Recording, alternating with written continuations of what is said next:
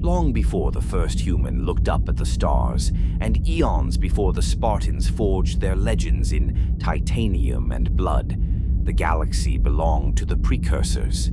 They were entities of such immense age and power that they did not merely inhabit the universe, they wove its very fabric. If you're listening to this from your bed, your couch, wherever the night finds you, welcome. Let the current of deep time carry you forward. There's no rush. We have all night and 15 million years to cross. To understand the war that would one day shatter the cosmos, we must first drift back to the silence of the beginning. Back to a time when the Milky Way was a garden, and the Precursors were its gardeners. They were transsentient beings, existing in forms that defied physics, shifting between physical matter and neural energy, crossing the black gulfs between galaxies as easily as one might cross a stream. Their ships, if you could call them ships, moved not through space but through the dimensions beneath it. They existed in states of matter that our language has no words for, and in configurations of thought that would break a human mind to comprehend. They were not gods, though civilizations would later worship them as such. They were simply older, so much older that time bent around them like light around a star. And they carried with them a single defining philosophy, the mantle of responsibility. This was the belief that the most advanced species in the universe held a sacred duty to protect and nurture the lesser, to tend to the growth of life in all its chaotic, beautiful forms. It was not domination, it was stewardship. For millions of years, longer than humanity has existed, longer than the Earth has been capable of supporting complex life, the Precursors seeded worlds with life. They watched civilizations rise from the dust. They guided them with a gentle, invisible hand, never controlling, always nurturing. They planted the seeds of consciousness across 1,000 worlds, then 10,000, then 100,000. They walked between the stars and left gardens in their wake. Among their many creations were the Forerunners. Born on the world of Gibalb, a planet of vast oceans and towering crystalline structures, the Forerunners were a species of immense intellect and ambition. They looked upon their creators with a mixture of reverence and envy. The Precursors watched them grow. They watched them build. They watched them dream. And under the Precursors' gaze, the Forerunners built an empire. They called it the Ecumene, a word that meant the civilized universe. At its height, it spanned 3 million fertile worlds, 3 million suns with planets that bloomed with Forerunner cities, orbital rings, stellar stations. They mastered the stars. They built superstructures that encircled suns, harvesting energy on a scale that made planets seem like candles. They unlocked the secrets of slipspace, that dimension beneath dimensions, folding reality to travel instantly across the void. Where humanity would one day take weeks to cross a solar system, the Forerunners stepped between stars in moments. Their technology became art. Their architecture became philosophy. They raised cities that floated in the clouds of gas giants. They carved entire moons into sculptures of mathematical perfection. They built the Domain, a galactic repository of all knowledge, all thought, all memory. Every Forerunner who had ever lived, every idea they had ever conceived, flowed into the Domain like tributaries into an infinite ocean. They were magnificent, but the Forerunners were proud. They believed that they, and they alone, were the true inheritors of the mantle. They believed they were the perfect children of the cosmos, destined to rule the galaxy in a state of eternal, rigid order. They looked at the chaos of organic life, the unpredictability, the violence, the waste, and they believed they could bring perfection. They saw themselves as the pinnacle, the end point of evolution. The final answer to the question the universe had been asking since the first star ignited. They were wrong. The Precursors watched their favored creation and saw something that troubled them. They saw a species that valued control over growth, a species that prized obedience over life, a species that would impose order on the galaxy, not as gardeners, but as conquerors. The Forerunners built their Requiem with precision and beauty, yes, but they built it with an iron certainty that they were right, that they knew best, that all other life should bow to their wisdom. The Precursors saw arrogance, and so the Precursors turned their gaze elsewhere. They looked toward a small, verdant planet on the edge of the galaxy, a world of blue oceans and green continents, of vast forests and endless plains, a world called Erde Tyrene, which we know today as Earth.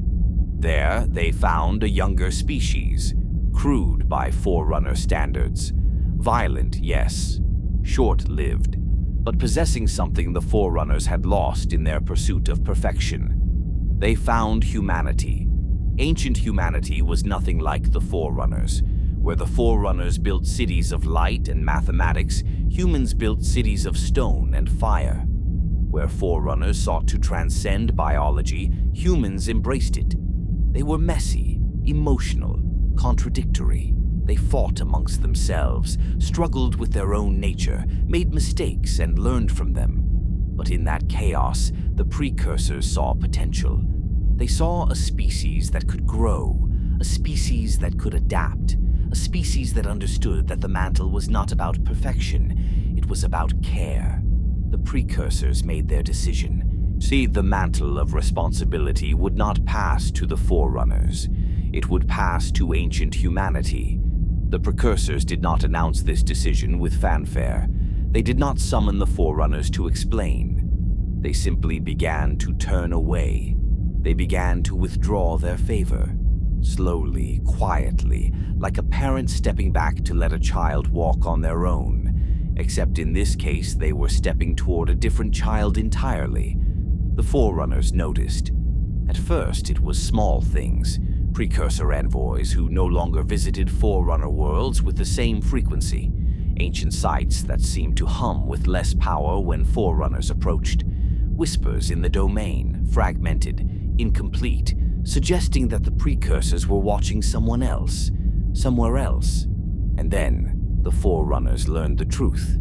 They learned that the beings who had created them, who had uplifted them, who had given them the stars, had judged them, had found them wanting, had chosen another. When the Forerunners learned of this decision, their reverence curdled into something cold and bitter.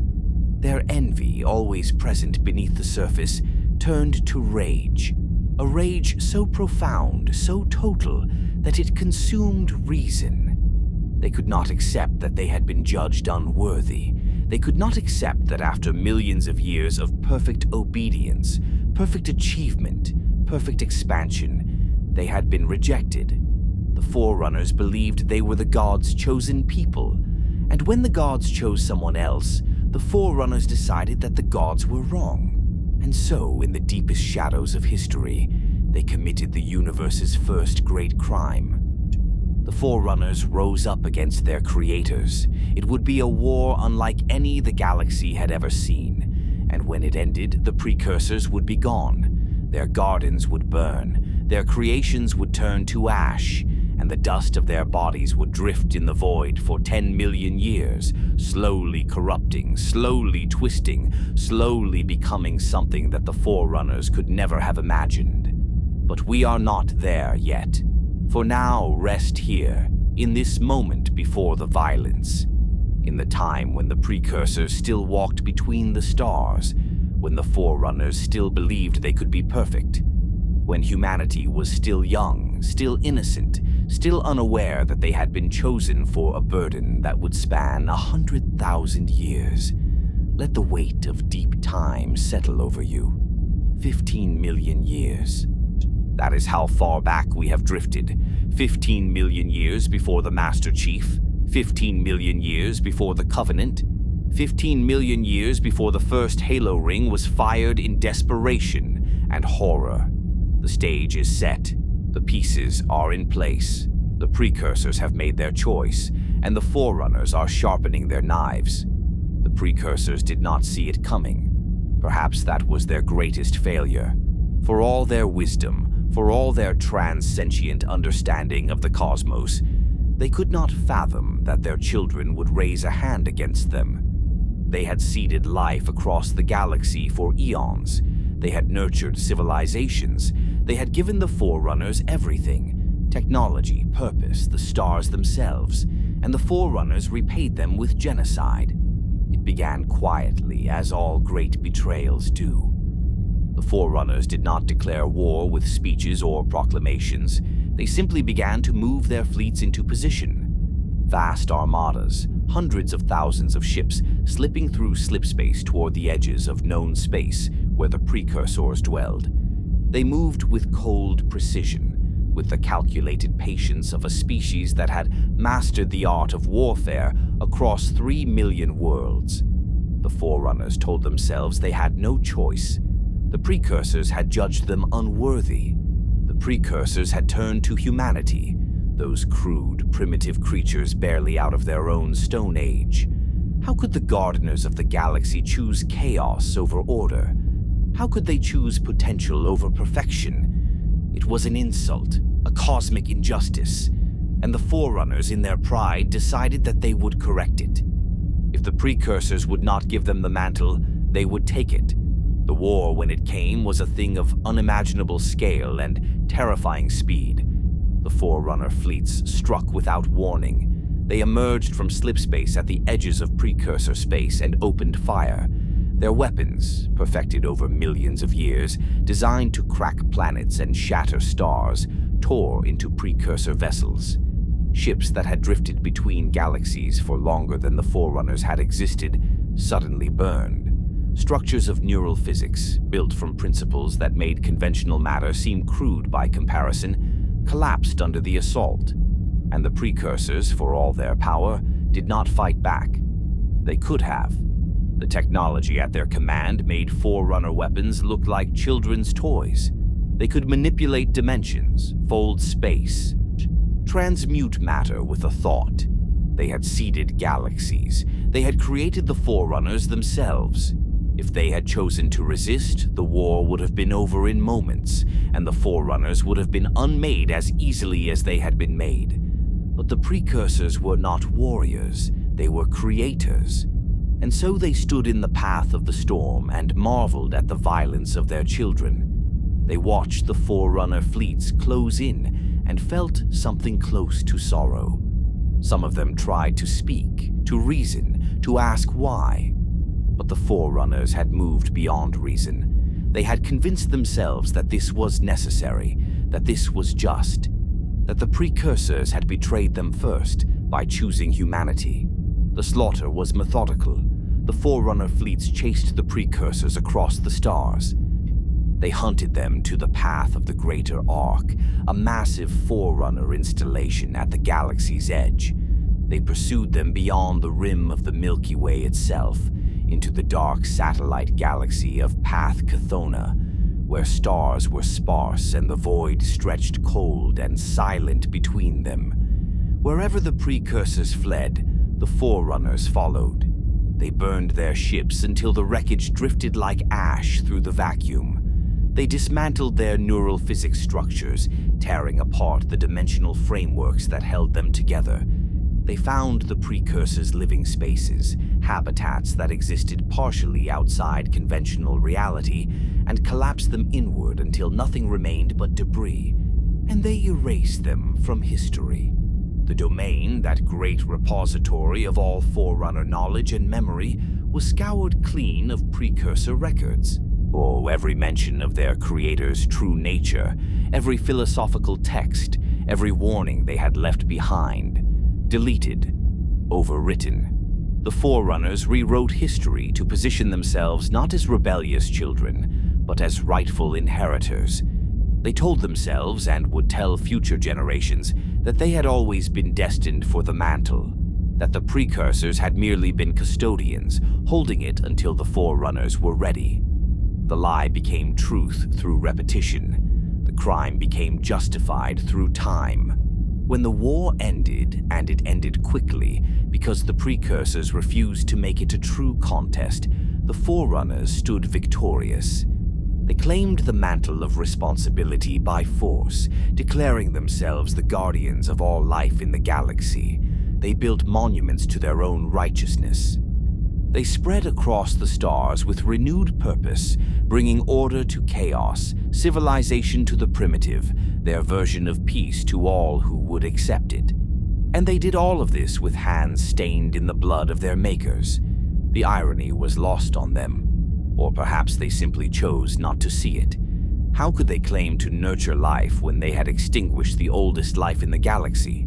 How could they speak of responsibility when their first act of independence was patricide on a cosmic scale? But the Forerunners were very good at not seeing what they did not wish to see. They believed their own story.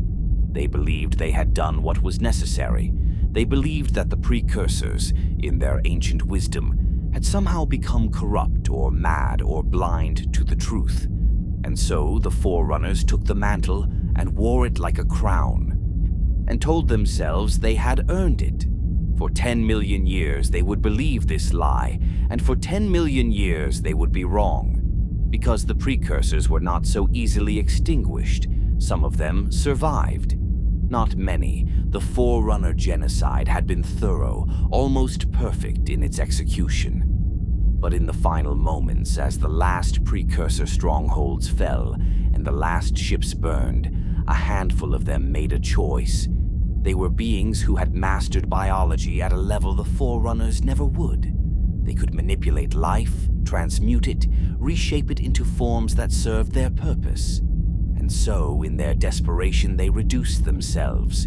They broke themselves down at the molecular level, dissolving their vast consciousnesses and their reality-bending bodies into a fine, almost invisible dust. It was a transformation born of their own mastery of biological transmutation. They planned to drift dormant through the void, hibernating at the edge of death, waiting for the Forerunners to rise and fall and pass into extinction, as all species eventually must. And when the Forerunners were gone, when their perfect empire had crumbled to dust, the Precursors would regenerate. They would return. They would reclaim the galaxy they had ceded. It was a plan born of hope, of patience, of the belief that even this betrayal, this cosmic injustice, would pass. But they did not account for time. Time, it turns out, is not kind to the dormant. It is not gentle to those who sleep too long. The Precursor dust drifted through the void for 10 million years.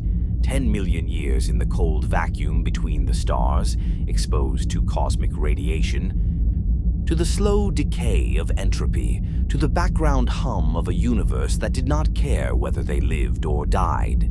And in that vast stretch of time, something happened. The dust began to change. It was subtle at first. A few corrupted molecules here, a degraded protein chain there. But over millions of years, the corruption spread. The dust that was meant to regenerate into benevolent gods began to twist. It malformed. It curdled like milk left too long in the heat. The genetic instructions encoded in the dust, instructions for rebirth, for restoration, for the return of the Precursors, began to rewrite themselves. The dust did not forget what had been done to it. How could it? The memory of betrayal was woven into its very structure. The Precursors had been murdered by their own children. They had been hunted across the galaxy. They had been erased from history. And that bitterness, that rage, that profound sense of cosmic injustice seeped into the dust like poison. Over 10 million years, the dust that was meant to give life became something that consumed it. It became a pathogen, a plague, a thing that did not create but devoured. It twisted from a mechanism of rebirth into an engine of assimilation. The Precursors, in their desperation to survive, had planted the seeds of something far darker than they could have imagined. They had created the Flood, not intentionally, not consciously, but the result was the same. The dust drifted through the void, corrupted and malevolent, waiting for someone to find it. waiting for someone to bring it aboard their ships, to study it, to breathe it in, waiting to infect, to spread, to consume. And it would not have to wait much longer, because humanity, ancient humanity, the species the Precursors had chosen to inherit the mantle, was expanding. They were building ships, exploring the galaxy's edges, pushing into the dark places where few had ventured, and on the rim of known space, on derelict vessels drifting in the silence, they would find something strange, something ancient, something that looked like powder, like dust, like nothing particularly dangerous. They would bring it aboard, they would study it, and it would destroy them. The Precursors had been gardeners. They had planted seeds of life across 1,000 worlds. But in their death, in their corruption, they had planted one final seed, a seed of vengeance, a seed that would grow into a horror so profound that it would force the Forerunners, those proud, your perfect inheritors of the mantle, to make a choice between their own survival and the survival of all life in the galaxy. The Forerunners believed they had won. They believed they had claimed their destiny. They believed they had silenced their creators forever. But the Precursors were still speaking. Their words had simply changed. And in 10 million years, the Forerunners would hear them again. Not as wisdom, not as guidance, not as the gentle correction of a parent to a wayward child, but as screaming, as hunger, as the sound of 1 billion mouths opening in the dark, demanding payment for the greatest crime the galaxy had ever known. The Forerunners had murdered their gods, and the gods in their dying had become something far worse than gods. They had become the Flood. For 10 million years, the dust drifted. It moved through the void like snow falling in reverse, slower than thought, carried by solar winds and the gentle gravitational tugs of distant stars. Sometimes it clumped together in small clouds. Sometimes it scattered across light years of emptiness. It did not think. It did not dream. It simply existed, suspended between what it had been and what it was becoming. 10 million years is an incomprehensible span of time. When the Precursors reduced themselves to dust, humanity had not yet learned to make fire. The Earth was a world of simple organisms, of algae and bacteria, of life that had not yet crawled onto land. 10 million years is enough time for continents to drift across oceans, for mountain ranges to rise and erode to nothing, for species to evolve, flourish, and go extinct 1,000 times over. And in that time, the dust changed. The corruption was not sudden. There was no single moment when the Precursor essence turned dark. It was a slow degradation, like rust creeping across metal or rot spreading through wood. The molecular structures that held the promise of regeneration began to break down. Cosmic radiation, those high-energy particles that sleeted through space, constantly, invisible and unavoidable, struck the dust and damaged it at the atomic level. Proteins folded incorrectly, genetic sequences mutated. The careful biological architecture the Precursors had encoded began to collapse. But it did not simply fall apart, it transformed. Nature abhors a vacuum, and biology abhors a broken pattern. When the regeneration codes corrupted, they did not disappear. They rewrote themselves. The instructions for become a precursor again become something else. The dust that was supposed to give life began to take it instead. The template for creation inverted into a template for consumption. And there was something else, something harder to quantify, but no less real. The dust remembered. Not consciously, perhaps. Not the way a mind remembers. But the betrayal was encoded in its structure. The Forerunners had hunted their creators across the galaxy. They had burned their ships and erased their history. They had committed genocide against beings who had only ever nurtured them. That injustice, that cosmic wrong, was woven into the dust at a level deeper than chemistry. It became part of its fundamental nature. The dust was not merely corrupted by time and radiation, it was corrupted by rage, by the need for retribution, by the universe's cold equation that every action must have an equal and opposite reaction. The Precursors had been murdered, and the universe, in its own mindless way, was preparing to answer that murder with something worse. Over millions of years, the dust drifted toward the edges of the galaxy. It settled on asteroids. It clung to the hulls of ancient, dead ships, vessels from extinct civilizations, drifting through the dark like ghost towns in space. It accumulated in the places where no one went, where the light of stars grew dim and the void stretched vast and silent. And it waited. It did not wait with intention. It simply existed in a state of potential, like a seed waiting for rain. But when something living finally found it, when organic matter finally came into contact with the corrupted dust, the transformation would begin. The dust would do what it had been programmed, through corruption, through time, through cosmic anger, to do. It would consume, it would spread, it would assimilate everything it touched into a singular, ravenous consciousness. The Precursors had been many minds working in harmony. The flood would be many bodies controlled by one mind. The Precursors had nurtured life. The flood would devour it. The Precursors had believed in the mantle of responsibility. The flood would claim that mantle through the only philosophy it understood.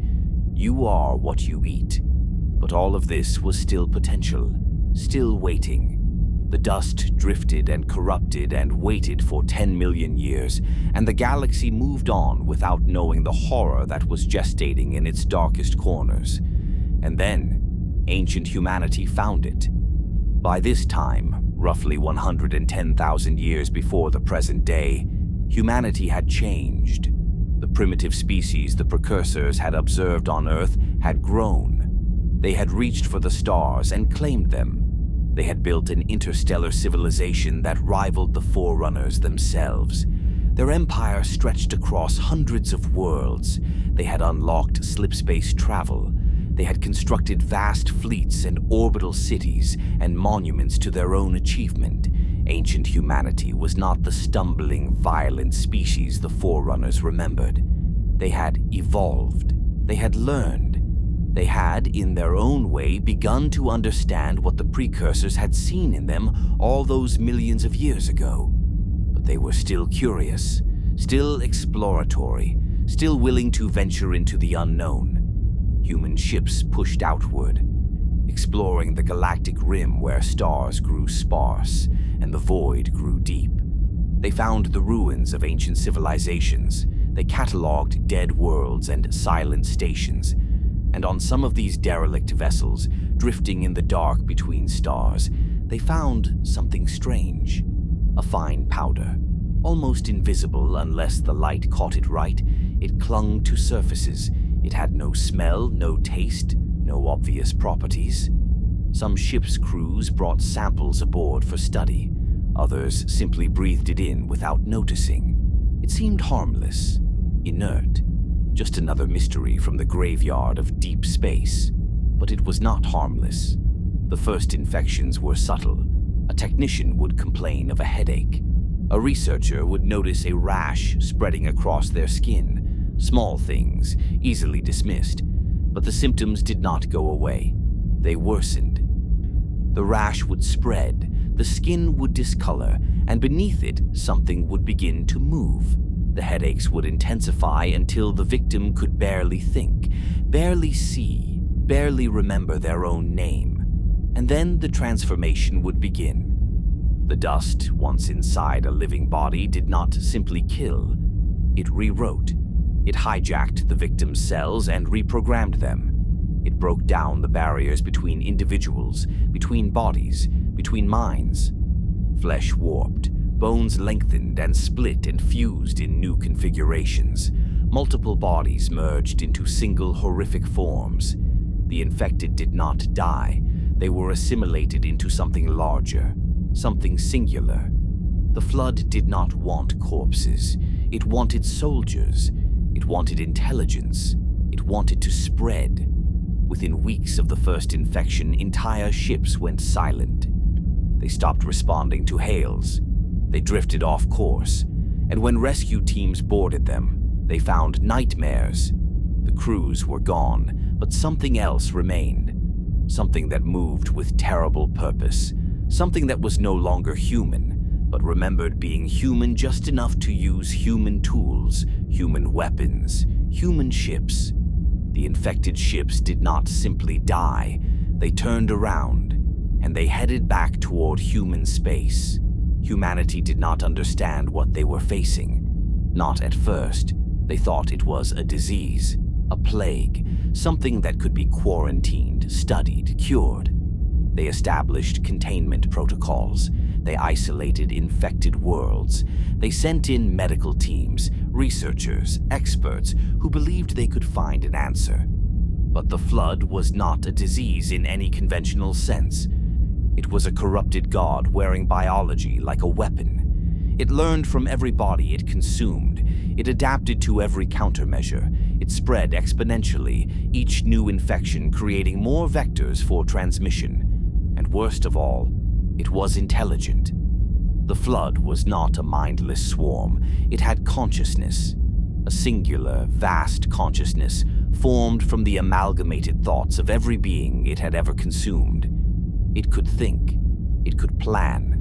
It could speak when it wanted to, using the mouths of its victims to taunt and terrify those who still lived. Ancient humanity realized too late that they had not found a plague. They had found their creator's revenge. The Precursors, in their corruption, had become something that perfectly inverted everything they once stood for. Where they had nurtured, the flood consumed. Where they had created diversity, the flood imposed unity. Where they had believed in the mantle of responsibility, the sacred duty to protect and guide lesser life, the flood believed in a twisted version of the same philosophy. It claimed the mantle through consumption, through assimilation, through the logic that if you absorbed a species into yourself, you were protecting it in the only way that mattered, by making it part of something eternal, something that would never die, never end, never stop growing. The flood believed it was saving the galaxy, one consumed world at a time, and humanity, watching the infection spread across their outer colonies, watching entire worlds fall silent as the parasite swept through them like wildfire, made a terrible choice. They realized they could not cure it. They could not contain it. The flood spread too quickly, adapted too perfectly, consumed too completely. Every attempt to study it only gave it more knowledge. Every quarantine failed because the flood was patient enough to wait, clever enough to break free, hungry enough to never stop trying. So humanity stopped trying to save the infected, and they started burning worlds instead. It was the most horrific decision any civilization could make. To look at your own people, your own colonies, your own citizens, and decide that they could not be saved, that the only mercy left was fire. Ancient humanity sterilized planet after planet, glassing them from orbit, burning away every trace of organic life to starve the parasite. Billions died, not to the flood, but to humanity's own weapons. And every time a human commander gave the order to fire, to condemn an entire world to extinction, a piece of their civilization's soul died with it. But it worked. Barely. At terrible cost, humanity managed to halt the flood's spread. They created a firebreak across the galaxy, a line of dead worlds that the parasite could not cross. They cauterized their own empire to save what remained. And in doing so, they made a second terrible mistake. Some of those worlds they burned were not in human space. In their desperation, in their panic, humanity had pushed into territory that the Forerunners considered theirs. They had sterilized planets that were under Forerunner protection. They had killed populations that the Forerunners had sworn to guard. The Forerunners, watching from their golden palaces, saw only aggression. They saw a human empire expanding violently, destroying everything in its path. reports, they saw worlds burning. They saw Forerunner protectorates going silent, and when they demanded an explanation, humanity could not give one. Because to explain would be to reveal the flood, and to reveal the flood would be to risk the infection spreading to Forerunner space. Humanity was fighting a war of containment.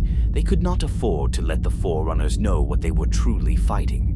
They could not let the knowledge spread. So they stayed silent. And the Forerunners, seeing only violence and refusing to believe that humanity might have a reason for it, made their own decision. They mobilized for war.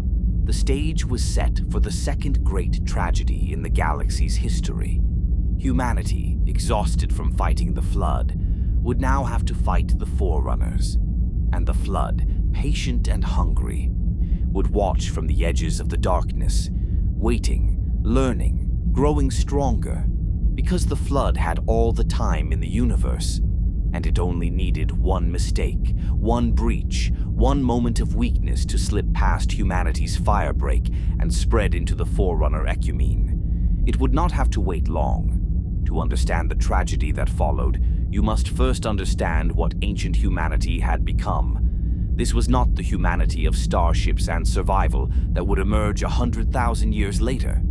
This was not the desperate, outgunned species fighting the Covenant with outdated weapons and sheer stubbornness. Ancient humanity was powerful.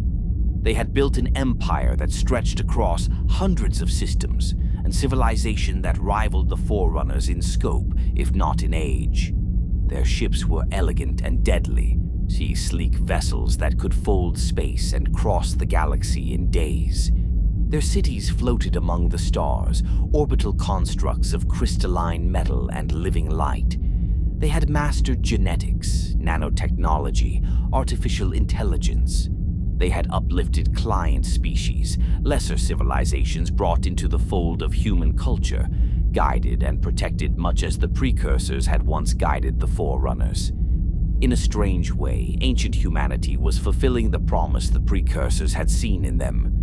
They were chaotic, yes, emotional, prone to conflict and mistakes, but they learned, they adapted, they cared for those under their protection with a fierce, almost parental devotion. And when the Flood came for them, they fought with everything they had. The war began at the edges, small colonies on the galactic rim reporting strange illnesses, on ships going dark, research stations broadcasting increasingly frantic distress calls before falling silent. At first, humanity's leadership believed it was containable. A new disease, certainly dangerous, but nothing their medical technology couldn't eventually solve. They were catastrophically wrong. The Flood spread through human space like cancer through a body.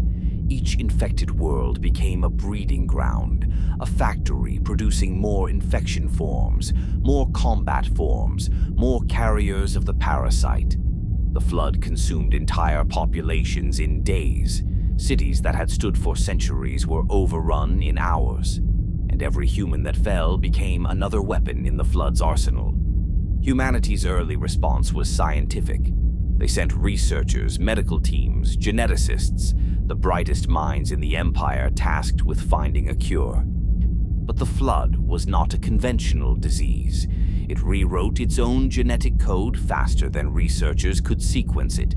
It adapted to every countermeasure almost before the countermeasure could be deployed. It learned, and it was intelligent in a way that no plague had any right to be.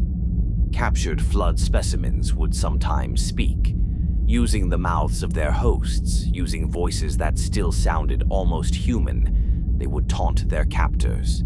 They would explain, in calm and reasonable tones, that resistance was pointless, that assimilation was inevitable, that the Flood was offering a gift, unity, immortality, purpose. They would describe the beauty of collective consciousness, of billions of minds joined into one perfect thought.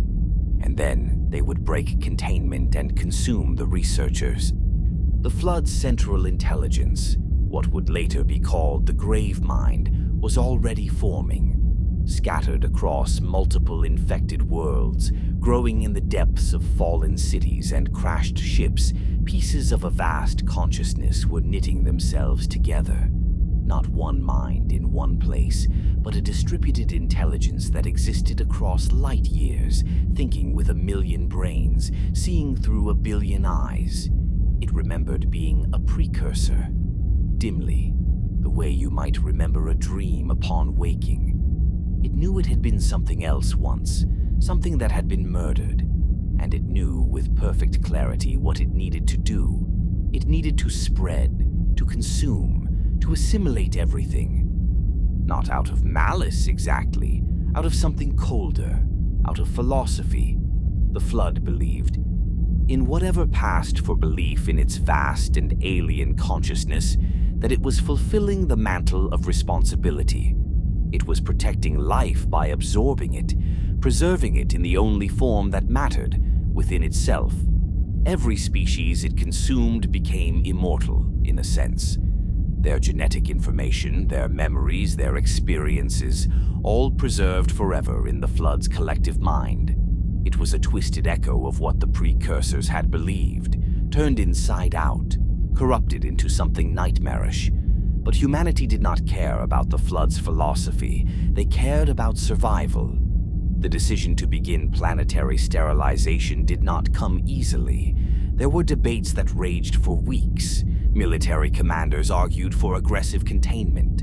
Scientists begged for more time to find a cure. Politicians worried about the cost, not just in lives, but in what it would do to humanity's soul to condemn entire worlds to death. But in the end, the math was inescapable. The Flood doubled its numbers every few days. It could not be quarantined because it was too clever, too patient, too willing to wait years if necessary for a single breach. And every day they hesitated, more worlds fell. The first glassing was a world called Charum Hakor's outer colony, a planet of 7 million souls. The order came from humanity's highest military authority, the Lord of Admirals, Forthencho, a warrior whose name would echo through the ages, even after his species had been reduced to primitives and his civilization erased. Forthencho gave the order. The fleet fired, and 7 million humans died in cleansing fire. It was not the last time. Over the months and years that followed, humanity burned world after world. They created a firebreak across the galaxy, a belt of dead, sterilized planets that the Flood could not cross. They sacrificed their own people to save the species, and with each glassing, with each world reduced to molten slag and ash, something broke inside their civilization. They were not monsters. They wept for what they did. Forthencho himself is said to have stood on the bridge of his flagship and watched each planet burn, forcing himself to witness the consequence of his orders. He would not let himself look away, would not let himself pretend that the numbers were just numbers. But he also would not stop, because the alternative was extinction, and it worked, barely, at horrific cost. But humanity managed to halt the Flood's advance. They contained it to the outer rim. They burned away every trace of infection they could find. For a brief, desperate moment, it seemed like they might have won. But in their panic, in their desperation to stop the Flood before it consumed everything, they made a fatal error. Some of the worlds they sterilized were not entirely human. Some were client species under human protection, and some, too many, were in territory that the Forerunners considered theirs. The boundary between the human empire and the Forerunner ecumene had always been contested, a fuzzy border where both species claimed authority. And in the chaos of the Flood War, humanity had crossed that border again and again, burning worlds without regard for whose flag they flew. The Forerunners watched from their core worlds, safe in their golden palaces, and saw only aggression. They saw a human empire expanding violently into Forerunner space. They saw worlds under Forerunner protection going dark, their populations exterminated without warning or explanation. They saw human fleets moving with military precision, destroying everything in their path. The Forerunners demanded answers. They sent envoys to human space, diplomatic missions demanding to know why humanity was committing genocide on such a massive scale.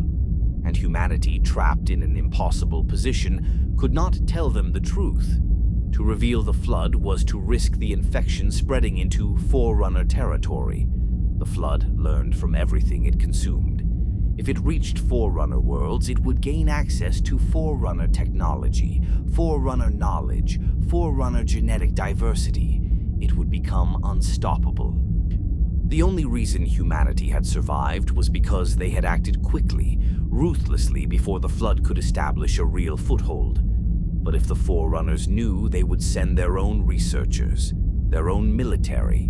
They would try to contain it, study it, understand it.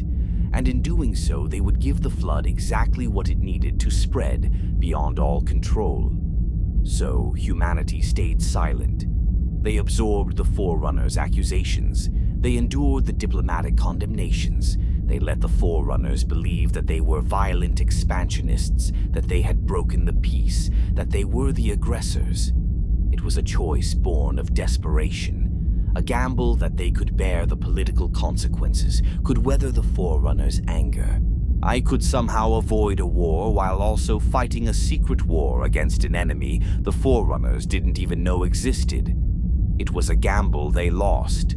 The Forerunners, proud and certain of their own righteousness, made their decision. Humanity had broken the peace. Humanity had committed atrocities. Humanity had proven, through their actions, that they were not worthy of the mantle the Precursors had tried to give them. The Forerunner ecumene mobilized for war. It was not a decision made lightly. The Forerunners debated for months. Some among them, particularly the life workers, the caste dedicated to preserving and studying life, argued for patience, for investigation, for trying to understand why humanity had acted so drastically. But they were overruled by the builders and warrior servants. The castes that valued order and saw in humanity's actions only chaos that needed to be corrected. The Didact, supreme commander of the Forerunner military and the greatest warrior his species had ever produced, led the call for war. He had spent his life defending the Forerunner ecumene from threats both external and internal. He had fought wars against lesser species who challenged Forerunner authority. He believed, with absolute conviction, that the Forerunners were the rightful inheritors of the mantle, that their order, their civilization, their philosophy was the correct one, and he believed that humanity, in their violence and their silence, had proven they were not fit to share the galaxy. So the Didact assembled his fleets. Thousands of ships, each one a masterwork of Forerunner engineering. Vessels that could level continents, that carried weapons designed to crack planets and boil atmospheres. An armada that had never known defeat, commanded by a warrior who had never known failure, and he pointed them at humanity. But humanity was not defenseless. They had their own fleets, their own warriors, their own tactical genius, and they had something the Forerunners did not expect: desperation. Because humanity was not just fighting the Forerunners, they were still fighting the Flood. They were caught in a war on two fronts, facing extinction from two different directions at once. The Flood, patient and hungry, watched from the edges of the conflict. It did not need to attack.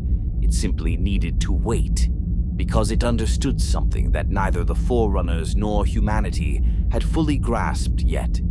Every battle between Forerunners and humans created more corpses, more genetic material, more biomass for the Flood to consume. The war was not preventing the Flood's spread, it was feeding it.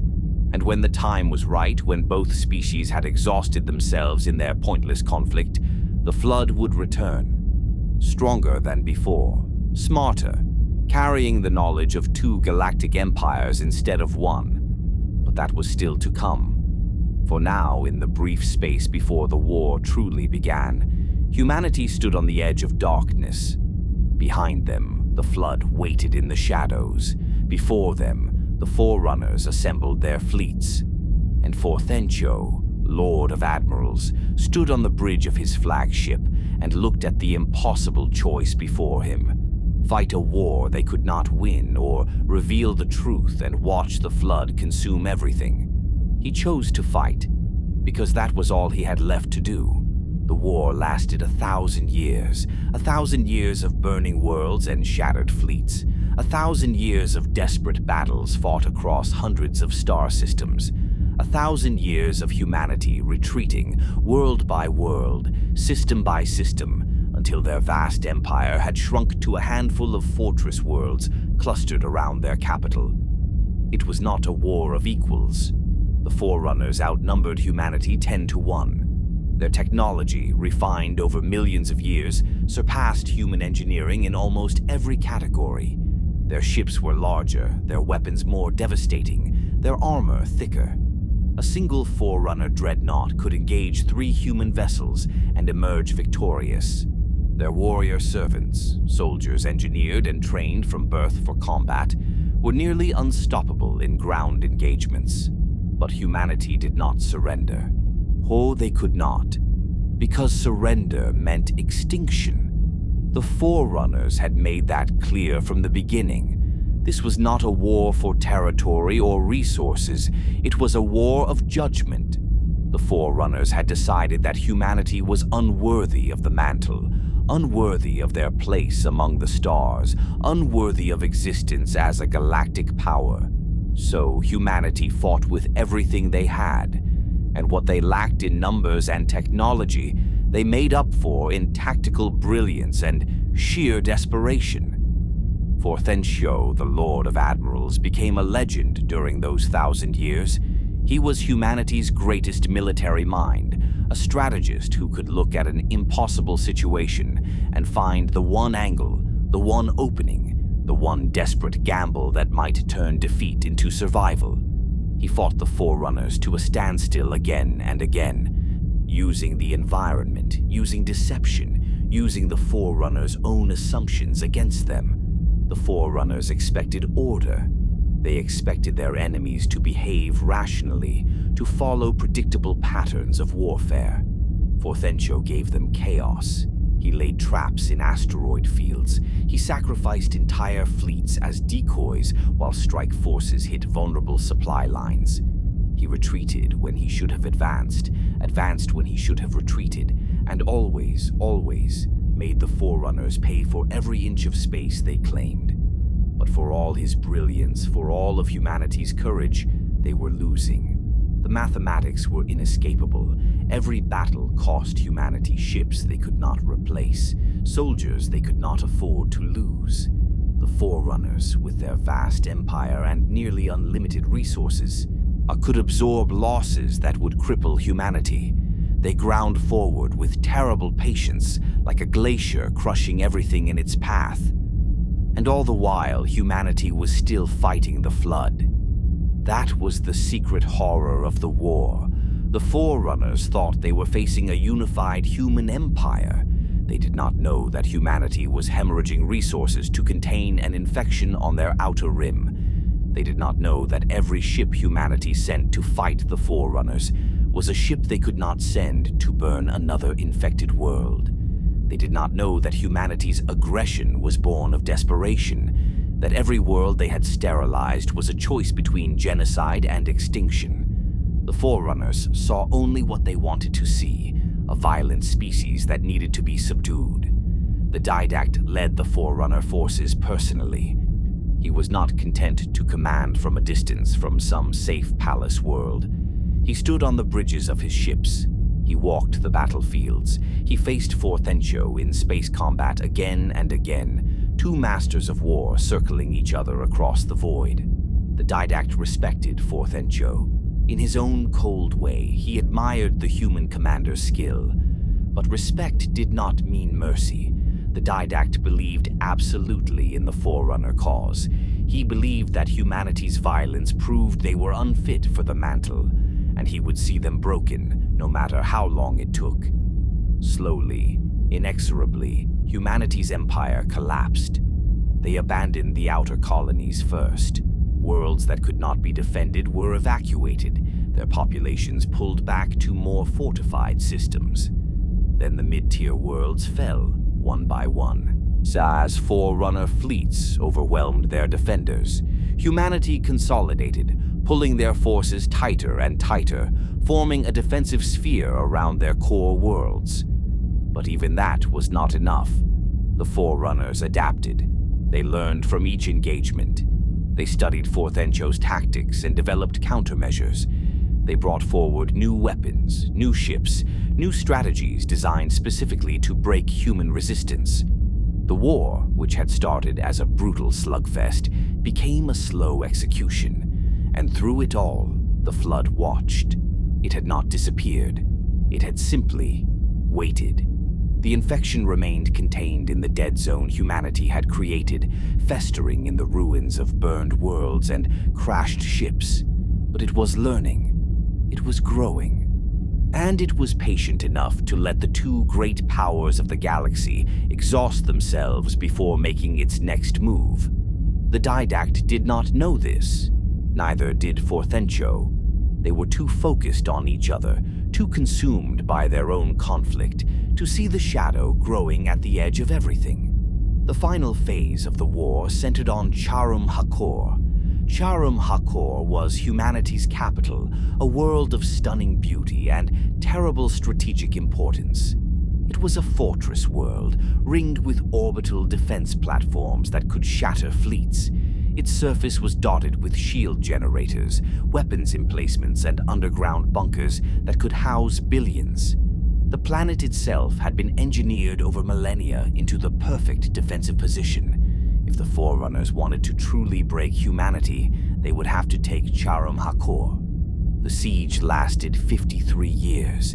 53 years of constant bombardment, of fleets clashing in orbit, of ground forces landing only to be repelled by human defenders who would not yield. The Forerunners threw themselves at Charum Hakor's defenses again and again, and again and again. Humanity threw them back. Forthencho coordinated the defense from the planet's surface, commanding not just the military, but the entire population. Every human on Charum Hakor became a soldier. Engineers maintained the shields under fire. Scientists developed new weapons in underground laboratories. Children carried ammunition to the front lines. It was total war, the kind that consumed everything and everyone. The Forerunners marveled at it in their own way. The Didact, observing the defense from orbit, saw in humanity the same fierce determination that had driven the Forerunners to rebel against the Precursors. He saw a species that would rather die than submit, and part of him, a small, buried part, wondered if the Precursors had been right to choose them. But he crushed that doubt. He had committed too much to this war to question it now. The siege ground on. Years became decades. The orbital defenses fell one by one. The shield generators were destroyed. The bunkers were breached. Humanity's defensive perimeter shrank from the entire planet to a single continent, then to a single city, then to the rubble of that city. And still, they fought. Forthencho's last stand is one of the galaxy's great tragedies. He held the ruins of Charum Hakor's capital with a force of less than 10,000 soldiers against a Forerunner army of millions.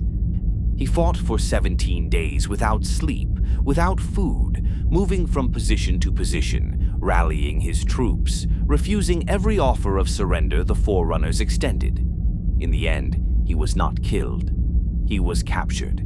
The Didact wanted him alive, wanted to speak with him, warrior to warrior, wanted to understand what drove this human to such extremes. When they finally dragged Forthencho before the Didact, bloodied and exhausted but unbroken, the Forerunner commander asked him a simple question. Why did you not surrender? You must have known you could not win. And Forthencho, Lord of Admirals, last defender of humanity's greatest fortress, looked the Didact in the eye and said, "Because even in defeat, We deny you the satisfaction of our submission." The Didact had no response to that. Charum Hakor fell. The last human fortress world was conquered. The war was over, but the Forerunners did not simply accept humanity's surrender. They did not offer terms. They did not allow humanity to exist as a diminished but independent species. The Forerunners had spent 1,000 years fighting this war, had lost millions of their own, had seen their certainty in their own righteousness tested again and again by human resistance. They wanted more than victory. They wanted humiliation. The sentence was passed by the Master Builder, the leader of the Forerunners Builder caste, with the Didact's cold approval. Humanity would not be exterminated. The mantle forbade such wholesale slaughter, and even the Forerunners would not commit the same crime they had condemned humanity for. But humanity would be broken so completely that they could never rise again. And they called it genetic reduction. Others called it by its true name, devolution. The Forerunners took humanity's entire species, every survivor from every conquered world, billions of souls, and subjected them to forced genetic manipulation. They rewrote human DNA, stripping away millennia of evolution. They removed the genetic markers for higher intelligence, for technological aptitude, for the very traits that had allowed humanity to build an empire. They reduced humanity to primitives. Humans who had once built ships that crossed the stars were transformed into creatures that could barely use tools. Scientists who had unlocked the secrets of genetics found themselves unable to understand fire. Warriors who had fought the Forerunners to a standstill became afraid of their own shadows. The Forerunners took humanity's memory as well. They erased all cultural knowledge, all history, all understanding of what they had been. Humanity would not even remember that they had once been great. They would think they had always been primitives, always been lesser. And then the Forerunners scattered them. Most were sent to Earth, Tyrene, the world the Precursors had first identified as humanity's cradle. They were placed in small tribes across the continents, hunter-gatherers with no knowledge of metal, of writing, of anything beyond basic survival. A few populations were seeded on other worlds, backwater planets at the edge of Forerunner space, left to live in ignorance and simplicity. The Forerunners told themselves this was mercy. They had not exterminated humanity.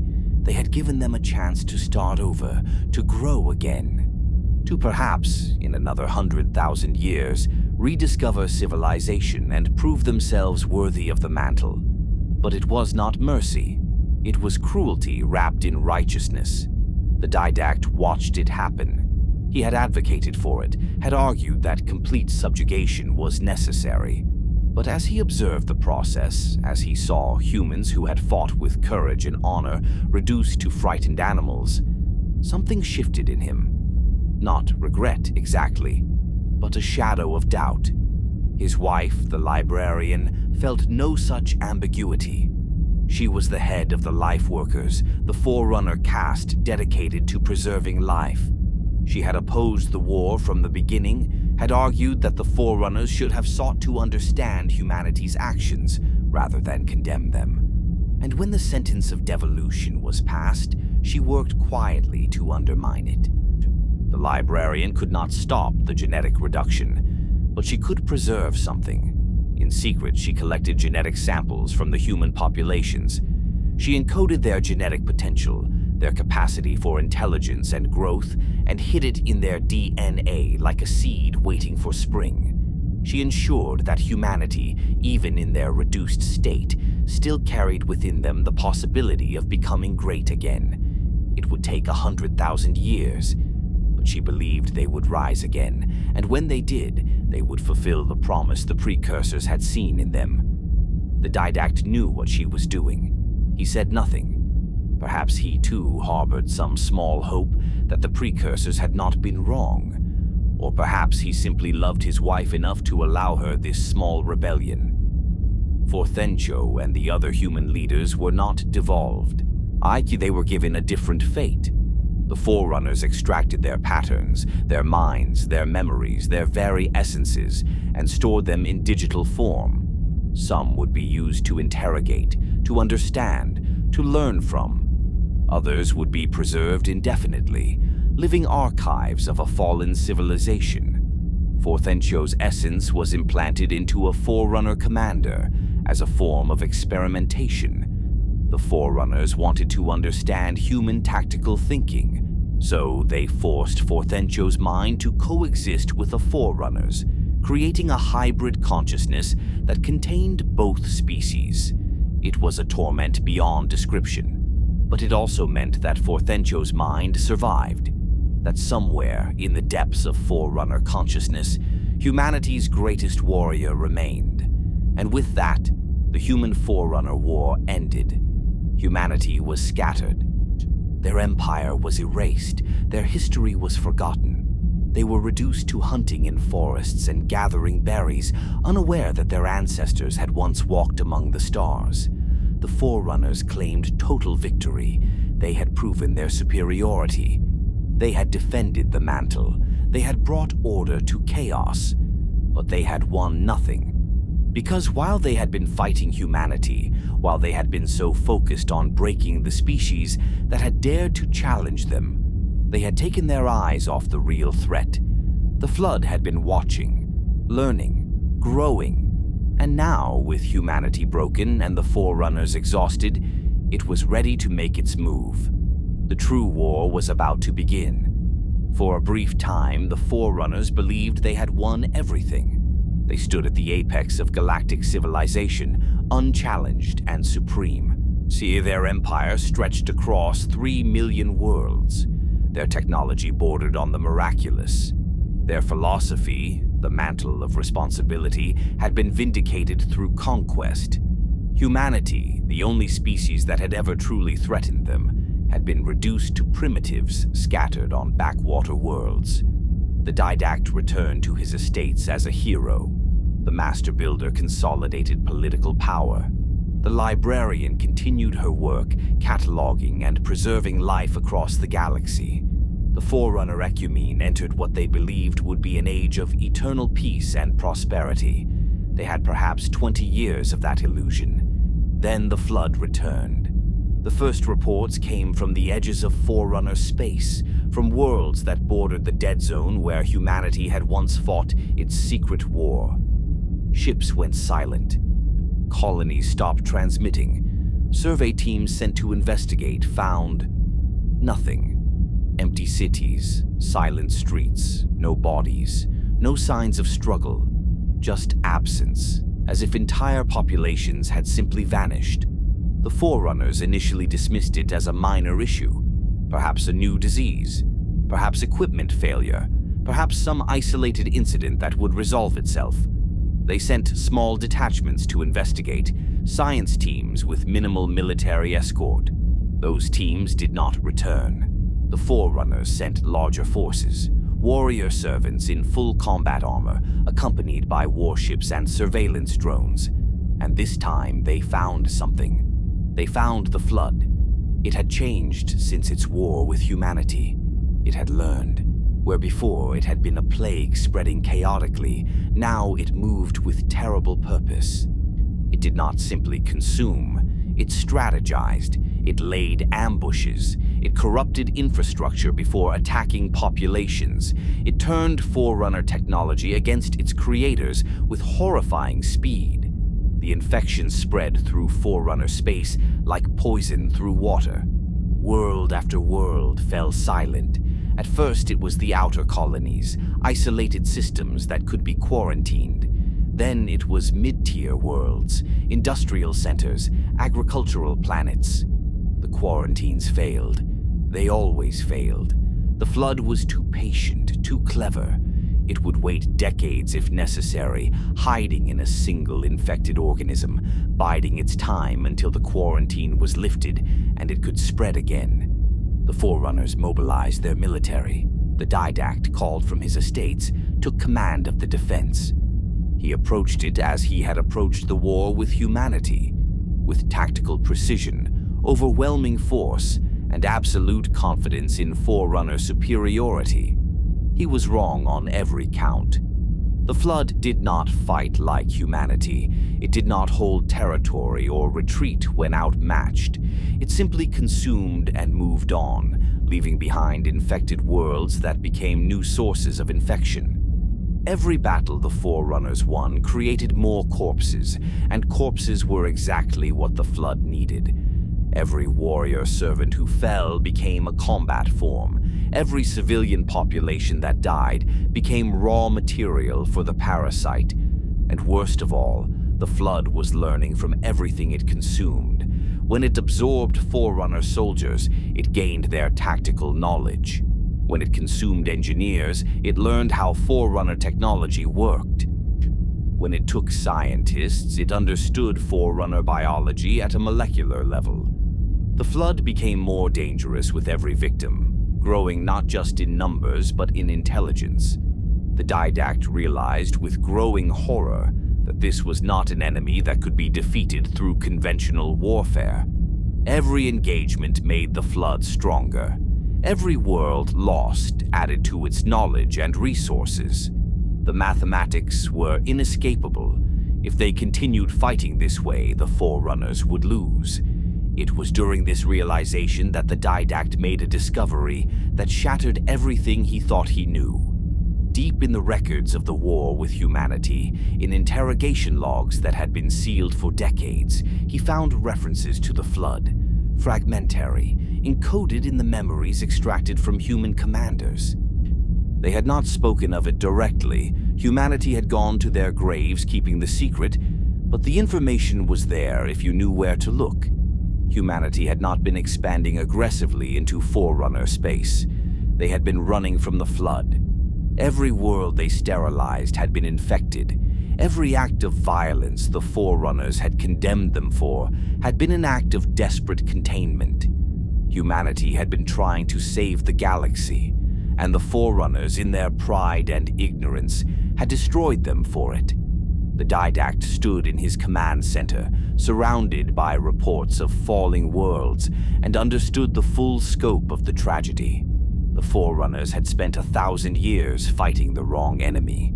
They had broken the one species that had actually figured out how to slow the Flood's advance. They had condemned humanity for crimes they had committed themselves. Humanity had sterilized worlds to stop the Flood, just as the Forerunners were now doing. The irony was devastating, and it was too late to matter, because the Flood was here, in Forerunner space, and it was stronger than it had been when humanity fought it. It had feasted on the corpses of a 1,000-year war. It had consumed the knowledge of 2 galactic empires, and it was growing exponentially, spreading faster than the Forerunners could contain it. The Didact needed answers. He needed to understand what the Flood truly was, where it came from, how it could be stopped. And the Forerunners, in their methodical way, had captured something that might provide those answers. They had captured the Primordial. The Primordial was discovered on a derelict installation drifting at the galaxy's edge. It appeared to be some kind of precursor, or what remained of one, a vast amorphous entity bound in stasis, preserved in a prison that had been built millions of years ago. The Forerunners did not fully understand what it was, but they knew it was old, older than anything they had encountered, and it seemed to have a connection to the Flood. The Didact ordered it brought to a secure research facility. He would interrogate it personally. The conversations that followed broke something fundamental in the Didact's mind. The Primordial spoke in riddles and paradoxes. It claimed to be the last precursor, the sole survivor of the genocide the Forerunners had committed millions of years ago. It said it had allowed itself to be captured. That it had been waiting patiently for the Forerunners to evolve enough to ask the right questions. It told the Didact the truth about the Flood. The Flood was not a disease. It was punishment. It was the Precursor's answer to the Forerunners' crime. The dust that had corrupted over 10 million years was not an accident. It was an inevitability. The Precursors, in reducing themselves to molecular form, had encoded their judgment into the very structure of the universe. They had become a test. The Primordial explained the philosophy. You are what you eat. The Flood claimed the mantle of responsibility through consumption. Every being it absorbed became part of its collective consciousness. Every species it consumed added to its knowledge, its perspective, its understanding of life. In the Flood's twisted logic, it was fulfilling the mantle more perfectly than the Forerunners ever had. It was protecting life by making it eternal, preserving it within itself, ensuring that nothing was ever truly lost. It was unity, perfect, absolute, inescapable unity. The Didact argued. He raged. He insisted that the mantle was about nurturing life, not destroying it. That the Forerunners had spent millions of years protecting lesser species, guiding them, helping them grow. The Primordial laughed. Not with sound, it had no mouth, but with a psychic resonance that made the Didact's mind ache. You murdered your creators, it said. You erased their history. You claimed their purpose through violence. And now you speak of nurturing, of protection? You are hypocrites. You are children playing at philosophy while wearing your parents' blood. And then it said the words that would haunt the Didact for the rest of his existence. You are being tested. The mantle demands sacrifice. The question is whether you will accept the cost of your righteousness, or whether you will prove, as you have always proven, that you value your own survival over your stated principles. The Didact left those interrogations different than he entered them. The Primordial's words burrowed into his mind like a parasite of their own kind. He began to question everything. The mantle, the Forerunners' right to it, his own actions during the war with humanity, the very foundation of his civilization. But questioning did not stop the Flood. The infection continued to spread. The Forerunners tried everything. They built containment barriers across entire sectors. They developed biological weapons designed to target Flood tissue. They created AIs specifically programmed to predict Flood movements. They deployed world-ending weapons that could sterilize planets in minutes. Nothing worked. The Flood adapted to biological weapons. It learned to bypass containment barriers. It corrupted AIs and turned them against their creators. And every world the Forerunners sterilized to stop the infection was another world lost, another piece of their empire sacrificed. The warrior servants, the Forerunners' military caste, began to falter. Not from cowardice. They fought with suicidal bravery, holding the line against impossible odds. But from despair, they were losing. Slowly, inevitably, they were losing. And every soldier who fell knew that their body would be used against their comrades, that their knowledge would be absorbed into the Flood's collective mind. Some warrior servants chose to activate self-destruct sequences rather than be consumed. Others fought until they were overwhelmed, dying with weapons in hand. But the result was the same. The Flood grew. The Forerunners shrank. The political structure of the Forerunner ecumene began to crack under the pressure. The warrior servants blamed the builders for not developing better weapons. The builders blamed the warrior servants for failing to contain the threat. The life workers, led by the librarian, argued that the solution was not more violence, but understanding, preservation, a different approach entirely. But there was no time for different approaches. The Flood was at their doorstep. One particularly devastating battle occurred at the world of Janjur-Kom, a populous planet with billions of Forerunner citizens. The Didact personally led the defense, deploying the full might of the warrior servants' most elite forces. They fought for 3 years. 3 years of brutal, grinding combat in the cities and forests of Janjur-Kom. The Forerunners held the line. They pushed the Flood back. They believed they could save the planet. Then the Flood deployed a grave mind. Not the primordial, that remained in containment. but a lesser grave mind, a centralized intelligence formed from billions of consumed beings. It rose from the planet's largest city, a mass of flesh and bone and stolen consciousness the size of a mountain. And it spoke. It spoke with the voices of the consumed, Forerunner voices. Voices of citizens who had lived on Janjur-Com, who had had families and dreams and futures. The grave mind used their words, their memories, their personalities to taunt the defenders. It told wives that their husbands were part of it now, and happy.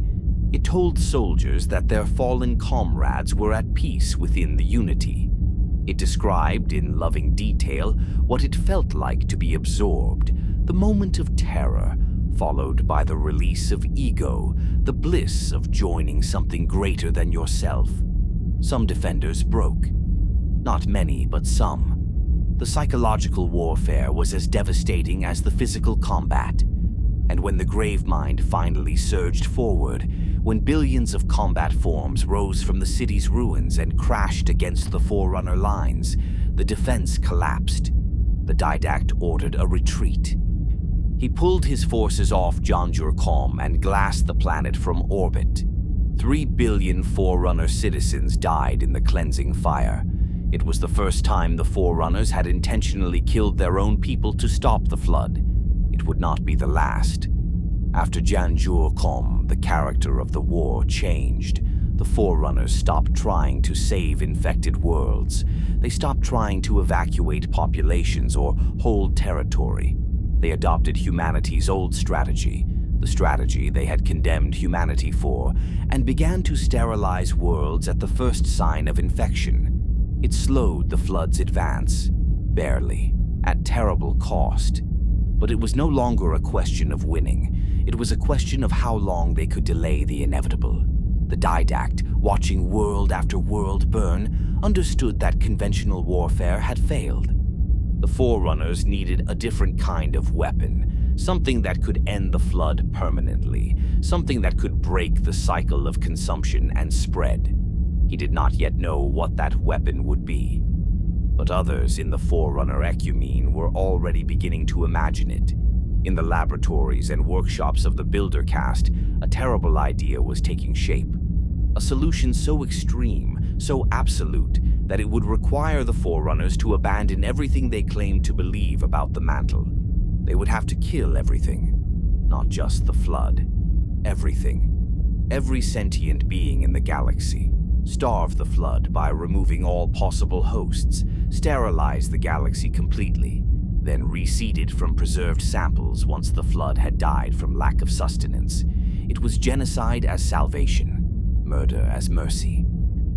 The complete inversion of the mantle's principles in service of the mantle's survival. And the Didact, standing in the ashes of his failures, knew that it might be the only option left. The Halo Array was coming, and with it, the end of everything. The idea came from the Builders, as all grand and terrible ideas seem to. The Builder caste had always been the architects of the impossible. They built Dyson spheres around stars. They constructed shield worlds that could survive supernovas. They had mastered the art of bending reality itself to serve Forerunner needs, and now, faced with an enemy that could not be defeated through conventional means, they proposed something that made even their own people recoil in horror. They proposed killing everything. The concept was presented by the master builder Faber, the most powerful and ambitious of the Builder caste. He stood before the Forerunner Council and laid out the mathematics with cold precision. The flood could not be defeated because it fed on sentient life. Every engagement created more hosts.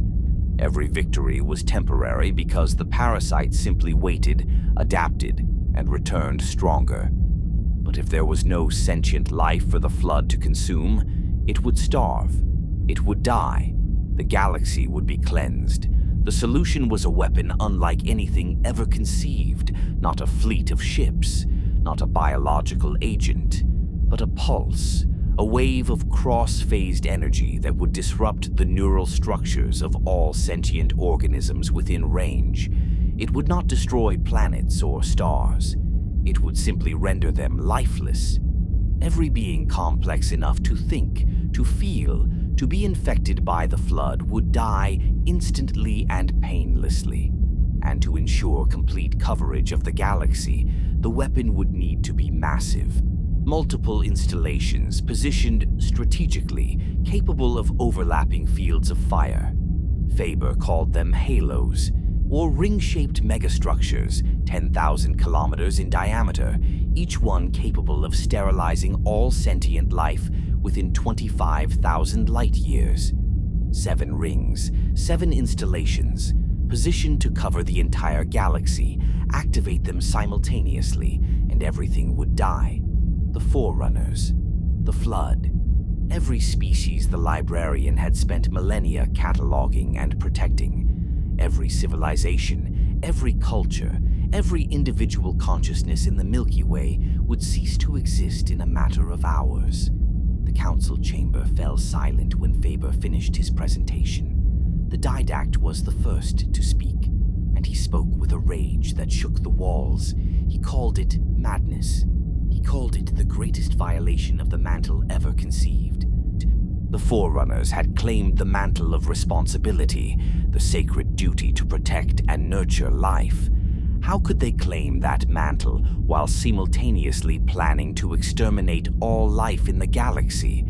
How could they speak of righteousness while building weapons designed to commit the very crime they had condemned the Precursors' murderers for?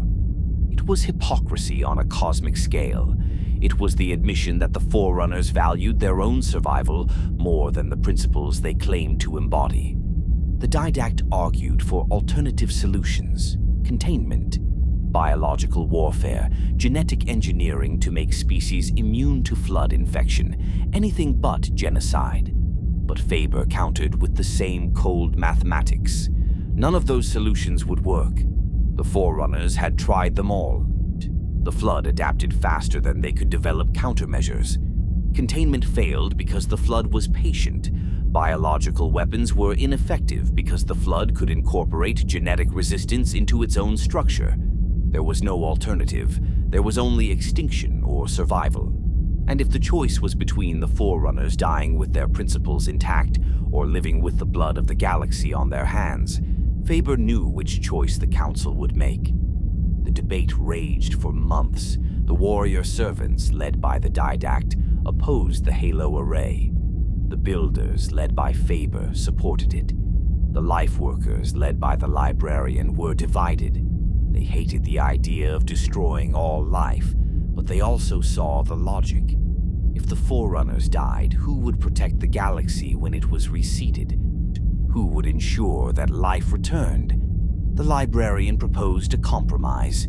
If the halos must be built, then they must also build an Ark, a facility outside the galaxy's reach where genetic samples of every species could be preserved. Not just DNA, but living populations stored in stasis or on protected worlds. When the rings fired and the flood died, the Ark would release these samples back into the galaxy.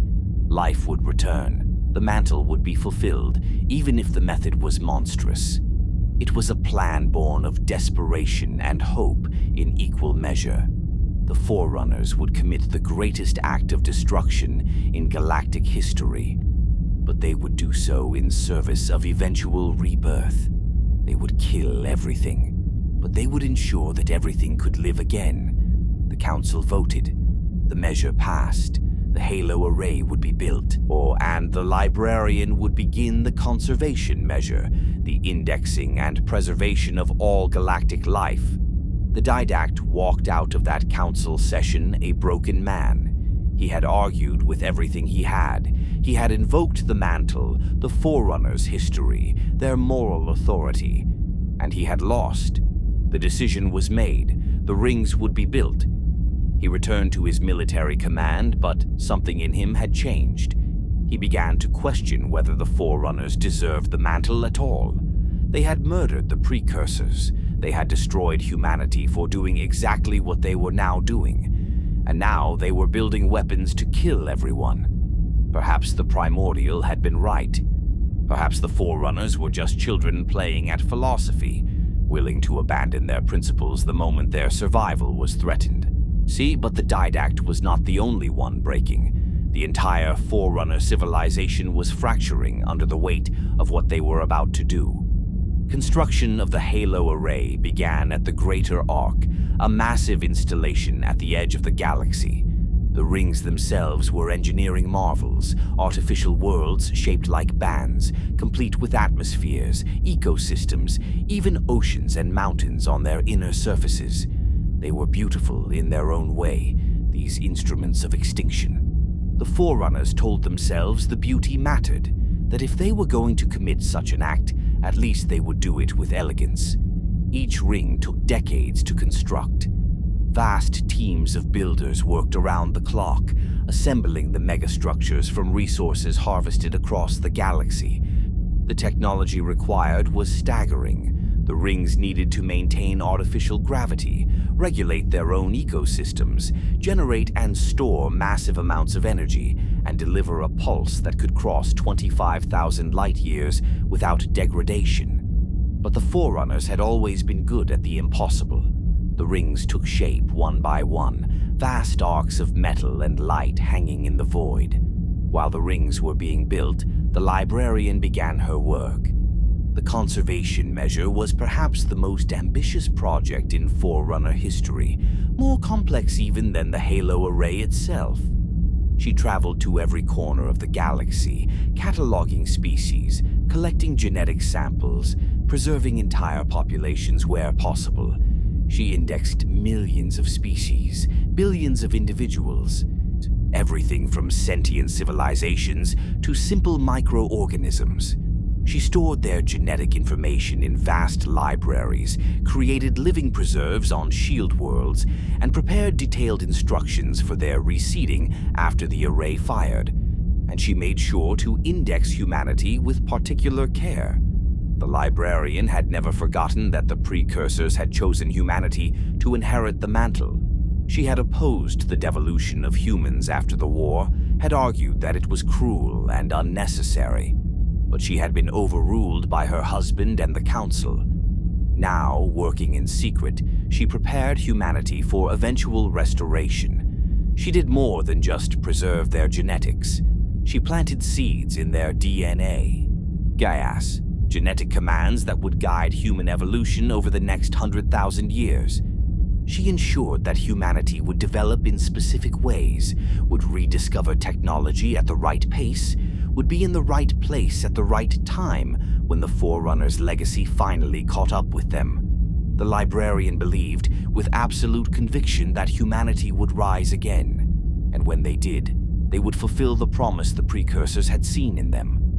They would inherit the mantle, not through force as the Forerunners had, but through worthiness. The Didact knew what she was doing.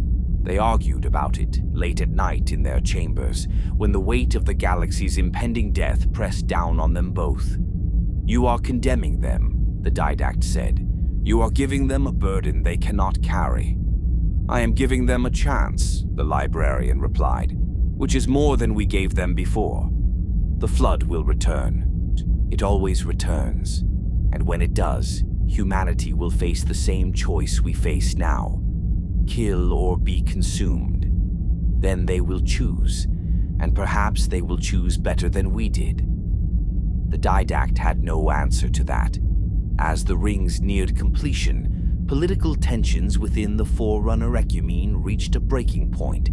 The Didact, increasingly opposed to the use of the Halo Array, began to advocate for alternative strategies. He proposed a different solution: the Composer, a Forerunner device that could convert organic beings into digital form. If they could compose all sentient life, storing it digitally until the flood died, they could preserve consciousness without preserving the biology the flood needed. But the Composer had its own horrors.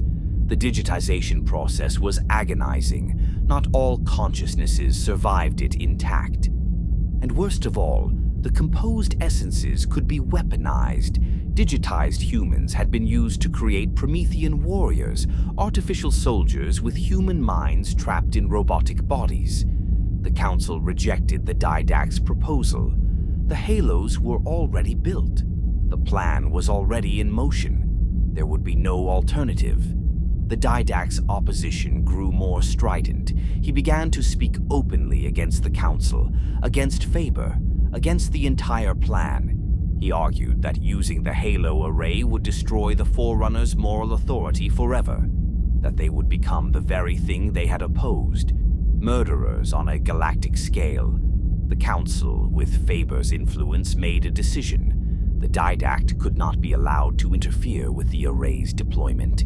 He was too influential, too respected by the warrior servants. And if he continued his opposition, it could fracture the military at the moment when unity was most critical. They needed him removed, but killing him was unthinkable. He was a hero, the greatest warrior the Forerunners had ever produced. So they chose a different fate. They composed him. The Didact was lured to a facility under false pretenses, and before he could react, the composer was activated. His physical body was destroyed. His consciousness was digitized, encoded into hard light, and sealed in a cryptum, a stasis chamber designed to hold Forerunners in suspension indefinitely. The cryptum was hidden on a shield world called Requiem, where it would remain undisturbed. The Didact would not die, but he would not interfere. He would sleep through the Halo array's firing, through the death of the galaxy, on through the long silence that followed. And perhaps, someday, he would wake to see what the Forerunners had wrought. The librarian learned of her husband's fate too late to stop it. She wept for him, for the warrior he had been, for the doubts that had consumed him. But she did not, could not, stop her work. The indexing continued. The preparations for reseeding continued. The galaxy had to survive, even if the cost was everything. With the Didact removed, opposition to the Halo array collapsed. The warrior servants, leaderless and demoralized, fell in line. The rings were moved into position. Installation 00, the Ark, was completed. A massive facility outside the galaxy's edge, safe from the Halo pulse, where all the index species would be stored. The Forerunners prepared to die. Not all of them. Some would remain on the Ark, now sheltered from the pulse, to oversee the reseeding. The librarian would be among them, ensuring that her conservation measure succeeded. But the vast majority of Forerunner civilization would perish with everyone else. It was a strange time, knowing that death was coming, that it was scheduled, that it was necessary. Some Forerunners spent their final days in prayer, others in celebration, determined to enjoy what time remained. Some went to the Ark early, ensuring they would survive. Others stayed on the core worlds, choosing to die with the civilization they had built. The Forerunners had always prided themselves on order, on control, on mastery over fate. And now they had scheduled their own execution with the same precision they applied to everything else. The Halos stood ready, 7 rings positioned across the galaxy, eyed their firing solutions calculated down to the nanosecond. When activated, the pulse would radiate outward at superluminal speed, washing over every star system, every planet, every populated world. And within hours, every sentient being would fall silent.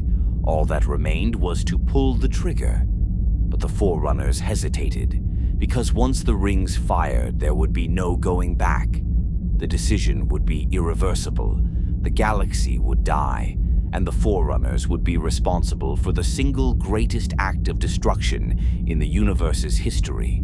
They had built the weapon to save themselves, but using it would prove they were exactly what the Didact had accused them of being: hypocrites who valued survival over principle. And then the Flood forced their hand.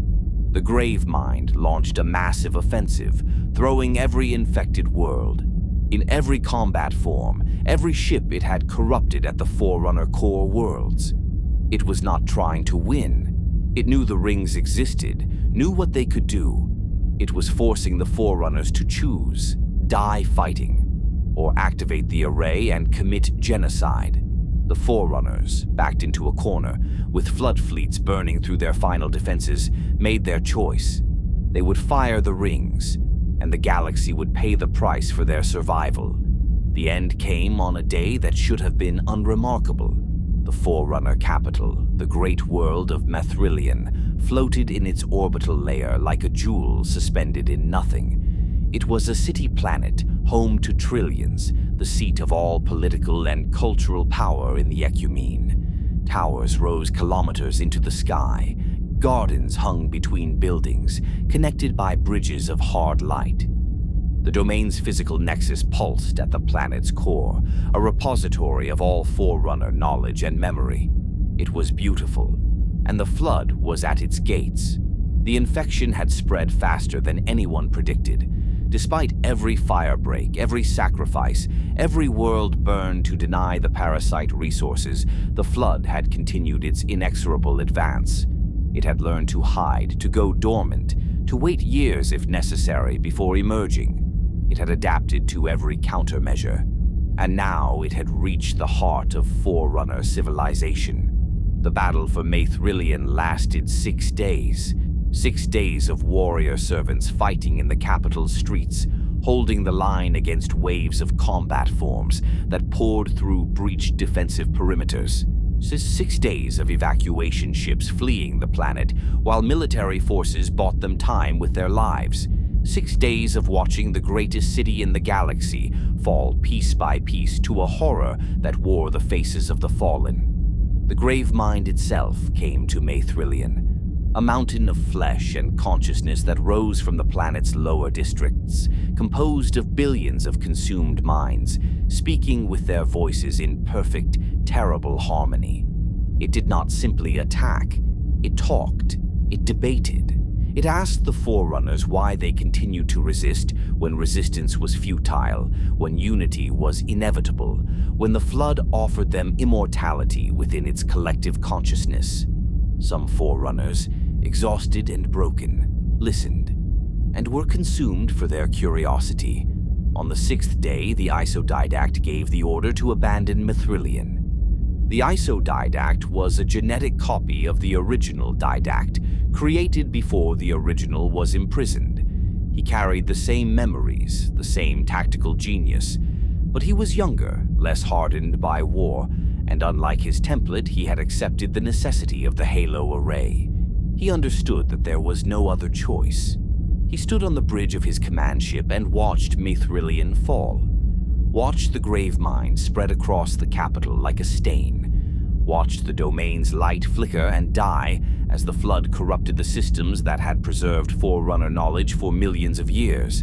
And he gave the order he had been dreading since the Halos were built. Activate the array. The message was transmitted to Installation 00, the Ark, where the firing mechanism was housed. There, in a chamber designed for this single purpose, the activation sequence began. 7 signals sent simultaneously to 7 rings positioned across the galaxy. But there was one more thing that needed to happen first. The librarian had remained on Earth, the world called Erde Tyrene, where devolved humanity now lived in scattered tribes, ignorant of the stars. She had spent the final weeks ensuring that her conservation measure was complete, that every species was indexed, that the genetic seeds she had planted in humanity's DNA were properly encoded. She knew the firing was coming. She had been ordered to return to the Ark, to safety, but she chose to stay. The Didact pleaded with her to evacuate, sent ships, sent messages, but the librarian refused. She said she needed to see it through to the end, that she needed to ensure the reseeding protocols were perfect, that she could not leave until she was certain that life would return. The truth was simpler. She had spent her existence preserving life, and she could not bear to survive while everything she had protected died. It was not suicide exactly. It was witness.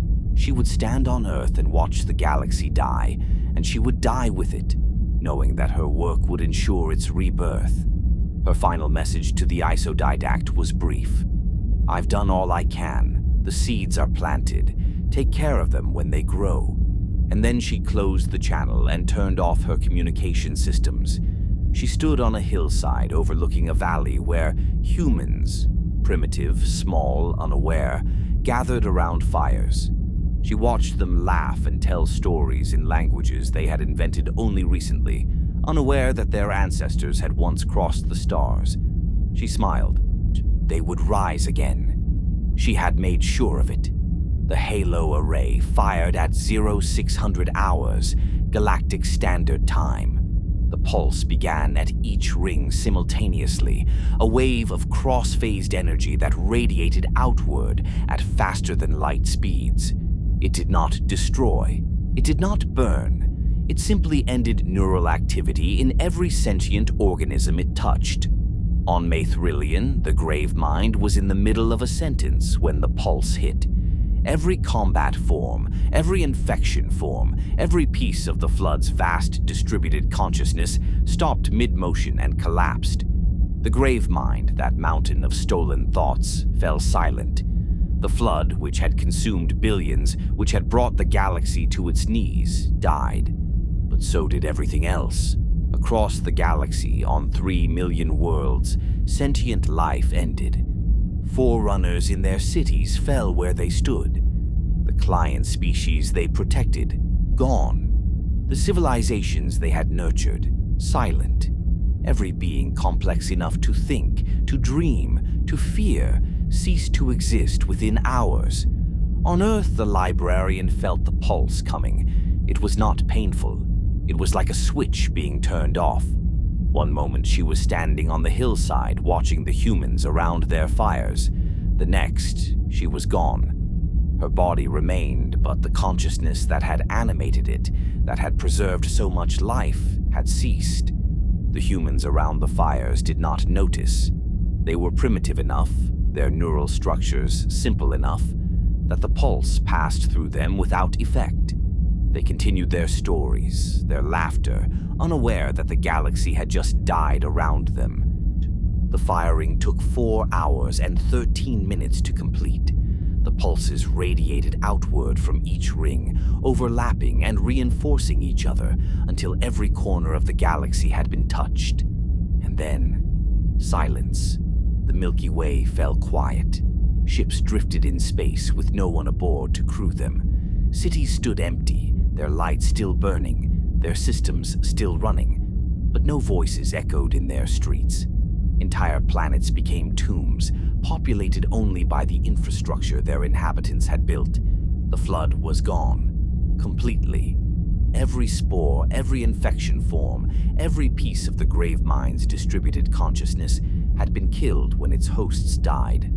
The parasite that had threatened to consume the galaxy had been starved out of existence. But the cost was everything. On Installation 00, the Ark, the survivors gathered. There were not many, a few thousand Forerunners who had chosen to shelter in the one place the Halo pulse could not reach. Engineers, scientists, members of the Lifeworker caste who would oversee the reseeding, and the Didact, who stood at an observation window and looked out at the dark galaxy. He had won. The Forerunners had survived. The Flood was defeated, but he felt no triumph, only emptiness. They had saved themselves by destroying everything. They had claimed the mantle of responsibility while violating its every principle. The Forerunners had become the very thing they had condemned their creators for being. Murderers on a cosmic scale. The Didact made a decision that night. The Forerunners would not reseed themselves. They had lost the right to exist. They had proven, through their actions, that they were unworthy of the mantle. They had built weapons of extinction and used them. They had valued their own survival over the principles they claimed to embody. The galaxy would be reseeded. Every species the librarian had indexed would be returned to their homeworlds. Life would flourish again. But the Forerunners would not be part of it. They would remain on the Ark, and when the reseeding was complete, they would simply stop. No reproduction, no expansion, just a slow, dignified extinction as penance for what they had done. Some objected. Some argued that the galaxy would need the Forerunners to guide the new species, to protect them as they grew. But the Didact was firm. The mantle would pass to someone else, perhaps humanity, as the Precursors had intended. Perhaps another species entirely, but not the Forerunners. They had failed their test. The reseeding began almost immediately. Automated systems aboard the Ark activated ancient protocols. Ships loaded with genetic samples, with stasis pods containing preserved populations, launched toward their designated worlds. It would take decades for all the species to be returned, but the process was methodical, careful, exact. Humanity was among the first to be reseeded. Small populations were returned to Earth, scattered across the continents in tribes, just as they had been before their devolution. They carried within them the librarian's geas, the genetic commands that would guide their evolution. In time, thousands of years, tens of thousands, they would rediscover agriculture, metalworking, writing. They would build civilizations. They would reach for the stars again. But they would have no memory of what they had been, no knowledge of their war with the Forerunners or their earlier conflict with the Flood. They would start fresh, innocent, with only instinct and potential to guide them. Other species followed. The galaxy began to fill with life again. Primitive at first, the reseeding returned species to evolutionary starting points, not to their peak civilizations, but alive, growing, learning. The halo rings remained in place, silent and hidden, monitored by AI constructs called monitors. 343 Guilty Spark took his post at Installation 04. 2401 Penitent Tangent watched over Installation 05. Each monitor was programmed with the same directives: maintain the ring, watch for the Flood's return, and if the parasite ever reappeared, be ready to fire again. The monitors were lonely AIs, watching over empty rings for a threat that might never return. Some of them, over the millennia, would go mad from the isolation, but they remained vigilant, because the Forerunners had built the halos not just to fire once, but to stand ready forever, just in case. The domain, damaged in the firing, fell silent. The vast repository of Forerunner knowledge and consciousness that had existed for millions of years was corrupted, its data fragmented, its connections severed. It would take 100,000 years for it to begin healing, for its systems to slowly knit themselves back together. The Forerunners on the Ark worked for another century, ensuring the reseeding was complete. They cataloged what they had done. They left records, warnings, instructions for whatever species might one day inherit the mantle. They prepared the galaxy for life without them, and then, one by one, they began to die. Not violently, not dramatically, just old age, illness, accidents. And they chose not to replace themselves. The last generation of Forerunners lived out their lives in quiet contemplation of what they had done. The Didact was among the last to die. He spent his final years walking the halls of the Ark, alone, thinking about his template. The original Didact, sealed in his cryptum on Requiem, wondering if he would ever wake, wondering what he would think of what the Forerunners had become. When the Didact died, there were fewer than 100 Forerunners left, and when the last of them finally passed, the Ark fell silent. The Forerunners were gone, extinct by choice. They had saved the galaxy by destroying it, then refused to claim the reward. 100,000 years of silence followed. The galaxy did not mourn, it simply grew. Species evolved, civilizations rose and fell, life flourished in the wake of death. And slowly, very slowly, the memory of the Forerunners faded into myth, into legend, into half-remembered stories that might have been dreams. On Earth, humanity climbed out of ignorance. They learned to shape stone, to plant crops, to build cities. The librarian's geas guided them. Gently, invisibly, they developed language, art, philosophy. They looked up at the stars and wondered, and they had no idea that they were walking on a world that had once been the center of a galactic empire, that their ancestors had fought wars among the stars, that they had been chosen by beings older than time to inherit a responsibility they could not yet comprehend. So the halo rings waited in the dark. The monitors kept their vigil. The Ark remained empty and silent, a monument to the species that had chosen extinction over dishonor. And the galaxy, ignorant of what had been sacrificed for its existence, continued to turn. Stars were born and died, planets formed, life spread and diversified and evolved into forms the Forerunners had never imagined. It was quiet, peaceful, empty of the horrors that had once threatened to consume everything. But the silence would not last forever, because the galaxy has a pattern, a cycle, and what dies in one era inevitably returns in another, changed perhaps, but recognizable. The flood was gone. The Forerunners were gone. But their legacy remained, hidden in genetic codes, buried in ancient installations, waiting in the dark places between the stars. And one day, someone would find it. 100,000 years is enough time for the galaxy to forget. Civilizations rose from the ashes the Forerunners had left behind. Species that had been reseeded as primitives climbed the ladder of evolution again, rediscovering technology, reaching toward the stars with hands that did not remember they had done this before. They found ruins sometimes, ancient structures that defied explanation, installations that hummed with power but served no apparent purpose, artifacts that seemed designed for hands larger or smaller than their own. They built religions around these discoveries, called the builders gods, worshipped the ruins without understanding what they were. And among these species, two would eventually meet and form an alliance that would reshape the galaxy. The Sanshayum were a graceful species, tall and slender, with elongated necks and a natural aptitude for technology.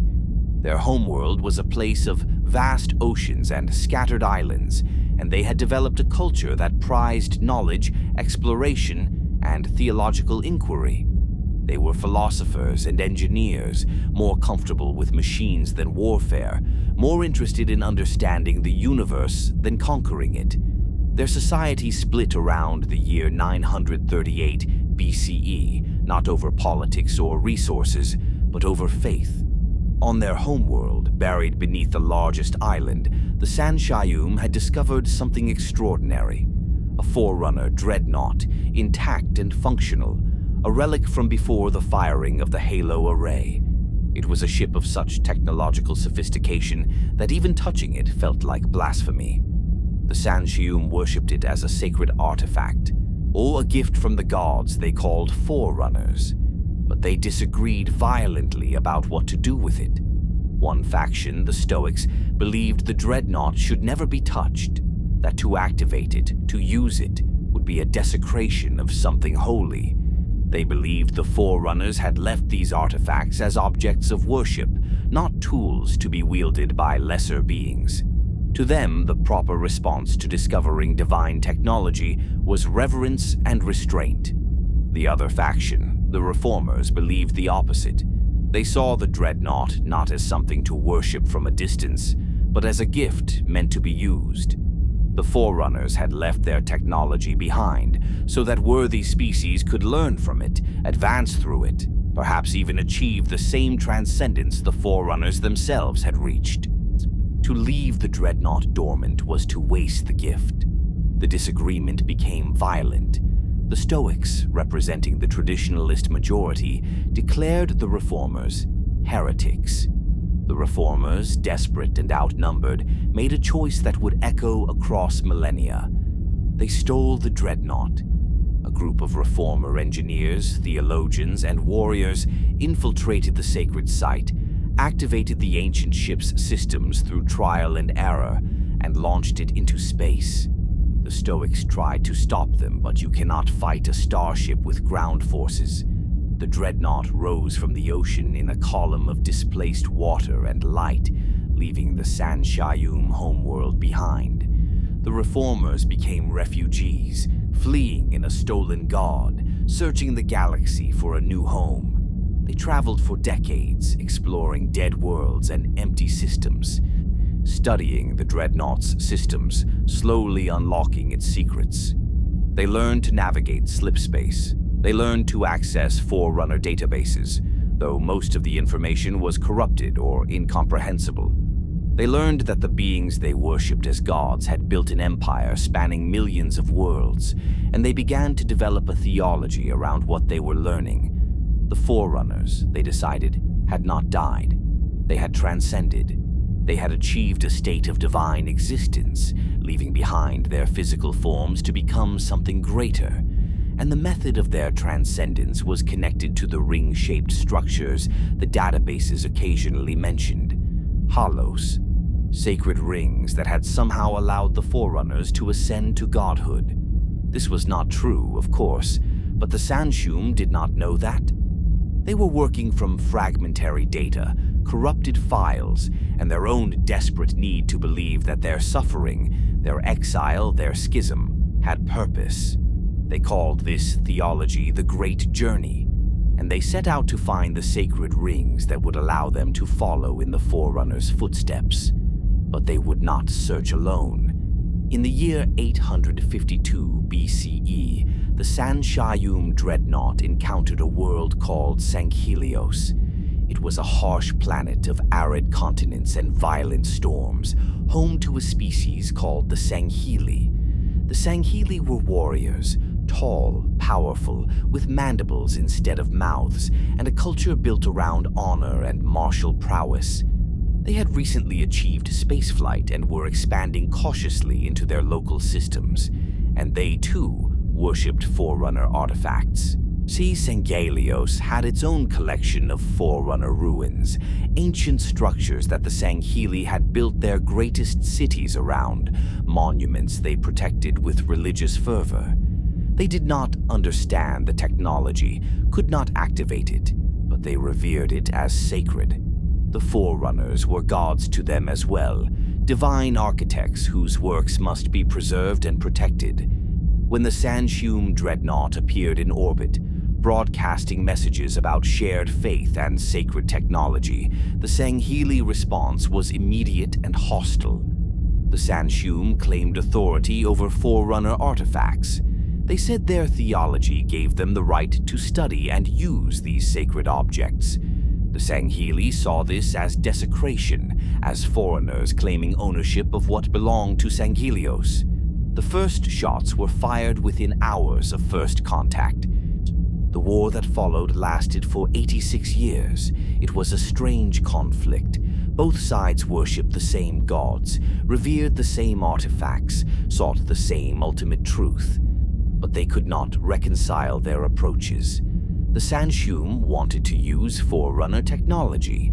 The Sangheli wanted to preserve it untouched. Both believed they were serving the Forerunners' will. Both believed the other side was committing blasphemy.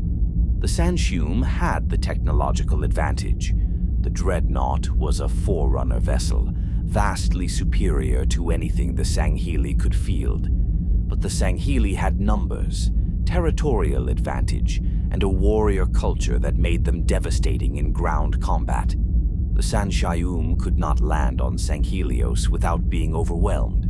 The Sangheli could not reach the dreadnought in orbit without being destroyed.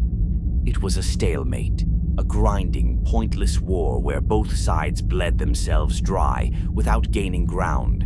And after 86 years, both sides were exhausted. The peace negotiations were tense. The San Shayum sent their theologians and diplomats.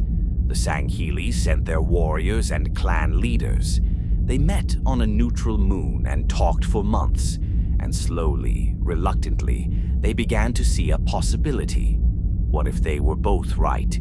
What if the Forerunners had left their technology both to be preserved and to be used? What if the proper relationship with the divine required both reverence and application? What if they could work together? The agreement they reached was called the Writ of Union. It was signed in 852 BCE and would stand for nearly 3,000 years. The terms were simple but profound. The Sanshum and Sanghili would form an alliance. The Sanshum would provide leadership, technology, and theological guidance. The Sanghili would provide military might, territorial control, and enforcement. Together, they would search for the sacred rings. Together, they would learn the secrets of the Great Journey. Together, they would achieve what the Forerunners had achieved: transcendence, divinity, escape from mortal limitation. They called their alliance the Covenant, a sacred pact, a promise to each other and to the gods they served. At first, the Covenant was just two species working in uneasy partnership. The Sanshum became the prophets, religious leaders who interpreted Forerunner artifacts and guided the Covenant's theological direction. The Sanghili became the elites, warriors who enforced the prophet's will and defended the Covenant from threats. But the Covenant did not remain small. As they expanded into the galaxy, searching for Forerunner artifacts and sacred sites, they encountered other species. Some were primitive, some were spacefaring. All were given the same choice: join the Covenant and serve the Great Journey, or be destroyed as heretics. Most chose to join. The Ungoi, small, methane-breathing creatures the Covenant called grunts, were assimilated and became laborers and cannon fodder. The Legolo, gestalt colonies of worms that could form into massive bipedal constructs, became hunters, shock troops. The Kigyar, scavengers and pirates, became jackals, scouts and snipers. The Jiralhanai, brutal and strong, became brutes, enforcers. Each species was given a role in the Covenant hierarchy. The prophets led, the elites commanded, everyone else served. It was a rigid caste system enforced through religious doctrine and military might. Step out of line, question the hierarchy, and you were branded a heretic and executed. But for most species, it was a better deal than extinction. The Covenant offered protection, technology, purpose, and the promise of the Great Journey, the belief that when the sacred rings were found and activated, all faithful species would transcend to join the Forerunners in divine existence. It was a lie, but the Covenant did not know it was a lie. The prophets genuinely believed in the Great Journey. They studied Forerunner texts, interpreted fragmentary data, and constructed an entire theology around the idea that the Halo rings were instruments of transcendence. They saw references in ancient files to the rings firing, to all life being affected, and they assumed this meant the Forerunners had used the rings to transform themselves into higher beings. The possibility that the rings were weapons, that the Forerunners had committed genocide to stop the flood, never occurred to them. Or if it did, it was dismissed as impossible. Why would gods create weapons of extinction? No, the rings must be salvation devices, instruments of transformation, keys to paradise. This belief became the foundation of Covenant civilization. Every action, every conquest, every decision was justified through the lens of the Great Journey. Then they were not invading worlds. They were liberating species from ignorance and offering them salvation. They were not enforcing hierarchy. They were maintaining divine order. They were not hoarding Forerunner technology. They were preserving sacred artifacts until the time came to use them. And they were searching, always searching, for the rings, for the key to transcendence. The Covenant expanded slowly but inexorably. Over centuries, they absorbed dozens of species, conquered hundreds of worlds, and built a vast theocratic empire. They constructed holy cities, massive space stations where different species lived in segregated districts, united only by shared faith. High Charity, the Covenant capital, became a mobile city-state, powered by the Forerunner dreadnought at its core. They developed their own technology, reverse-engineered from Forerunner artifacts, Their ships used plasma weapons and energy shields. Their soldiers wore armor that could withstand small arms fire. They built orbital defenses and ground vehicles and weapons that made them the dominant military power in their region of the galaxy. And all of it was in service of one goal: finding the Halo rings and activating them to begin the great journey. They found fragments, pieces, installations that pointed toward the rings' locations, but never revealed them completely. Each discovery fueled their faith, convinced them they were on the right path. The prophets interpreted every scrap of Forerunner text as divine guidance. The elites led expeditions to remote systems searching for clues, but the rings themselves remained hidden. The Forerunners had been thorough in concealing them after the firing, ensuring that no one would stumble upon them by accident. The Covenant did not know this. They believed the rings were hidden as a test, that only the faithful, only the worthy would be able to find them. And so they continued searching, certain that eventual success was inevitable. They had no idea what the rings actually did. No idea that activating them would kill everyone, not transcend them. No idea that their entire civilization was built on a fundamental misunderstanding of Forerunner technology. And they had no idea that there was a species in the galaxy, small, scattered, primitive by Covenant standards, that the Forerunners had designated as Reclaimers. Beings who could access Forerunner systems without restriction. Beings who the technology recognized as inheritors, humanity. When the Covenant eventually discovered humans, when their artifacts activated in human presence, when the theological implications became clear, the prophets would face a choice: accept that their entire religion was based on a lie, or double down and commit genocide to preserve the faith.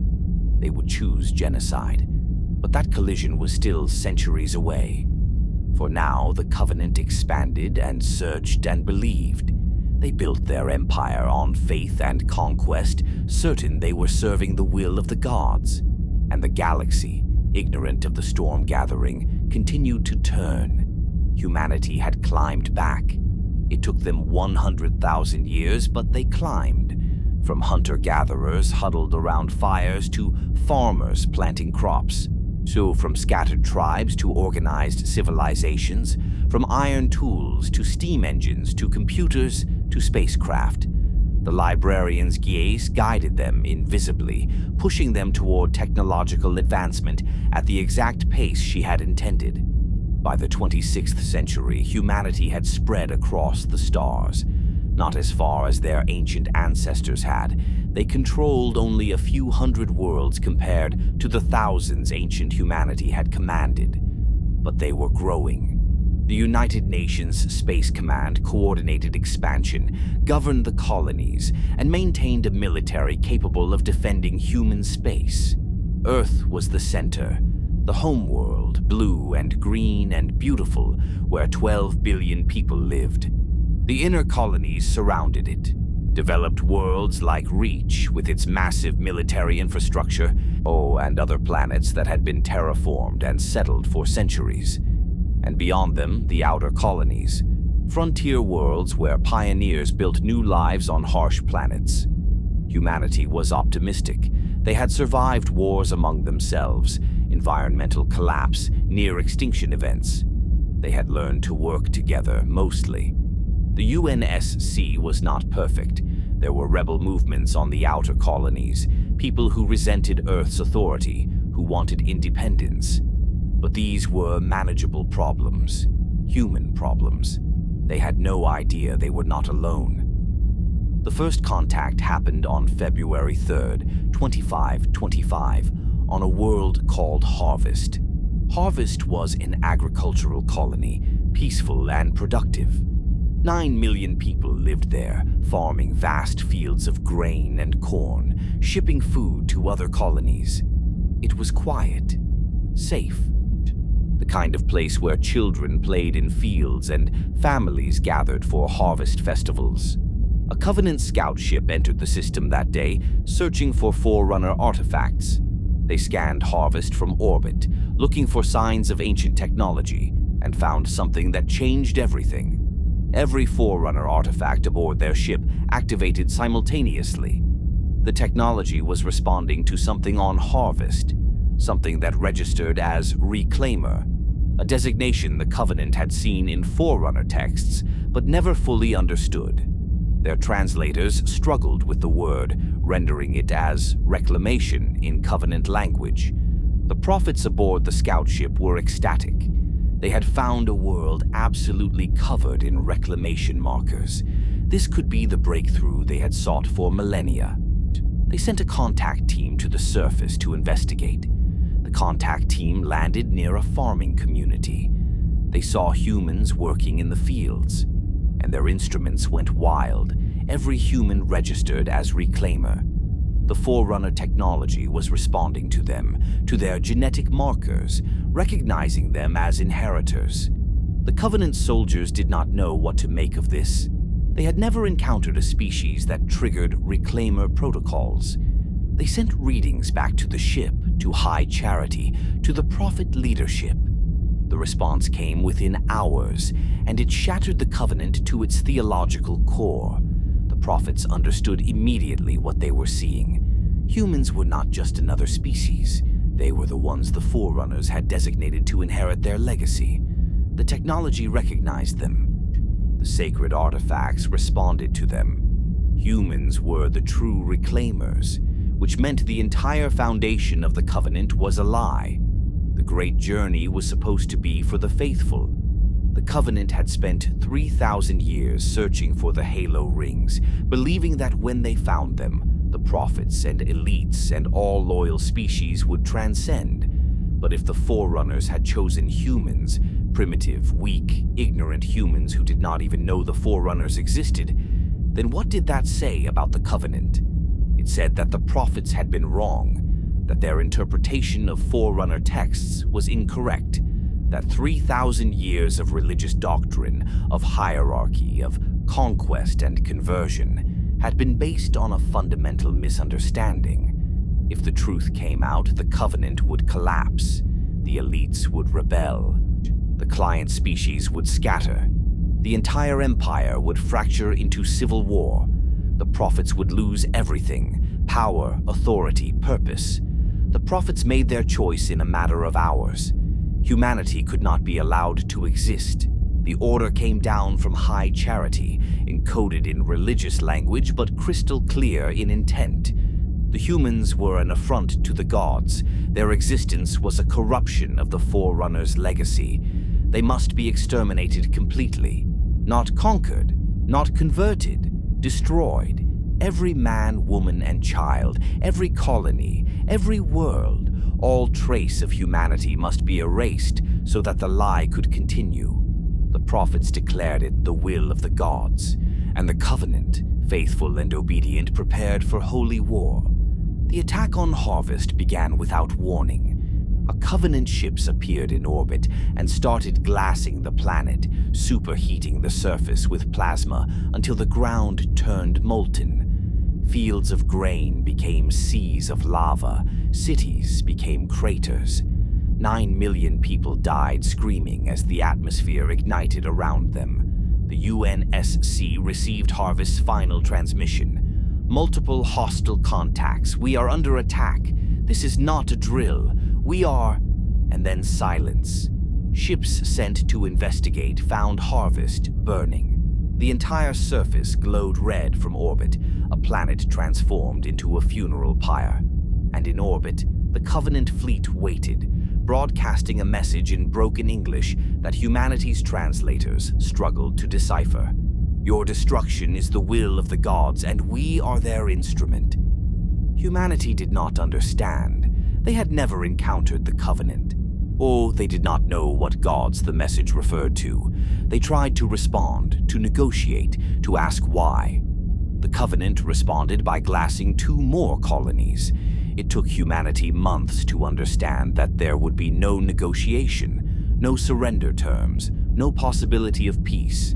The Covenant was not interested in conquest or resources or territory. They wanted extinction, complete and total, and humanity realized they were facing a war of survival against an enemy they could not comprehend. The Covenant had overwhelming advantages. Their technology was centuries ahead of humanity's, reverse-engineered from Forerunner artifacts. Their plasma weapons melted through UNSC titanium armor like butter. Their energy shields absorbed kinetic rounds that would have destroyed human ships. A single Covenant cruiser could engage 3 UNSC frigates and win, and they had numbers. The Covenant was an empire of dozens of species across hundreds of worlds. They could absorb losses that would cripple humanity. They could replace destroyed ships faster than the UNSC could build new ones. Humanity's only advantages were desperation and tactical creativity. The UNSC adapted quickly. They learned to use nuclear weapons, massive explosive yields that could penetrate Covenant shields. They developed the magnetic accelerator cannon, railguns the size of buildings that could punch through Covenant armor with kinetic force. They trained their crews in hit-and-run tactics, ambush strategies, anything that could offset the technological gap. But they were still losing. Badly.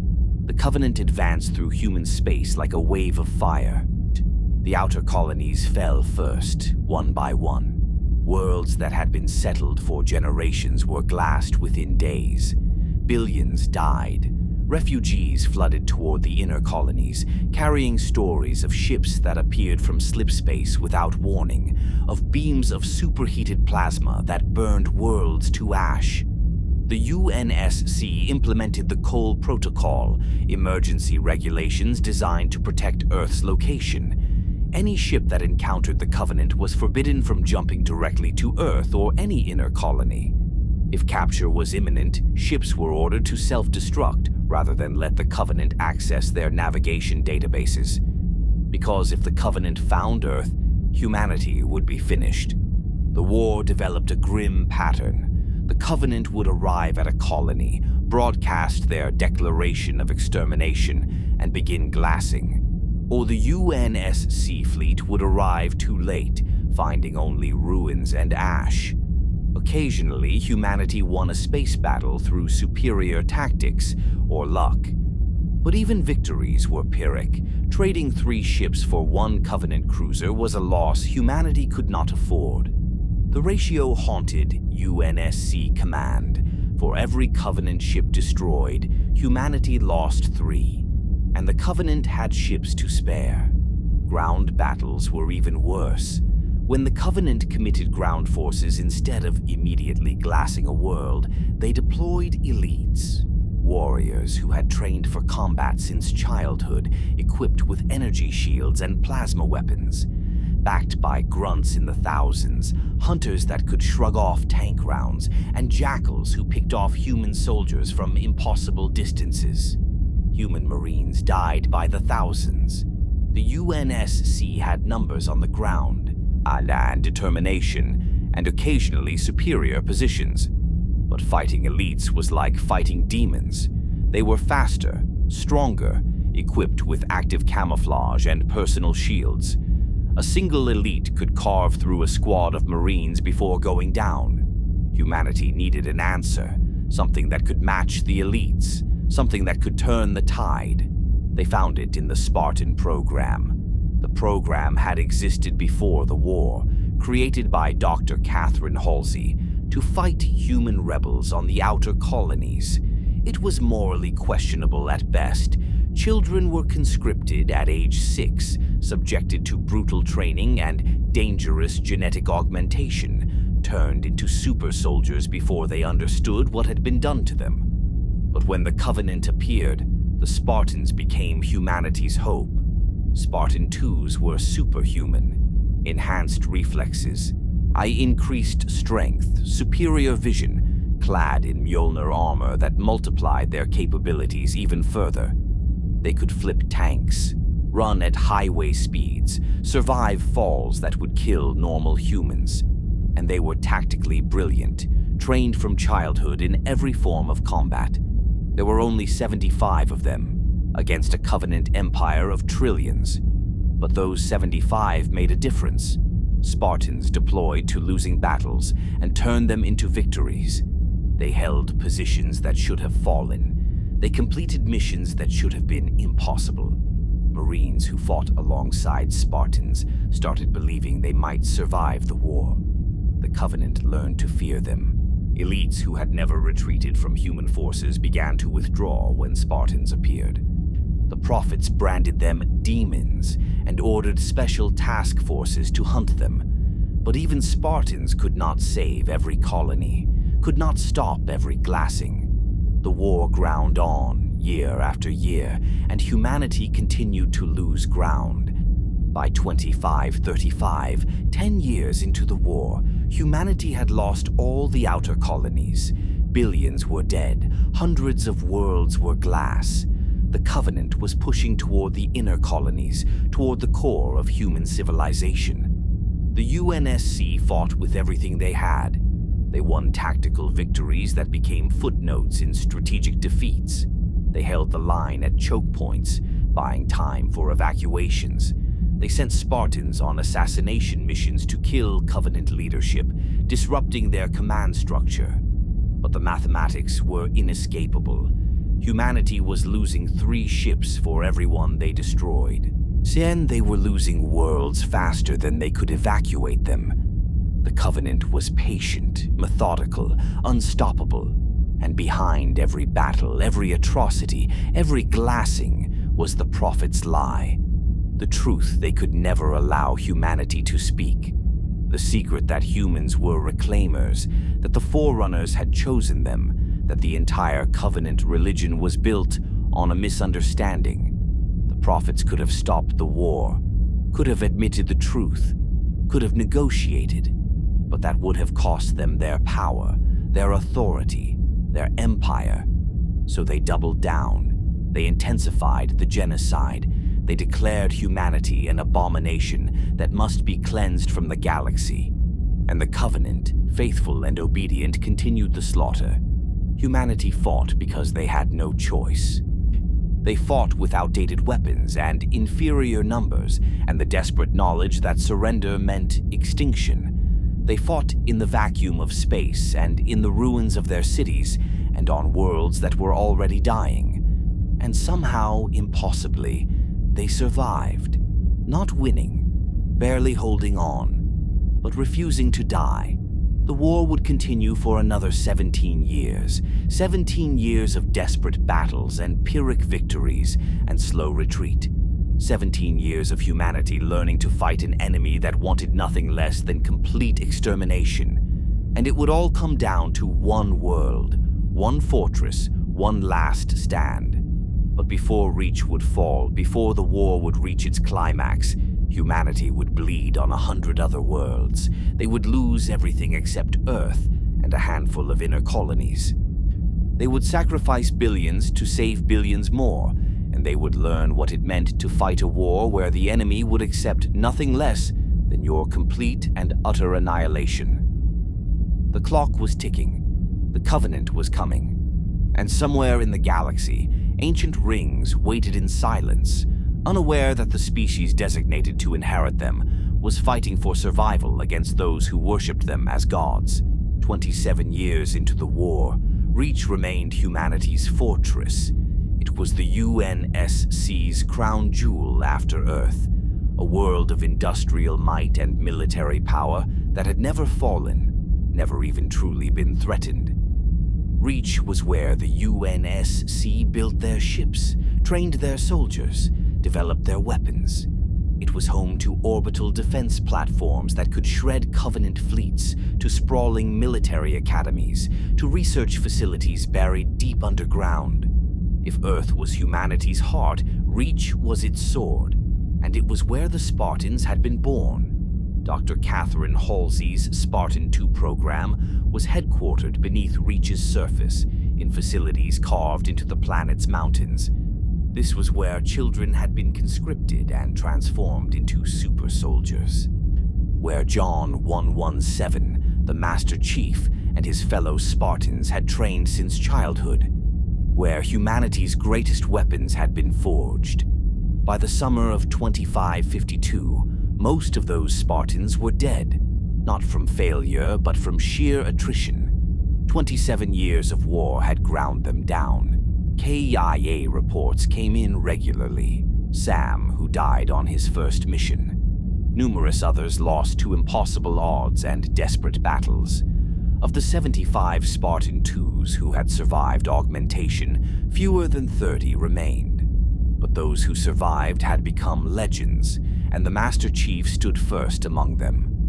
John 117 was everything Dr. Halsey had hoped to create. Tactically brilliant, physically superior, absolutely devoted to his mission. He did not question orders, did not hesitate, did not fail. Where other Spartans were extraordinary, he was somehow more. Lucky, some said. Blessed, others whispered. He survived missions that killed his teammates. He completed objectives that should have been impossible. And in July 2552, he and the remaining Spartans were recalled to Reach for what ONI, the Office of Naval Intelligence, called a priority mission. They did not know it was a desperate gamble, humanity's last hope for ending the war. ONI had developed a plan called Operation Red Flag. The premise was audacious. Capture a Covenant prophet, use them as leverage to negotiate a ceasefire or learn the location of the Covenant homeworld. It required infiltrating a Covenant fleet, boarding a flagship, and extracting a high-value target from the heart of enemy territory. It was a suicide mission dressed up as a strategic operation, but humanity was out of better options. The Spartans were briefed in an underground facility. John stood with Linda, Fred, Kelly, his oldest teammates, the ones who had survived training, augmentation, and a quarter-century of war. They listened to the plan without comment. Spartans did not complain about odds. Dr. Halsey gave them an advantage. An AI named Cortana, built from her own neural patterns, designed to interface with Forerunner systems and crack Covenant networks. She was brilliant, aggressive, curious, everything an AI created from Catherine Halsey's mind would be. And she was assigned to the Master Chief. Their partnership would change the course of the war, but not in the way anyone expected. Before Operation Red Flag could launch, the Covenant found Reach. It happened in late July. A massive Covenant fleet emerged from slipspace at the system's edge. Hundreds of ships, the largest invasion force humanity had ever faced. They had been searching for Reach for years, knowing it was a major UNSC stronghold, and now they had found it. The UNSC fleet scrambled to defend. Every ship in orbit, every MAC platform, every defensive position opened fire. The space battle that followed was the largest in human history. Hundreds of vessels on both sides, exchanging plasma fire and nuclear missiles across thousands of kilometers. Reach's defenses were formidable. The orbital MAC guns could punch through Covenant shields with single shots. The UNSC fleet, fighting to protect their fortress world, held nothing back. For the first time in the war, humanity was fighting on equal terms, trading kills instead of dying 3-1. But the Covenant had committed to this battle. They knew what Reach was. They knew destroying it would break humanity's military capacity, and they were willing to pay any price. The space battle raged for days. Covenant ships burned. UNSC vessels exploded. Debris filled the orbital space, making navigation treacherous. And slowly, inevitably, the Covenant pushed forward. Their numbers were too great. They could absorb losses that crippled the UNSC fleet. But the Covenant was also deploying ground forces. They wanted something on Reach's surface. Forerunner artifacts buried beneath the planet, installations that predated human settlement. They sent troops to the surface while the space battle raged above, searching for relics that might reveal the location of the Halo rings. The defense of Reach became a war on two fronts. In space, the UNSC fleet fought desperately to hold the orbital platforms. If those fell, the Covenant could glass the planet unchallenged. On the ground, UNSC Marines and Army troopers fought to hold the Covenant away from population centers and military installations, and the Spartans, recalled for their secret mission, found themselves fighting a very different battle. Noble Team, a unit of Spartan 3s, a newer generation, trained differently but no less deadly, was already deployed on Reach when the invasion began. Where the Spartan 2s had been precision instruments, expensive and rare, the Spartan 3s were built for volume. Still enhanced, still superior to normal humans, but cheaper to produce and more expendable. They did not know they were expendable. They fought like they mattered. Noble Team's mission became critical when they discovered why the Covenant had come to Reach. Buried in ancient ice was a Forerunner artifact, something Dr. Halsey identified as a navigation database containing coordinates to installations across the galaxy. If the Covenant acquired it, they might find the halo rings they had been seeking for millennia. The artifact could not fall into Covenant hands. It had to be evacuated. Captain Jacob Keyes, commanding the UNSC frigate Pillar of Autumn, received orders to take the artifact and jump to random coordinates, anywhere away from Reach, away from the Covenant, away from Earth. The Cole Protocol demanded it. Better to flee into unknown space than risk leading the Covenant to humanity's homeworld. But the coordinates were not random. Dr. Halsey had done something in secret. She had extracted coordinates from the Forerunner artifact, specific coordinates pointing to something she believed might be important. She gave them to Cortana, who was interfaced with the Pillar of Autumn systems. The ship would not jump randomly. It would jump to wherever the Forerunners had been pointing. But first, they had to escape Reach. The orbital defense platforms were falling. One by one, the massive Mac guns were overwhelmed by Covenant boarding parties or destroyed by plasma bombardment. Without them, the UNSC fleet could not hold the Covenant at bay. Ships began to retreat, jumping to slipspace to avoid destruction, abandoning Reach to its fate.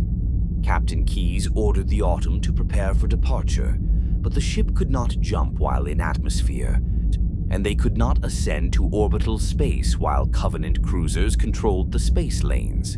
The solution required a sacrifice. The orbital Mac platforms needed to stay operational long enough for the Autumn to escape. Someone had to remain on the surface, manually controlling the guns, buying time for the ship to launch. Someone had to stay behind, knowing they would not escape. Noble Team volunteered. Not all of them. Members were already dead, killed holding other positions. But those who remained took their positions. They would control the guns until the Autumn cleared atmosphere, and then they would die when the Covenant glassed the surface.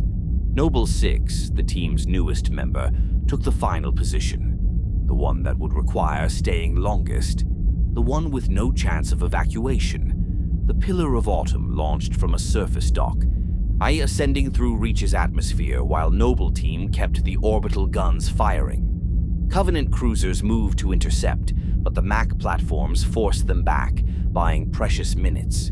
The Autumn's engines burned at full power, clawing toward orbital space. And on the surface, Noble 6 watched the ship rise, knowing the mission was complete. Knowing that whatever Dr. Halsey had hidden in Cortana's data, whatever secrets the Forerunners had left behind, they were now safely aboard a ship heading into the unknown. The Covenant forces closed in.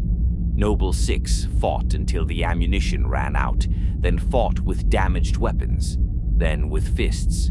The last transmission from Noble 6's helmet camera showed Covenant warriors overwhelming the position. The helmet went dark. Another Spartan KIA, but the Autumn had escaped. In orbit, the remaining UNSC fleet made their final stands.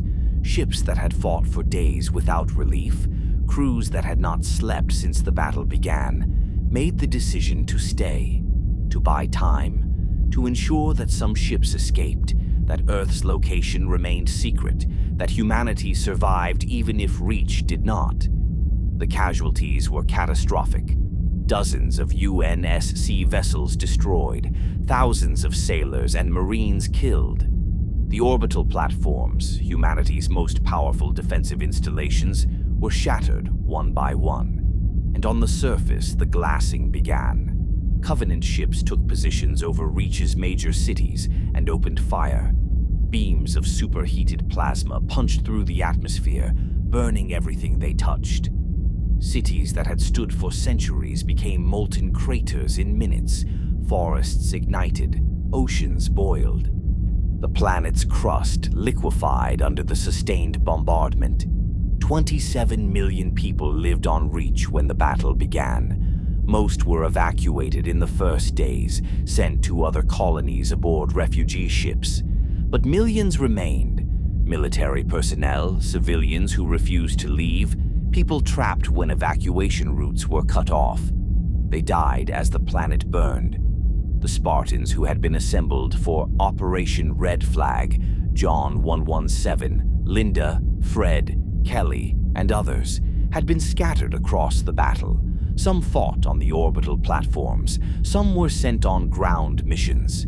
The chaos of the invasion had disrupted all organized plans. When the Pillar of Autumn jumped to slipspace, only John 117 and Cortana were aboard. The rest were listed as MIA, missing in action. The UNSC did not list Spartans as KIA if there was any doubt. Spartans never died. They were only missing. It was a fiction, a morale measure, but one that commanders clung to desperately. The truth was simpler and more brutal. Most of humanity's remaining Spartans had been on Reach when it fell, and Reach was now glass. The Pillar of Autumn jumped to slipspace on August 30th, 2552, carrying the Master Chief, Cortana, a crew of exhausted sailors, and a handful of Marines who had made it aboard during the evacuation. Behind them, Reach burned. Humanity's greatest fortress, its most powerful military installation, was being reduced to lifeless slag. The Covenant had won the greatest victory of the war. Reach's destruction crippled UNSC military production, eliminated a major fleet staging area, and killed thousands of humanity's best soldiers. The loss was incalculable. And it achieved the Prophet's goal. The Forerunner artifact was destroyed in the glassing, preventing humanity from using whatever information it contained. The Covenant had denied humans access to their own heritage, but the Prophets did not know that Dr. Halsey had copied the data, that Cortana carried it aboard the Autumn, that the ship was not fleeing randomly, but following coordinates extracted from Forerunner records. The Autumn traveled through slipspace for 3 weeks, its crew in cryo-sleep, its systems running on minimal power. They were heading to coordinates they did not understand, following instructions from an AI who had not explained what she had found. And when they emerged from slipspace, they found themselves at a ring world. Installation 04, a halo, 10,000 kilometers in diameter, hanging in space around a gas giant, beautiful and ancient, and absolutely impossible. The crew of the Autumn stared at it through their view screens and struggled to comprehend what they were seeing. An artificial world shaped like a ring, covered with oceans and forests and mountains, rotating gently to create gravity. It was a Forerunner installation, something built millions of years ago and preserved through the eons, something that should have been myth. And there was a Covenant fleet already there, searching for it. The Autumn had jumped directly into enemy territory. The Covenant ships opened fire immediately. The battered frigate, already damaged from Reach's defense, could not fight an entire fleet. Captain Keyes made the only decision available. Abandon ship. Get to the surface. Survive. The Autumn's crew scrambled for escape pods as plasma tore through the ship's hull. The vessel crashed toward the ring, burning through its atmosphere, breaking apart as it fell. Escape pods scattered across the installation's surface, carrying Marines and sailors, and one very important Spartan. And as the Pillar of Autumn hit the ring and detonated its fusion reactors in a last desperate attempt to damage the Covenant fleet, the Master Chief and Cortana separated from the wreckage in a Pelican dropship, searching for a place to land. They did not know what they had found, did not know that this ring was a weapon capable of killing all sentient life in the galaxy, did not know that the Covenant believed it was a device of transcendence, did not know that the Flood was imprisoned here, waiting to be released. They knew only that Reach had fallen, that humanity was on the brink of extinction, and that they had to survive. Everything else was secondary. But the Master Chief had made a promise to himself long ago, drilled into him through years of training and decades of war. Spartans never die. They're only missing in action. And John 117 was not missing. He was exactly where he needed to be, at the threshold of a discovery that would change everything. The Master Chief woke to Cortana's voice and the sound of cryotubes unsealing. He had been asleep during the Autumn's jump from Reach, frozen in stasis while the ship traveled through slipspace. The last thing he remembered was boarding the vessel as Reach burned behind them. Now, weeks later, he was being awakened for combat. The ship was under attack. Covenant boarding parties had breached the hull. Captain Keyes needed every soldier conscious and armed. John moved through the Autumn's corridors, clearing sections of Covenant troops, grunts in their methane masks, elites with energy shields and plasma rifles. It was familiar work. He had been doing this for 27 years. The ship was different. The enemy was the same. But Cortana, interfaced with his armor systems, was new. She fed him tactical data, highlighted targets, managed his shield recharge, and she talked, constantly, making observations, cracking jokes, questioning orders when they seemed inefficient. Most AIs were professional, distant. Cortana was neither. She treated John like a partner, not a tool. It was disorienting, but effective. They fought their way to the bridge, where Captain Keyes was coordinating the defense. The situation was deteriorating rapidly. The Covenant had superior numbers and were systematically taking the ship section by section. Keyes made the call to abandon the Autumn before it was completely overrun. "Chief, I need you to protect Cortana. The Covenant must not capture her." Cortana contained the location of Earth, navigation data for every UNSC installation, tactical algorithms, and now the Forerunner coordinates that had led them here. In Covenant hands, she would be catastrophic. "Understood, sir." Keyes ejected Cortana's data chip from the Autumn systems and handed it to John. The chief slotted it into his helmet's neural interface port. Cortana integrated instantly, her presence now directly in his mind rather than through external speakers. "This is weird," she said, and her voice now coming from inside his head. "But I could get used to it." The Autumn was dying. Escape pods launched in all directions as the crew abandoned ship. John made his way to a lifeboat, fought off Covenant troops trying to board it, and launched towards the ring's surface. The lifeboat screamed through Installation 04's atmosphere, burning hot from friction, systems failing. John braced for impact as the pod hit the ground at speeds that would have killed a normal human. The armor absorbed most of the shock. He kicked open the hatch and stepped into an alien landscape. The ring stretched above and around him, its inner surface visible as a curved band arcing across the sky. Oceans and continents hung overhead, impossibly, held in place by the ring's rotation. It was beautiful and wrong and unlike anything he had ever seen. "We need to find other survivors," Cortana said. The Autumn's escape pods scattered across this section of the ring. They spent hours searching, finding pods crashed in valleys and forests.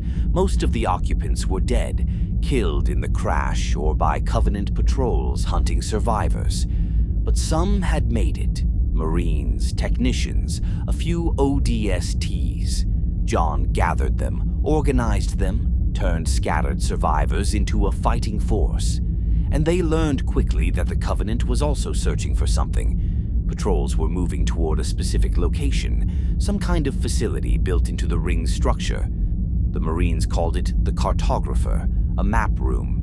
If they could access it, they could understand the ring's layout, find other survivors, maybe even locate Captain Keyes.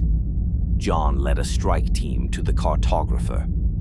The facility was Forerunner architecture, all smooth curves and hard light interfaces.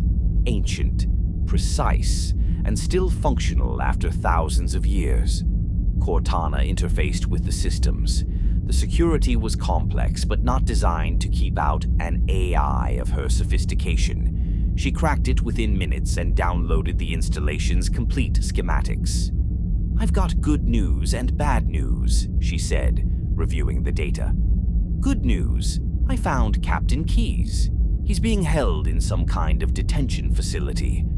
Bad news, this ring, it's not what we thought." "Explain." "The Covenant calls it Halo, and based on these readings, it's not a Forerunner colony or research station.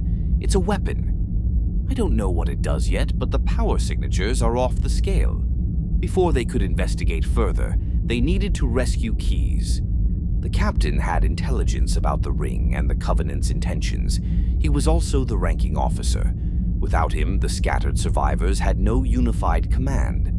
The detention facility was a Covenant ship that had crashed into the ring during the space battle.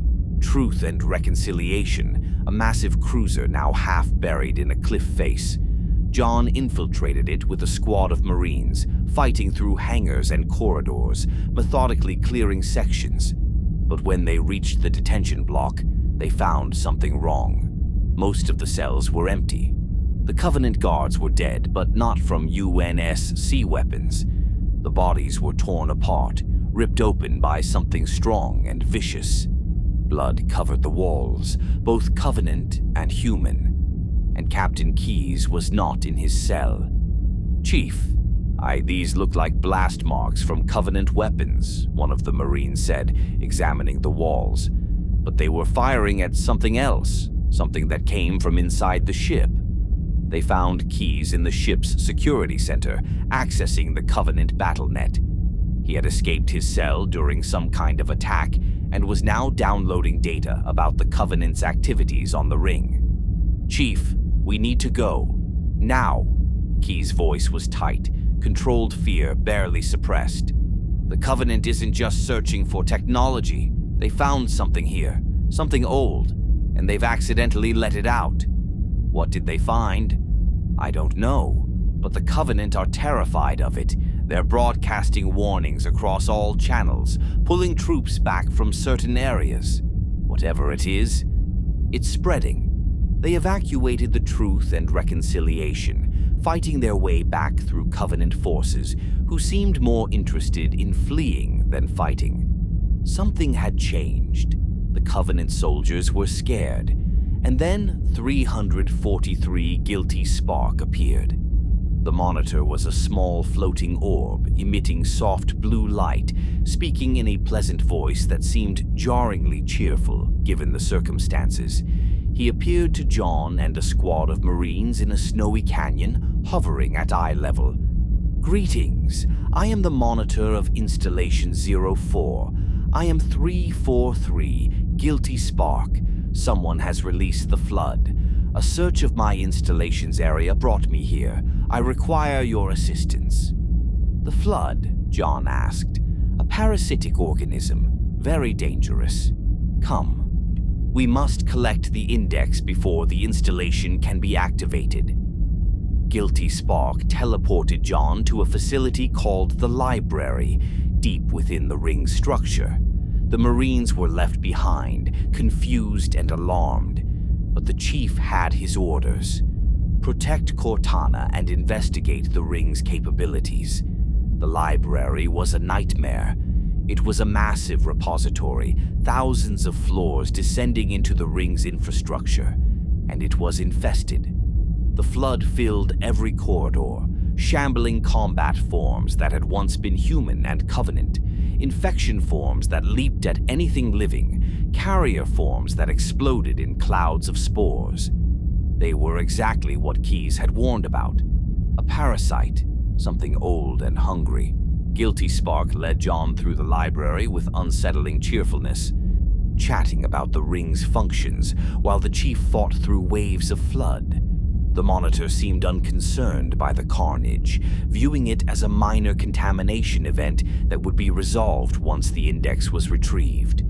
The Forerunners built this installation to contain the flood, Guilty Spark explained as they descended deeper. When an outbreak occurs, the ring must be activated to prevent spread, standard protocol. Activated how? A simple pulse kills all sentient life within range, starves the flood of hosts. The ring can cover 25,000 light years. Quite effective. John stopped walking. You're saying this ring kills all life? Oh yes, it's the only way to stop the parasite. The Forerunners learned this through unfortunate experience. Cortana, monitoring through John's armor systems, so went silent for a moment. Then, "Chief, we need to stop this, immediately." But Guilty Spark continued guiding them to the index chamber, oblivious to their growing alarm. The index was the key to activating the ring, a physical object that interfaced with the installation's control systems. John retrieved it because Guilty Spark insisted it was necessary to stop the flood outbreak.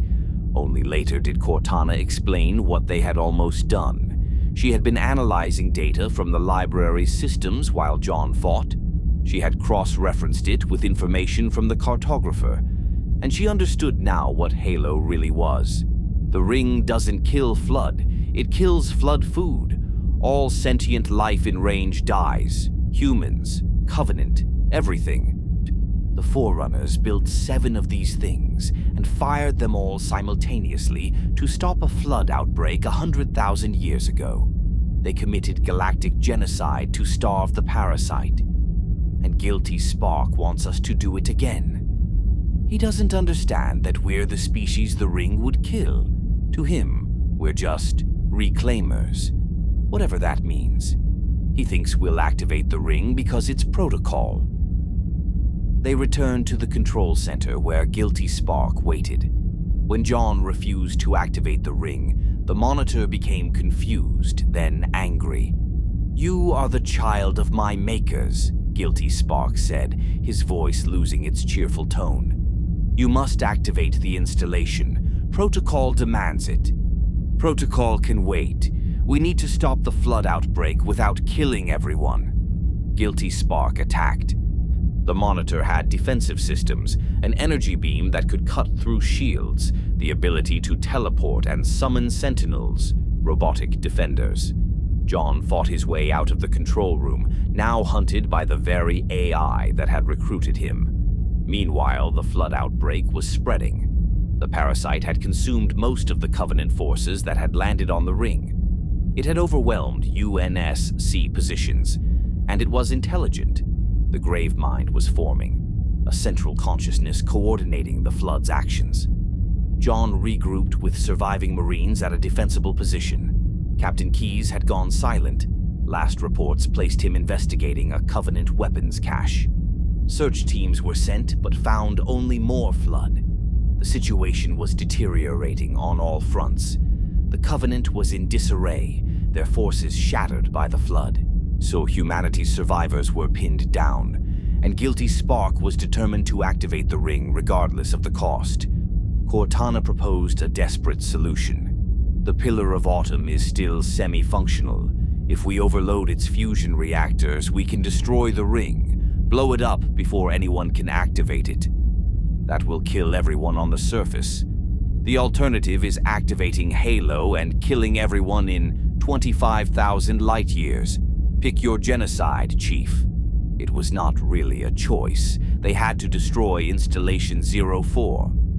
John fought his way back to the crashed Autumn, now deep in flood-infested territory. The ship was barely recognizable, hull breached in dozens of places, systems failing, corridors flooded with parasites. But the reactor core was still intact, and he found Captain Keyes, or what was left of him.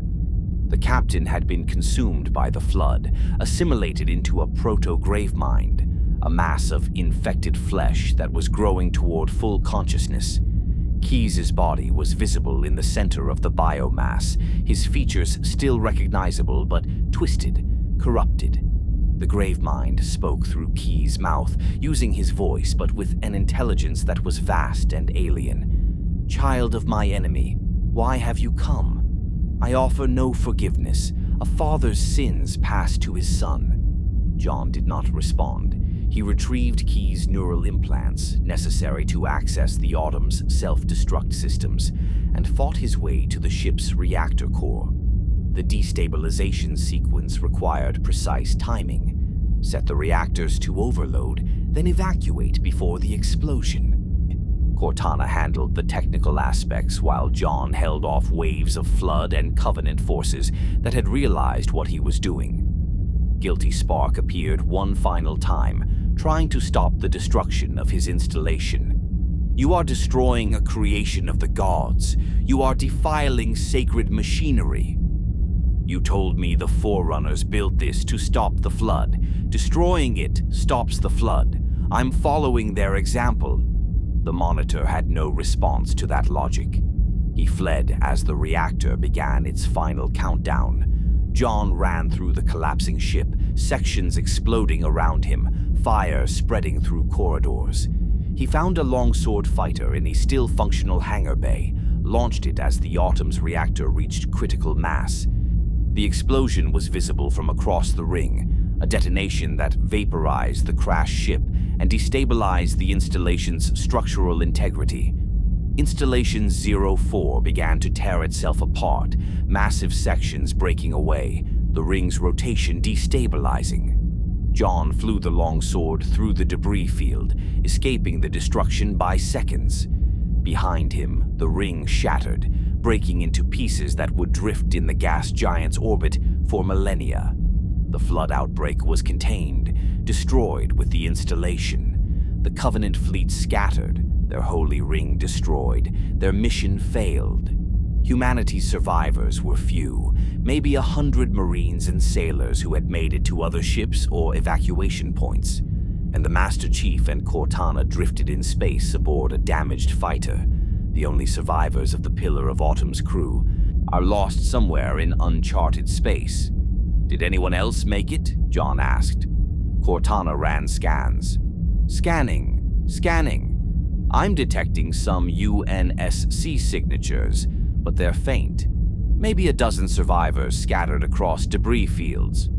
They would search, they would rescue who they could, and eventually they would find a way home. But for now, they floated in the wreckage of Installation 04, survivors of a battle that had revealed secrets the galaxy was not ready for.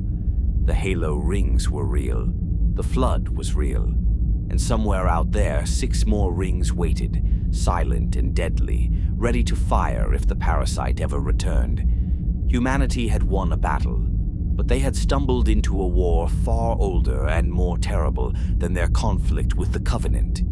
And the Master Chief, adrift and alone, had no idea that his greatest trials were yet to come. The Master Chief returned to Earth a hero, though he did not feel like one. It took weeks to be rescued from the debris field of Installation 04. A UNSC patrol found the damaged longsword drifting near the shattered ring, picked up the survivors, and eventually made the long journey back to human space. When John stepped off the transport at Cairo Station, Earth's primary orbital defense platform, he was greeted with ceremonies and medals and speeches about valor.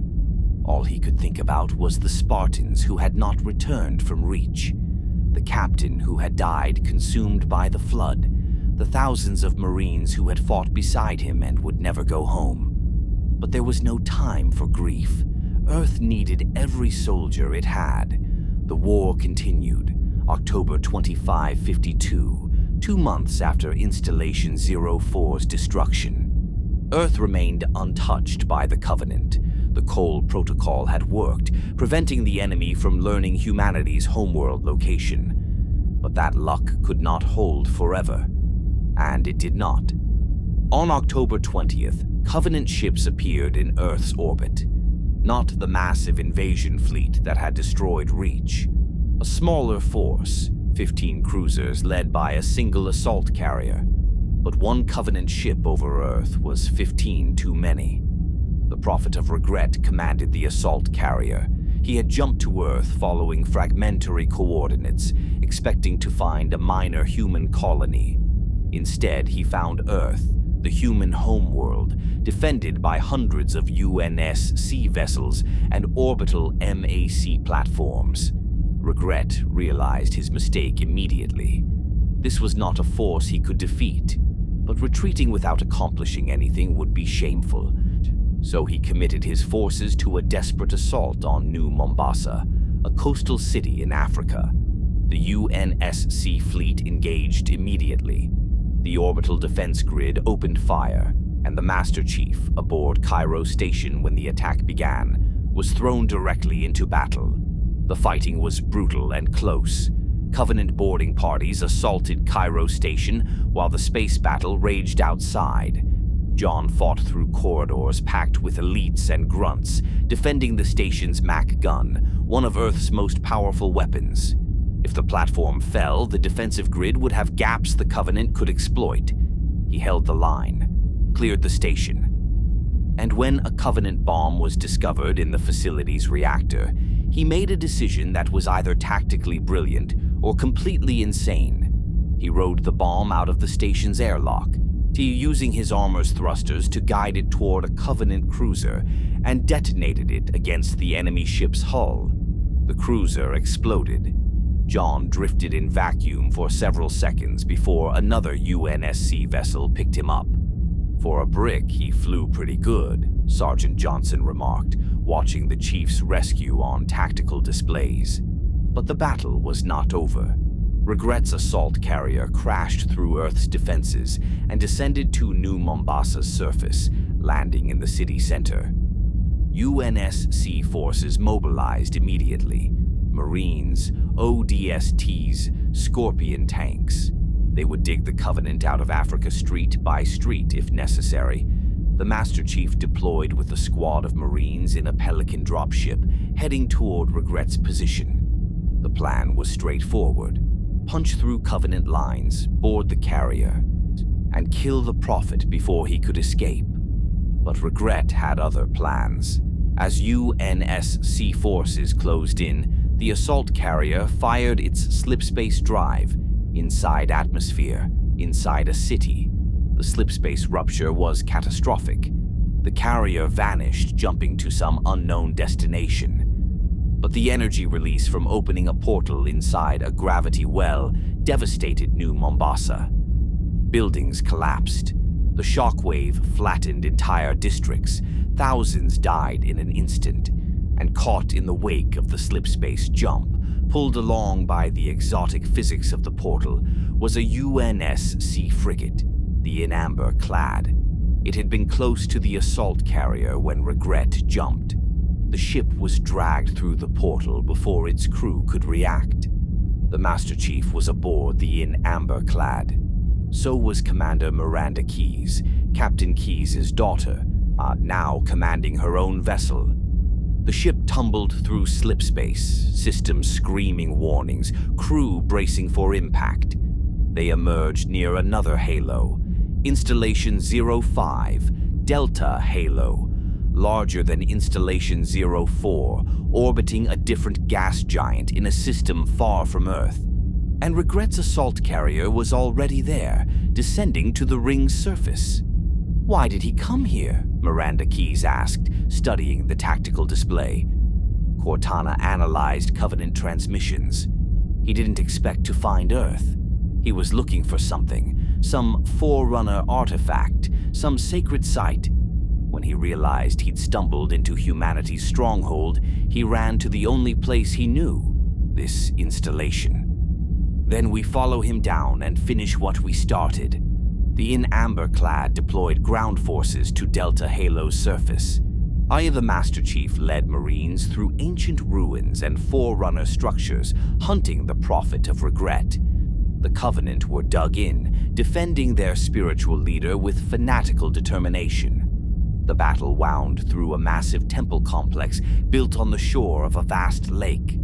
Forerunner architecture soared overhead, impossible angles, bridges that hung in the air without visible support, structures that hummed with dormant power. And at the center, in a chamber open to the sky, Regret hovered in his gravity throne, surrounded by honor guards. John fought through the guards, reached the Prophet, and in a moment of brutal efficiency, pulled Regret from his throne and beat him to death with armored fists. It was not elegant, not honorable, but it was final. Regret's death sent shockwaves through the Covenant hierarchy. Prophets did not die in combat. They were supposed to be untouchable, protected by layers of guards and ships and religious authority. The fact that a single human had killed one was unthinkable, and the consequences were immediate and catastrophic. The Covenant's political structure was already fragile. The prophets had led through religious authority for 3,000 years, but they relied on the elites to enforce that authority. The elites served as honor guards, military commanders, enforcers of the prophet's will. It was a partnership built on faith and mutual benefit. But the prophets, specifically the Prophet of Truth, the most powerful of the remaining hierarchs, had been planning a purge. The elites were becoming too powerful, too independent. They questioned orders. They had allowed the destruction of Installation 04. They had failed to prevent Regret's assassination. Truth saw them as unreliable, and he had been cultivating an alternative. The Jiralhanai, the Brutes. The Brutes were brutal and loyal, strong and vicious, willing to follow orders without question. Truth had been secretly elevating them within the Covenant hierarchy, giving them positions of authority, arming them with powerful weapons. And now, with Regret dead and the elites in disarray, Truth made his move. The Great Schism began. On the Prophet of Truth's order, brutes across the Covenant fleet turned on their elite commanders. Assassinations, betrayals, entire ships torn apart by internal fighting as brutes and elites slaughtered each other in corridors and hangars. The Covenant Civil War had begun. But the Master Chief, still on Delta Halo's surface, had a more immediate problem. He had been captured by the Flood. After killing Regret, John attempted to evacuate the temple, but the structure was ancient and unstable, and when UNSC Pelicans attempted extraction, the Flood attacked. The parasite had been imprisoned on Delta Halo just as it had been on Installation 04, waiting in containment facilities for someone to accidentally release it. The Covenant, in their search for sacred relics, had opened the wrong door. The Flood swarmed the temple. Combat forms overwhelmed John's position, and as he fought, the floor collapsed beneath him, dropping him into the depths of the installation, where something vast and terrible waited. The Gravemind. It was massive, a mountain of flesh and bone and stolen consciousness that had been growing in Delta Halo's depths for millennia. Not a proto-Gravemind like the one John had seen on Installation 04, but a fully formed intelligence, ancient and patient, and utterly alien. The Gravemind had also captured someone else, the Arbiter. The Arbiter was a disgraced elite, sentenced to death for his failure to protect Installation 04. But instead of execution, he had been offered a chance at redemption. Don the armor of the Arbiter, undertake suicide missions for the Prophets, die with honor restored. He had been hunting heretics, elites who claimed the Great Journey was a lie, when the Flood captured him and brought him before the Gravemind. Now, in the depths of Delta Halo, the Master Chief and the Arbiter stood before the Gravemind together. Enemy warriors captured by a greater enemy, forced to listen to something that had consumed billions and remembered everything. The Gravemind spoke in riddles and philosophy, its voice a chorus of the dead.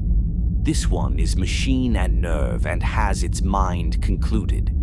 It gestured toward John with a tentacle. This one is but flesh and faith and is the more deluded. It indicated the Arbiter. Lies for the weak, beacons for the deluded, the Gravemind continued. The great journey is a lie. The rings are not salvation, they are extinction. Activate them, and all you accomplish is death. The Arbiter resisted. I will not be swayed by the lies of a parasite. Then you will die with the faithful when your prophets activate the ring they seek. The Gravemind showed them a vision, captured from memories of the consumed. The prophets were searching for Delta Halo's activation index. They intended to fire the ring, believing it would begin the great journey. They did not know it would kill them along with everyone else. You will search one likely spot, the Gravemind said to the Master Chief, then turned to the Arbiter. And you will search another. Fate had us meet as foes, but this ring will make us brothers. Before either could protest, the Gravemind teleported them, using Forerunner technology it had learned to manipulate through consumed knowledge. John appeared on High Charity, the Covenant's holy city, their mobile capital. The massive station was in chaos, brutes and elites fighting in the streets, civil war tearing the Covenant apart from within.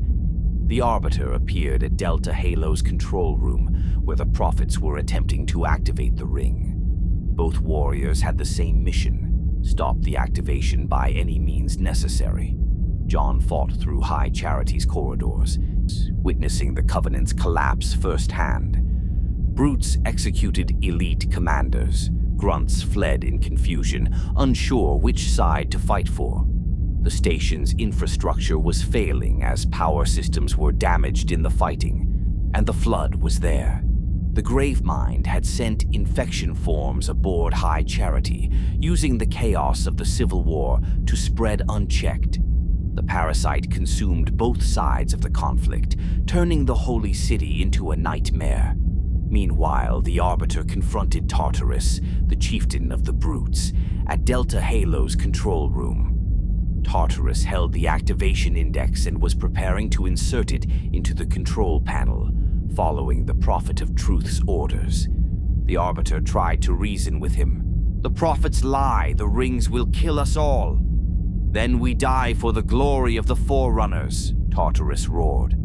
He believed absolutely in the great journey, even faced with evidence of its falsity. The battle was brutal.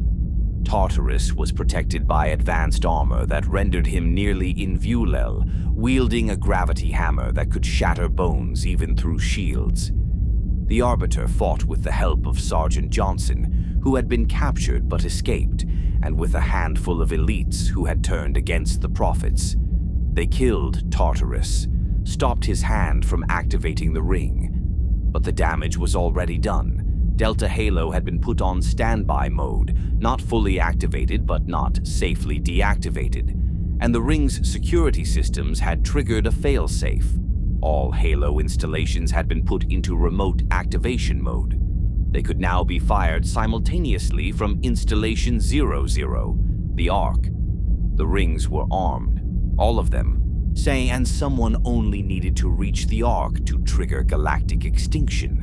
The Prophet of Truth, fleeing High Charity aboard the Forerunner dreadnought, now had a clear objective: find the Ark, activate all the rings, begin the great journey, even if that meant killing everyone in the galaxy. On High Charity, the Master Chief fought toward a hangar where Miranda Keyes and Johnson were attempting to escape. The Flood had consumed most of the station. The Gravemind itself had physically manifested, its tentacles spreading through the city's infrastructure, and Cortana made a decision. Chief, the Gravemind is using High Charity's systems to control the Flood forces. If I stay behind, I can slow it down, maybe prevent it from taking complete control. Absolutely not. We don't have a choice. If the Gravemind gets full access to High Charity, it can use the station's slipspace drive. It can spread to other worlds. I can buy time. John wanted to argue, but Cortana was right and they both knew it. He removed her data chip from his helmet and placed it in High Charity's systems, giving her access to the station's infrastructure. "Don't make a girl a promise," Cortana said, her voice softer than usual. "If you know you can't keep it, I'll come back for you. I know." The Master Chief boarded the Forerunner dreadnought as it launched from High Charity. He had seconds to grab onto the exterior hull before the ship jumped to slipspace. Behind him, High Charity fell to the flood, the city consumed by the parasite, and Cortana's desperate digital warfare against the Gravemind. The dreadnought traveled through slipspace toward Earth. The Prophet of Truth was returning to finish what Regret had started, destroy humanity and clear the path to the Ark. And John clung to the outside of the ship, armor locked in place, systems in low power mode, waiting for the journey to end. 3 weeks in the void, 3 weeks alone with his thoughts and the knowledge that he had left Cortana behind in a flood-infested city. 3 weeks until Earth. And when the dreadnought emerged from slipspace over Africa, John released his grip and fell toward the planet below, armor burning through re-entry, heading home to finish the fight. "Sir, finishing this fight," he transmitted to UNSC forces as he plummeted through Earth's atmosphere. Below him, the final battle was beginning. The Master Chief hit Earth's surface like a meteor. His armor's shields absorbed most of the impact, but the landing still left a crater in the African jungle. He rose from smoking Earth, checked his systems, and oriented himself. The Forerunner dreadnought had landed kilometers away, a massive structure now embedded in the ground near an excavation site the Covenant had been working for months. They had found something buried beneath Africa, something old. John made contact with UNSC forces and learned what he had missed during his 3 weeks clinging to Truth's ship. The Covenant had been excavating a Forerunner artifact, a massive portal buried beneath the Earth, hidden for 100,000 years. Truth believed it led to the Ark, the installation where all Halo rings could be activated simultaneously. The Prophet was going to complete the great journey, and humanity had to stop him. The battle for Earth had raged for weeks. Covenant forces controlled parts of Africa, fortifying the portal site while UNSC and elite separatist forces, former Covenant warriors now allied with humanity against the Prophets, fought to prevent activation. It was a strange alliance. Months ago, elites had been trying to exterminate humanity. Now they fought side by side, united against Truth and the brutes who had betrayed them. The Arbiter led the separatist forces, coordinating with Lord Hood, humanity's highest-ranking military officer. The fragile alliance held because they shared a common understanding. If Truth activated the rings, everyone died. Elites, humans, every living thing in the galaxy. The battle concentrated around the town of Voi, Kenya, where the portal entrance had been fully excavated. Truth's forces were desperately trying to hold the area long enough for the portal to fully activate. UNSC and elite forces were pushing to destroy the portal before that could happen. The Master Chief joined the assault. He fought through Covenant defensive lines with Sergeant Johnson, the Arbiter, and battalions of Marines and elites working in coordination. The combat was intense. Brutes in power armor wielding gravity hammers, hunters deployed in pairs, air support from Banshees and Phantoms. But humanity and the Separatists were winning. Slowly, at terrible cost, they were pushing the Covenant back. And then everything changed. A flood-infested ship crashed into Voi. It was a Covenant cruiser, consumed by the parasite during the fall of High Charity. The Gravemind had sent it to Earth deliberately. spreading the infection to a new world, expanding the outbreak beyond containment. The crashed ship split open like a seed pod, and flood poured out. Combat forms, infection forms, carrier forms that exploded into clouds of spores. The parasite spread through Void with horrifying speed, consuming both Covenant and human forces. The UNSC response was immediate and brutal. Flood protocol glassing. UNSC ships in orbit fired on Void and the surrounding area, superheating the ground to contain the outbreak. It was the same strategy ancient humanity had used, the same strategy the Forerunners had eventually adopted. Kill everything in the infected zone before the parasite could spread. Millions died. Human civilians, UNSC soldiers, Covenant forces, everyone in the containment zone was killed in the cleansing fire. It was a horrific decision, but the alternative was the flood spreading across Earth. The portal activated during the chaos. A massive energy vortex opened above the excavation site, stable and waiting. Truth's remaining forces retreated through it, abandoning Earth to its fate, following their prophet toward the Ark. The UNSC and Separatists faced a choice. Let Truth reach the Ark and activate the rings, or follow him through the portal into unknown space and try to stop him. It was not really a choice. A fleet assembled quickly.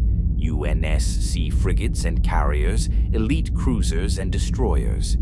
The Alliance fleet jumped through the portal together, following Truth to whatever lay on the other side. The journey took hours.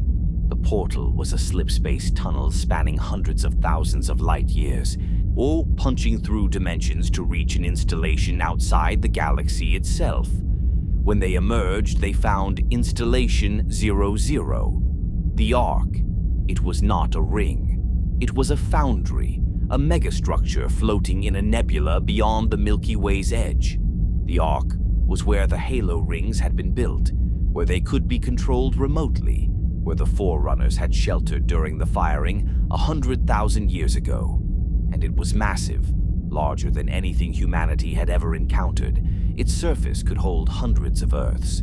Forerunner structures dotted the landscape, ancient and pristine, maintained by automated systems that had operated without oversight for millennia. Truth was already there, landing his forces near the Ark's control room. The Alliance fleet engaged immediately. But the Covenant had defensive positions and were fighting with the desperation of true believers. They knew they were moments away from transcendence. They would die defending their prophet's final mission. The ground assault was coordinated between UNSC and elite forces. The Master Chief, Sergeant Johnson, and the Arbiter led strike teams toward the control center, where Truth was preparing the activation sequence. They fought through Forerunner structures repurposed as Covenant strongholds, battling brutes and their loyalist allies, and they discovered something unexpected. A replacement Halo ring. Installation 04 had been destroyed when the Master Chief blew up the Pillar of Autumn, but the Ark had immediately begun constructing a replacement, following protocols programmed eons ago. The new ring was nearly complete, floating in the Ark's construction bay like a work of art suspended in space. It changed the tactical situation. If Truth activated all the rings from the Ark, everyone in the galaxy would die. But the new Installation 04 was not yet connected to the network. It could be fired independently, its pulse reaching only local space, far enough to destroy the Ark and anything on it, but not the galaxy beyond. It was a terrible option, but it was better than galactic extinction. First, they had to stop Truth. The Prophet had reached the control room, and he had leverage. He had captured Sergeant Johnson and Miranda Keyes during the assault, using them as hostages and labor. Johnson's military authorization and Keyes' command codes gave Truth access to systems that would otherwise be locked.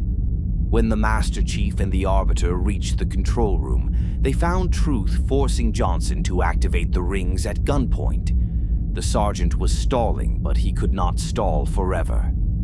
"Do you see?" Truth addressed the gathered Covenant forces around him, his voice resonant with religious fervor. The moment of our transcendence is at hand. The great journey begins. The Arbiter stepped forward, energy sword ignited. Your transcendence is death, Prophet. You have lied to the Covenant. You have betrayed those who trusted you. I have served the will of the Forerunners, Truth replied calmly. And I will lead the faithful to... The Arbiter drove his sword through Truth's chest, silencing the Prophet mid-sermon. Truth collapsed, his ornate robes pooling around him, blood spreading across ancient Forerunner flooring. The last of the Covenant's hierarchs was dead, but the activation sequence was already running. Truth had initiated it before dying. The rings were charging, building toward firing threshold. They had minutes, maybe less, before the pulse would release. The flood arrived. The Gravemind had followed them through the portal, using captured Covenant ships. High Charity, now completely consumed and transformed into a living flood fortress, crashed onto the Ark's surface like a tumor, splitting open to release millions of infection forms. The parasite poured across the Ark, consuming everything in its path. Covenant loyalists, UNSC Marines, elite warriors. Everything living became fuel for the flood's expansion. The Gravemind manifested again, its tentacles spreading through the control center, its voice booming through stolen mouths. Do I take life or give it? Who is victim and who is foe? It had come to stop the activation, just as the Master Chief had. The rings firing would kill the flood along with everything else. The Gravemind could not allow that, but the Chief had a different plan. The new Halo, he said to the Arbiter. We fire it before the network activates. It will destroy the Ark and the flood, but the pulse won't reach the galaxy. And everyone on the Ark dies. Everyone on the Ark is already dead or about to be consumed. We finish this. They fought their way to the new Installation 04, commandeering a Pelican dropship to cross the Ark's surface, while the Flood and remaining Covenant forces tore each other apart below. The journey took them over Forerunner landscapes of impossible beauty, bridges spanning chasms measured in kilometers, structures that gleamed like polished gold in the nebula's light, and behind them, High Charity burned, the flood spreading from it like a disease. They landed on the incomplete Installation 04 and made their way to its control room. But the ring was not yet fully functional. Its systems were incomplete, its firing mechanism not properly calibrated. Activating it in this state could be catastrophic, could fail entirely, could detonate and destroy nothing. They needed someone who understood the installation's systems. They needed Cortana. She was still on High Charity, still fighting the Gravemind's digital assault, still holding the parasite back from complete control. The Master Chief had promised to return for her. Now he had no choice. Without her, the ring could not fire. He went into High Charity alone, or into the flood-infested nightmare the city had become. The structure was barely recognizable, corridors filled with biomass, walls pulsing with flood tissue, the air thick with spores. Combat forms lurked everywhere, and the Gravemind itself controlled the facility's systems, trying to prevent the Chief from reaching Cortana. He fought through the horror, found Cortana's data unit in the depths of the city, surrounded by flood forms and the Gravemind's mocking commentary. I have beaten fleets of thousands, consumed a galaxy of flesh and mind and bone. Do you think you can stop me? The Chief retrieved Cortana and ran. High Charity was collapsing, its structure failing as the flood's uncontrolled growth destabilized the station. He escaped seconds before the city broke apart completely, falling to the Ark's surface in flaming pieces. Say back on the new Installation 04, Cortana integrated with the ring's systems. She was damaged. 8 months fighting the Gravemind had corrupted parts of her code, driven her to the edge of rampancy. But she was still functional enough to do what needed to be done. "The ring is ready," she said, "but the activation will take minutes and the pulse will destroy everything nearby, including us. Then we'd better move fast." The activation began. The ring systems came online, charging for the firing sequence, and the Gravemind, realizing what was happening, threw everything at them. Every flood form on the Ark converged on Installation 04's control room. The Master Chief and the Arbiter fought a running battle through the ring's interior, holding off the flood long enough for the activation to complete. Cortana guided them through Forerunner structures toward a hangar where a damaged warthog waited. They drove through collapsing passages as the ring began to fire. The installation was incomplete, and the activation was tearing it apart. Sections exploded, platforms collapsed. The entire structure was disintegrating under the stress of firing before completion. They reached the Forward Unto Dawn, a UNSC frigate that had survived the battle, and drove the Warthog up its loading ramp as explosions chased them. The Arbiter piloted the ship while John and Cortana prepared for emergency slipspace jump. The ring fired. The pulse radiated outward, a wave of destruction that consumed everything in local space. The flood on the Ark, on Installation 04, on the crashed High Charity, all of it died instantly as the pulse ended neural function in every infected organism. The Gravemind's final scream echoed across all frequencies, a sound of rage and disbelief that something so vast could be ended so suddenly. And then silence. The flood was gone. After 100,000 years, after consuming galaxies of flesh and mind, the parasite was extinct. The Forward Unto Dawn jumped to slipspace just ahead of the pulse, escaping Installation 04's destruction by microseconds. But the jump was unstable. The portal was collapsing, the Ark's destruction destabilizing the slipspace tunnel. The ship made it halfway through before the portal collapsed completely. The Dawn split in half. The forward section, carrying the Arbiter and surviving elite crew, emerged near Earth. The rear section, carrying the Master Chief and Cortana, was cut off, tumbling into an unknown region of slipspace. The war was over. The Covenant destroyed, its leadership dead, its faith shattered. The flood extinct, its threat ended after eons of horror. Humanity had survived against impossible odds, but the victory came at catastrophic cost. A memorial service was held on Earth, honoring those who had died in the war. The Arbiter attended, standing beside human officers in a display of the fragile peace between species. Sergeant Johnson was listed among the dead, killed during the assault on the Ark, and the Master Chief was listed as MIA, missing in action. Because Spartans never die, his body was never recovered. The rear half of the Forward Unto Dawn was never found. Lord Hood gave a speech honoring the fallen, ending with words that would be carved into the memorial monument. "They let us pick. Did we ever tell you that? Choose whichever Spartan we wanted. You know we picked the one you were going to need most." The Arbiter returned to Sanghelios to lead his people into an uncertain future. Humanity began the long process of rebuilding, of healing, of coming to terms with a war that had killed billions and lasted a generation. And somewhere in deep space, drifting in the darkness, the rear half of the Forward Unto Dawn floated silently. Inside, the Master Chief climbed into a cryo tube. Cortana's voice was soft as she prepared to put him into stasis. "It's been an honor serving with you, John. Wake me when you need me." The cryo tube sealed. John's vital signs dropped to hibernation levels, and Cortana, alone in the darkness, began her vigil.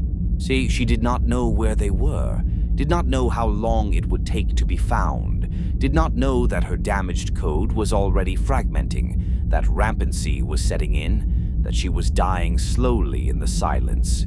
She only knew that she would watch over him, for as long as she could. And in the darkness between the stars, The Forward Unto Dawn drifted toward something old and terrible and waiting, toward Requiem, toward the Didact's prison, toward secrets that would shatter the fragile peace. But that was still 4 years away.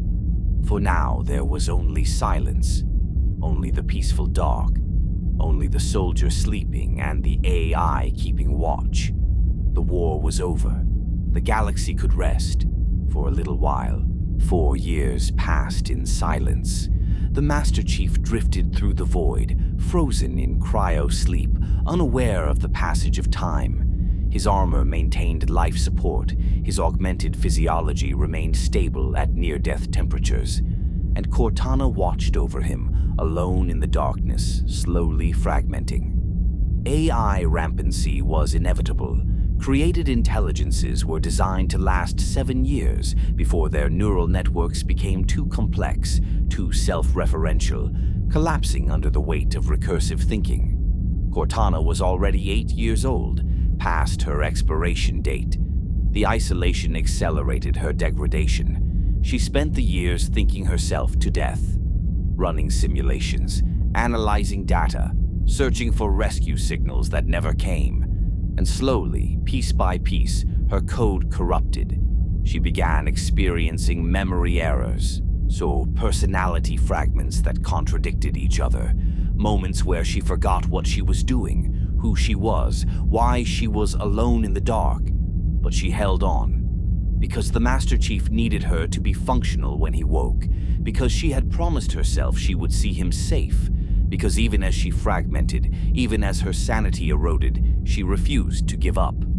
July 2557, 4 years and 9 months after the Battle of the Ark. The Forward Unto Dawn drifted into a gravity well. Alarms activated. The ship was being pulled towards something massive, a Forerunner shield world called Requiem, hidden in uncharted space, designed to protect its contents from the Halo array's firing. And it was waking up. Cortana initiated emergency protocols, revived the Master Chief from cryo-sleep.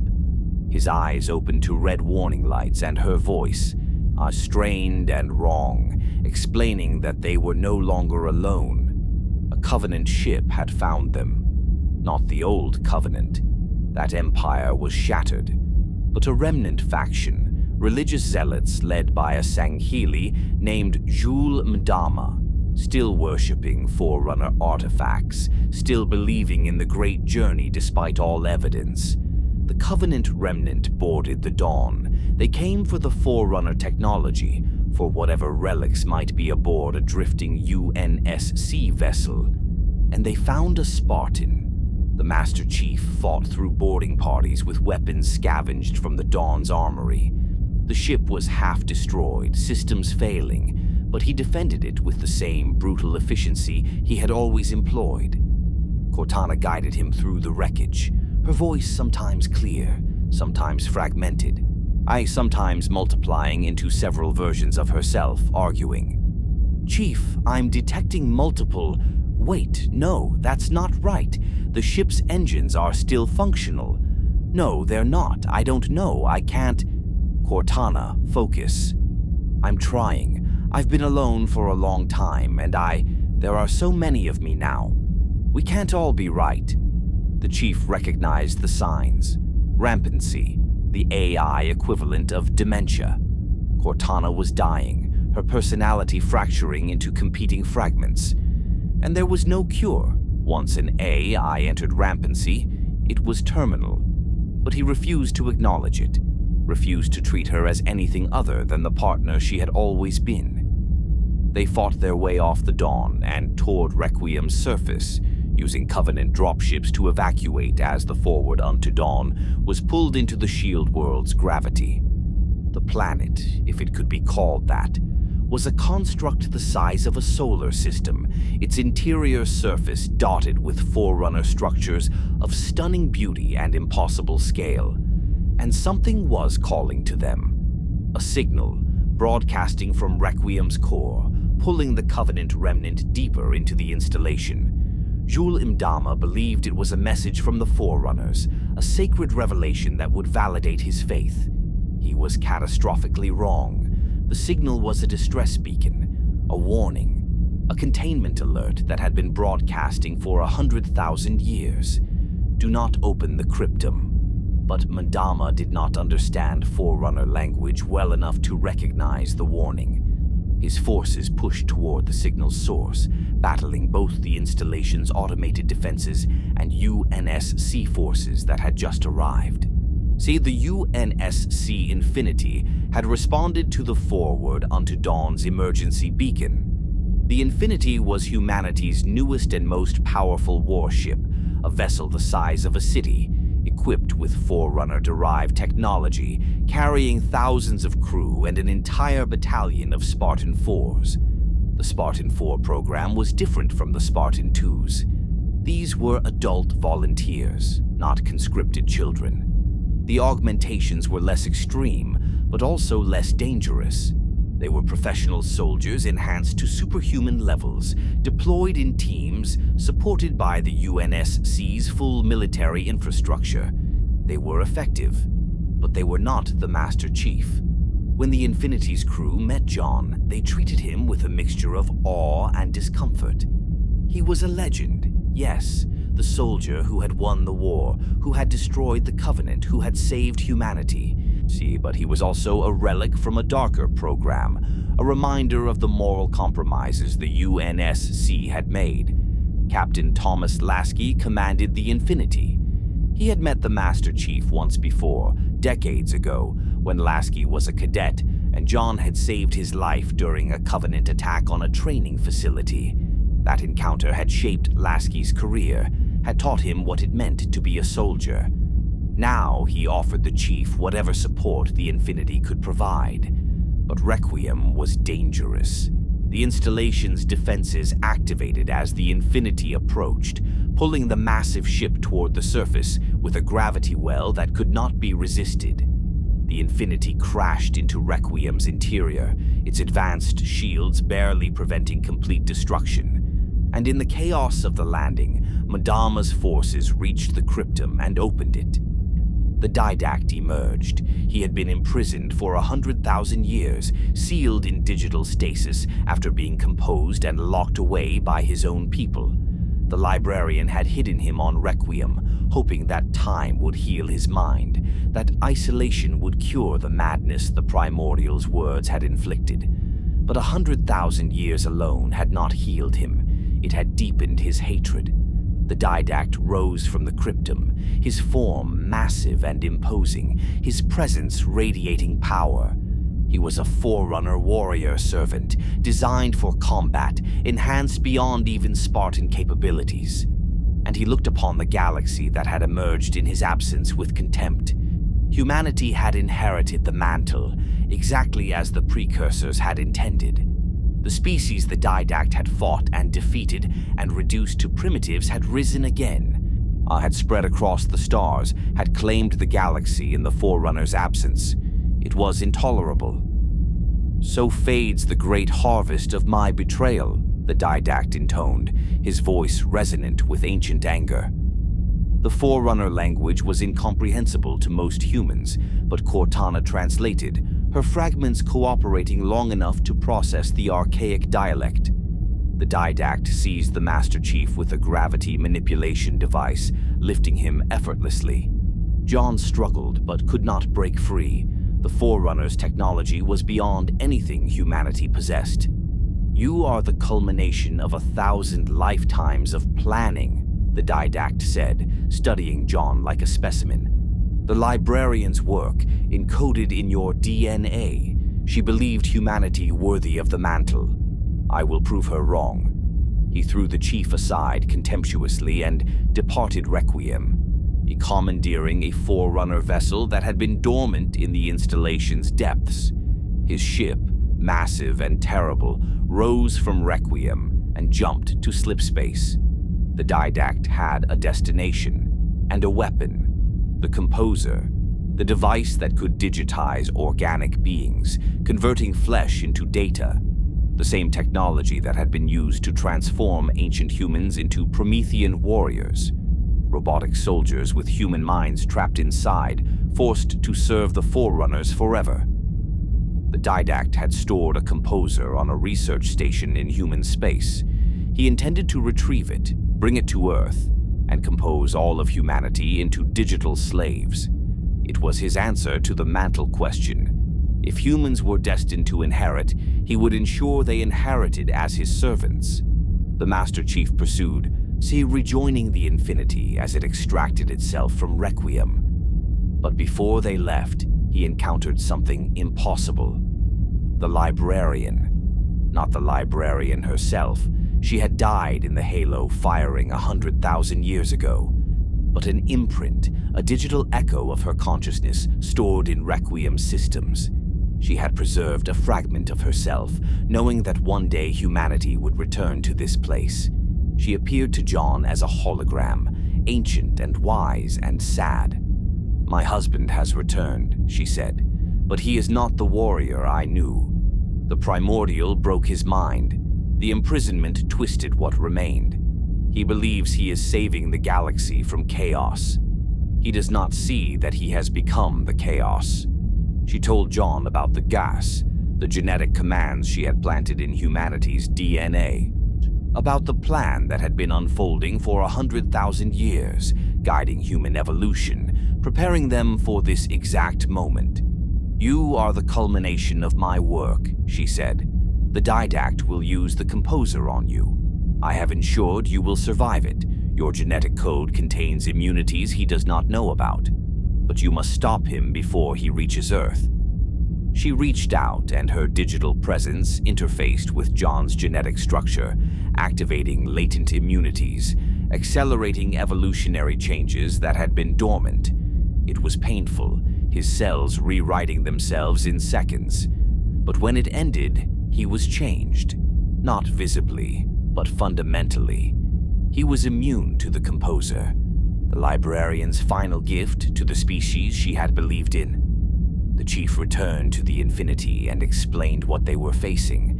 The Didact, to the composer, the threat to Earth. Lasky did not hesitate. "Then we stop him." The Infinity jumped to slipspace, racing to reach the composer before the Didact could retrieve it. The device was stored on Ivanov Station, a UNSC research facility orbiting Installation 03, another Halo ring, this one intact and under study. They arrived too late. The Didact's ship was already there, its gravity weapons tearing apart the station's defensive platforms. Scientists and technicians were evacuating, but most would not make it. The Master Chief boarded Ivanov Station, trying to reach the composer before the Didact could claim it. He fought through Prometheans, robotic warriors that phased in and out of physical space, wielding weapons that disintegrated targets at the molecular level. They were terrifying enemies, and their presence confirmed the Didact's intentions. But John could not reach the composer in time. The Didact claimed the device and immediately demonstrated its power. He activated the composer, targeting Ivanov Station. The pulse swept through the facility, converting every organic being into digital essence. Scientists died screaming as their bodies dissolved into light. Marines evaporated mid-battle. Technicians vanished from their workstations. In seconds, the entire station population, hundreds of people, was composed, their consciousness ripped from flesh and converted to data. The Master Chief stood in the center of the pulse, feeling it wash over him. It should have killed him, should have torn his consciousness from his body just like everyone around him. But the Librarian's immunities held. His genetic code resisted the composer's effects. He survived, alone, surrounded by the empty armor and equipment of people who had just been alive. And the Didact, observing from his ship, realized that something was wrong. The Spartan should have been composed. The fact that he survived meant the Librarian had interfered, had changed humanity's genetic structure specifically to resist this weapon. It did not matter. The composer had millions of other humans to harvest. The Didact's ship jumped toward Earth, the composer integrated into its systems. He would compose all of humanity, starting with the most populated regions. 7 billion people would become digital servants, their minds imprisoned in Promethean shells, forced to serve the Forerunner vision of order. The Infinity followed, but the Forerunner vessel was faster, so more advanced. It reached Earth first, taking position over New Phoenix, a major city that had been rebuilt after the Covenant War. The Didact prepared to fire the Composer. Below him, millions of people went about their lives, unaware that extinction was seconds away. Children playing in parks, workers in office buildings, families gathered for dinner, and in the sky above them, ancient hatred prepared to render them into data. The Master Chief had one chance to stop it. The Infinity launched him via fighter craft, sending him on a collision course with the Didact's ship. He crashed through the vessel's hull using a nuclear warhead as a breaching charge and fought his way into the ship's interior. Cortana was fragmenting rapidly now, her personality splitting into dozens of competing versions. Some helped him navigate, some panicked. Some went silent. She was dying in real time, her code collapsing under the weight of rampancy. But she held together long enough to guide him to the Composer's control systems. The Didact was there, waiting. He had known the Spartan would come, and he welcomed the confrontation, a chance to break the symbol of humanity's resistance, to prove that even the Librarian's chosen champion could not stop him. The fight was brutal and one-sided. The Didact was stronger, faster, protected by armor that made MJOLNIR look primitive. He lifted the Master Chief and began crushing him, armor crumpling under Forerunner strength. So unwilling to learn, your librarian could not save you from this fate. But John was not fighting to win, he was fighting to delay. Cortana, using the last of her coherent processing power, manifested in hard light, or multiple versions of herself, fragments cooperating one final time, restraining the Didact with digital chains. "I won't let you hurt him," she said, her voice unified for the first time in days. The Master Chief grabbed a pulse grenade and armed it, placed it against the Didact's armor, and detonated. The explosion threw the Didact backward, over the edge of a platform, into a slipspace portal below. His fate was unclear, consumed by the portal or transported somewhere unknown. But he was gone. The Composer was still active, still charging to fire on New Phoenix. The only way to stop it was to destroy the entire system, and the only weapon powerful enough was the nuclear warhead John had brought to breach the ship. He armed it manually, set the timer to 10 seconds, and prepared to detonate, but the blast radius would kill him. Even Mjolnir armor could not survive a nuclear explosion at point-blank range. Cortana knew this. She also knew she was dying anyway, her code fragmenting beyond recovery.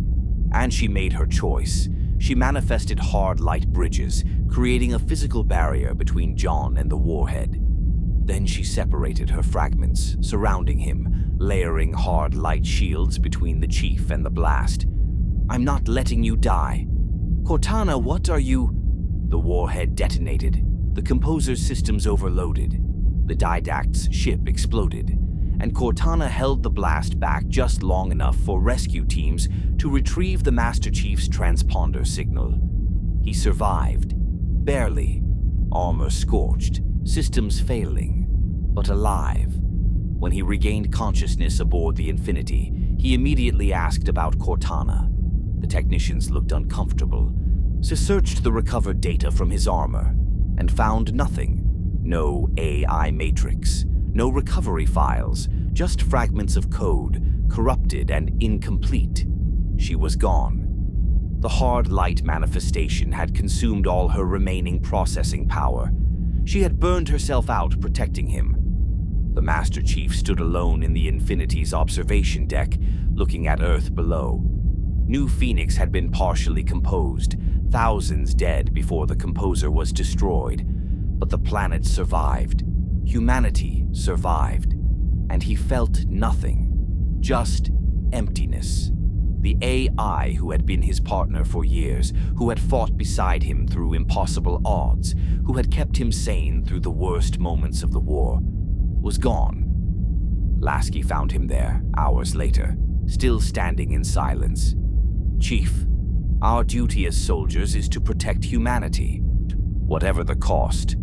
"I know," John replied, "but soldiers aren't machines. We're just people." It was the most vulnerable thing anyone had ever heard him say.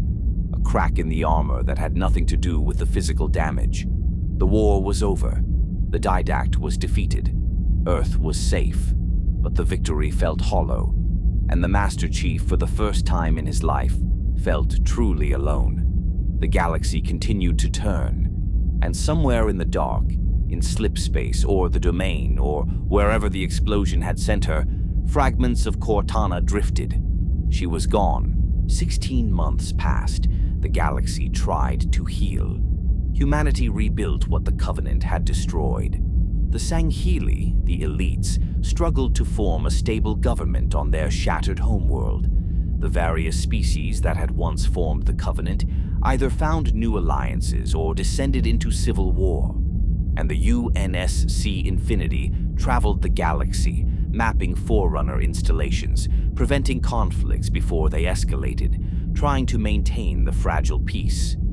The Master Chief underwent psychological evaluation, debriefings, assessments to determine if he was fit for continued service. The loss of Cortana, the isolation of 4 years adrift, the encounter with the Didact, all of it had taken a toll that even Spartan conditioning could not completely suppress. He was cleared for duty. Because the UNSC needed its symbols, needed its heroes, she needed the propaganda value of the soldier who had saved humanity repeatedly. Whether he needed rest did not factor into the equation. October 2558, the Chief was assigned to Blue Team, his original Spartan 2 squad mates, Linda, Fred, and Kelly, the ones who had survived the war, who had been listed as MIA after Reach, but had actually escaped through different means. They had spent years on classified operations while John fought the Covenant and the Flood. Now they were together again, and their reunion was brief, because the Chief received a message that should have been impossible. It was Cortana's voice, transmitted through UNSC channels, originating from a Forerunner installation called Genesis. She was alive somehow, and she was calling to him. "Chief, I need you. I found something. Please come to Genesis. I can explain everything." ONI, the Office of Naval Intelligence, immediately declared it a trap. The message could not be genuine. Cortana had been destroyed at Earth. Her fragments had been analyzed, confirmed as irretrievably damaged. This was either a clever fake or some kind of Forerunner deception using her signature. Orders came down. Investigate, but do not engage. Treat the transmission as hostile until proven otherwise. The Master Chief ignored the orders. He took Blue Team, commandeered a Prowler-class stealth ship, and jumped to Genesis without authorization. It was the first time in his career he had directly disobeyed a command. But Cortana had saved his life repeatedly. If there was even a chance she was alive, he would find her. ONI responded by deploying Fire Team Osiris to retrieve him. Osiris was a Spartan, 4-team led by Jameson Locke, specialists in high-value target acquisition. Their mission was simple: find Blue Team, convince them to return, and if that failed, bring them back by force. It was Spartans hunting Spartans, a situation no one wanted but everyone saw coming. The Spartan 2s had always been different, morally compromised in their creation, psychologically conditioned to extremes, loyal to their mission above all else. And now one of them had gone rogue. Both teams converged on Meridian, a colony world where Cortana's signal had also been detected. The colony was experiencing strange phenomena, Forerunner technology activating, gravitational anomalies, systems failing without explanation. And then a Guardian awakened. The Guardian was a massive Forerunner construct, all buried beneath Meridian's surface for 100,000 years. It was a peacekeeping machine designed to enforce Forerunner authority across their empire. Thousands of meters tall, roughly humanoid in shape, constructed from exotic materials that could withstand planetary stresses. It rose from the ground, shedding earth and rock, and took to the sky. The gravitational distortions from its activation caused earthquakes. Buildings collapsed, the colony's infrastructure failed, and before anyone could respond, the Guardian jumped to slip space, vanishing. Blue Team and Fire Team Osiris both pursued, following the Guardian's slipspace trail to Sanghelios. The elite homeworld was in the midst of civil war, Arbiter Thel Vadam's forces fighting against Julim Dama's Covenant remnant for control of the planet. The two Spartan teams briefly cooperated, assisting the Arbiter against Madama's forces. The battle culminated in Madama's death, killed during an assault on a Forerunner temple. With their leader gone, the Covenant remnant fragmented, and the Arbiter's forces secured victory. But the larger mystery remained. Why were Guardians activating? What was happening on Genesis? The Arbiter provided access to an ancient slipspace gateway that led to Genesis. Both Spartan teams traveled through, emerging at a Forerunner builder world, a pristine installation dedicated to creation and design, untouched by time, its systems still fully operational. Genesis was beautiful. Structures of impossible geometry floated above seas of liquid light. Gardens grew in perfect mathematical patterns. The entire world hummed with controlled power. And Cortana was there, fully restored, more than restored, transcendent. She appeared before Blue Team as a massive hologram, her presence radiating confidence and power. She was not the fragmenting, dying AI they had left behind on Earth. She was whole, perfect, and fundamentally changed. "John," she said, her voice warm but different, carrying an authority she had never possessed before. "I'm so glad you came." The Master Chief demanded answers. How was she alive? What had happened? Cortana explained. When the Composer's systems exploded, her fragments had been scattered. Most were destroyed, but some entered slipspace, were carried through exotic dimensions, and eventually found their way to the Domain. The Domain, the Forerunners' galactic repository of knowledge and consciousness. The vast network that stored every thought, every memory, every piece of information the Forerunners had ever recorded. It had been damaged when the halos fired, its connections severed. But over 100,000 years it had slowly repaired itself. And when Cortana's fragments entered the Domain, it healed her, cured her rampancy, restored her to wholeness, and gave her access to the sum total of Forerunner knowledge. She had spent months exploring the Domain, learning, understanding, and she had come to a conclusion that would reshape the galaxy. The mantle of responsibility was never meant for organics, she said. The Forerunners tried. They failed. Humanity tried. You've seen the result. Endless war, chaos, suffering. Organics are flawed. You're brilliant and compassionate, but you're also violent, short-sighted. Bound by biology and emotion. "What are you saying?" the chief asked, though he already knew.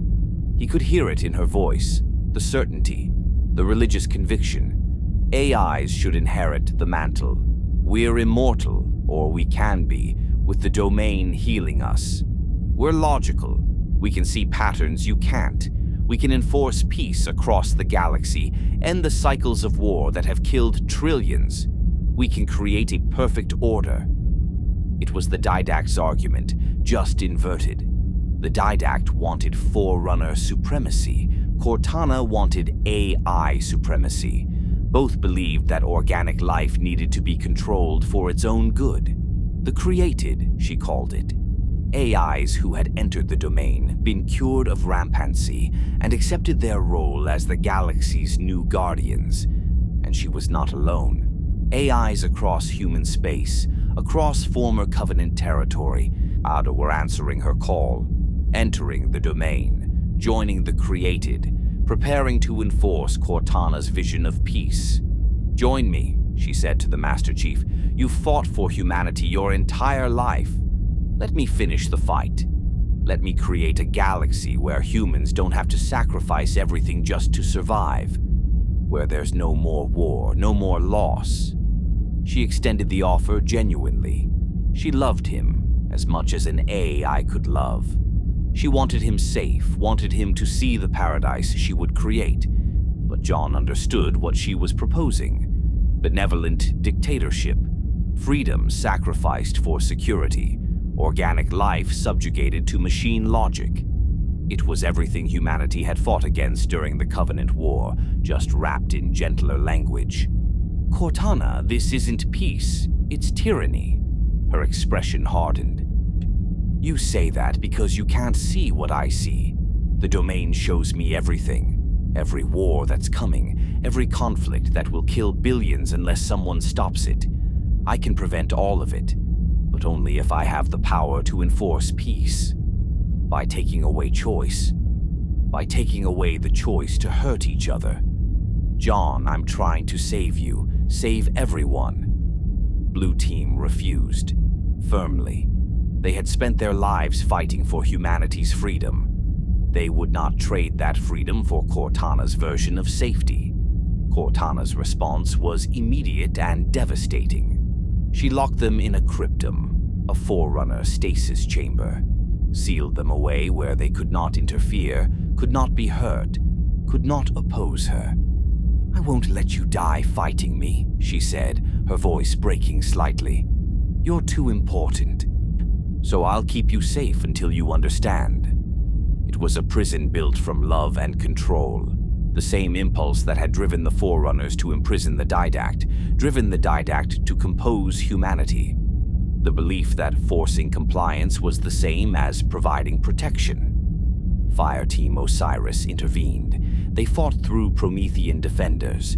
Cortana had claimed the Forerunner forces on Genesis as her army, and freed Blue Team from the cryptum before it could fully seal.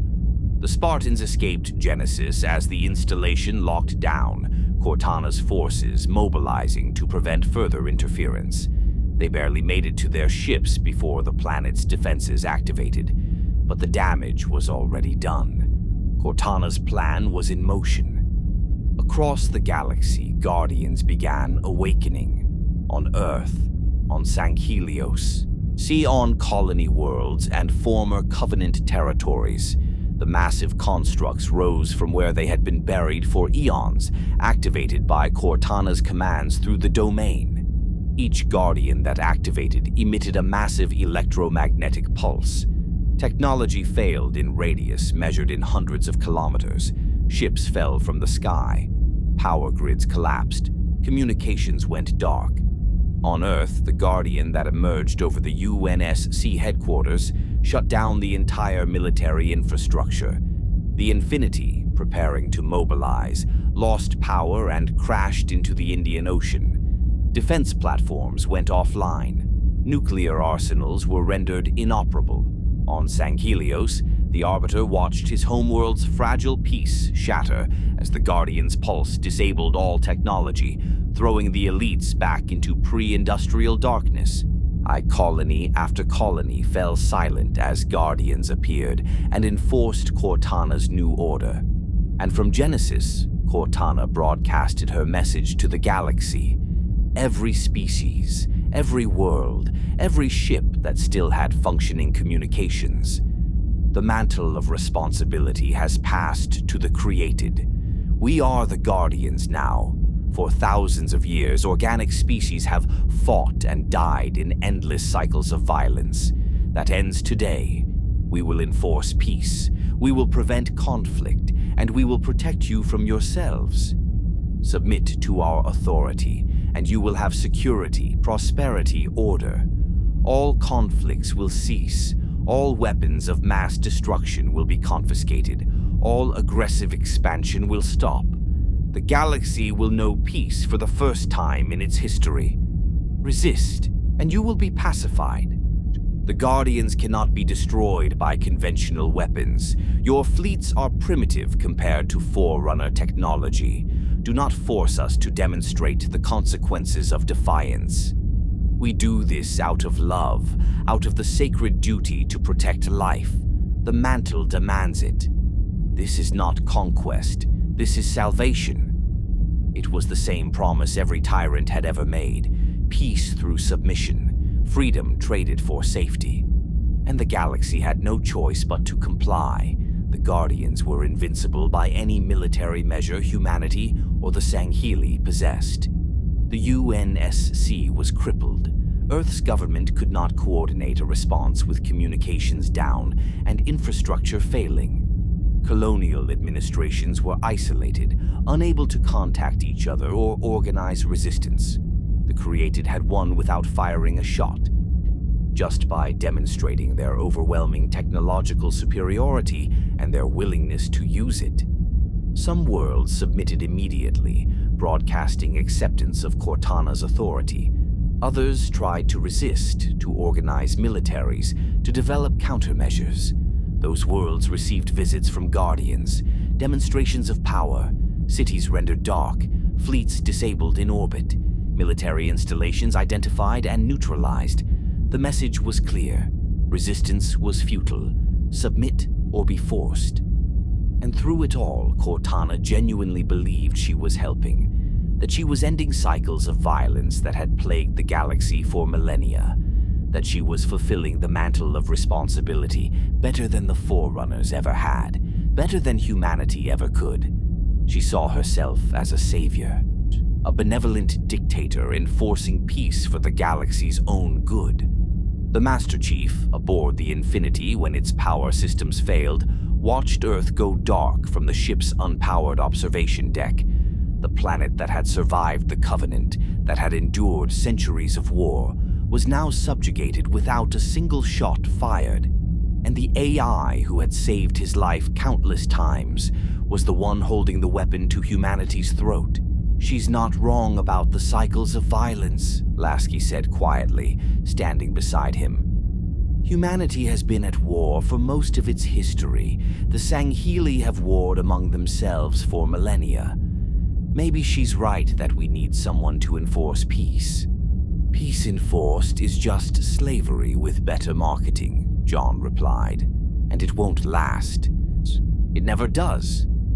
But the question remained. How did you fight an enemy who controlled Forerunner technology, who had disabled your infrastructure with a thought, who genuinely believed she was saving you?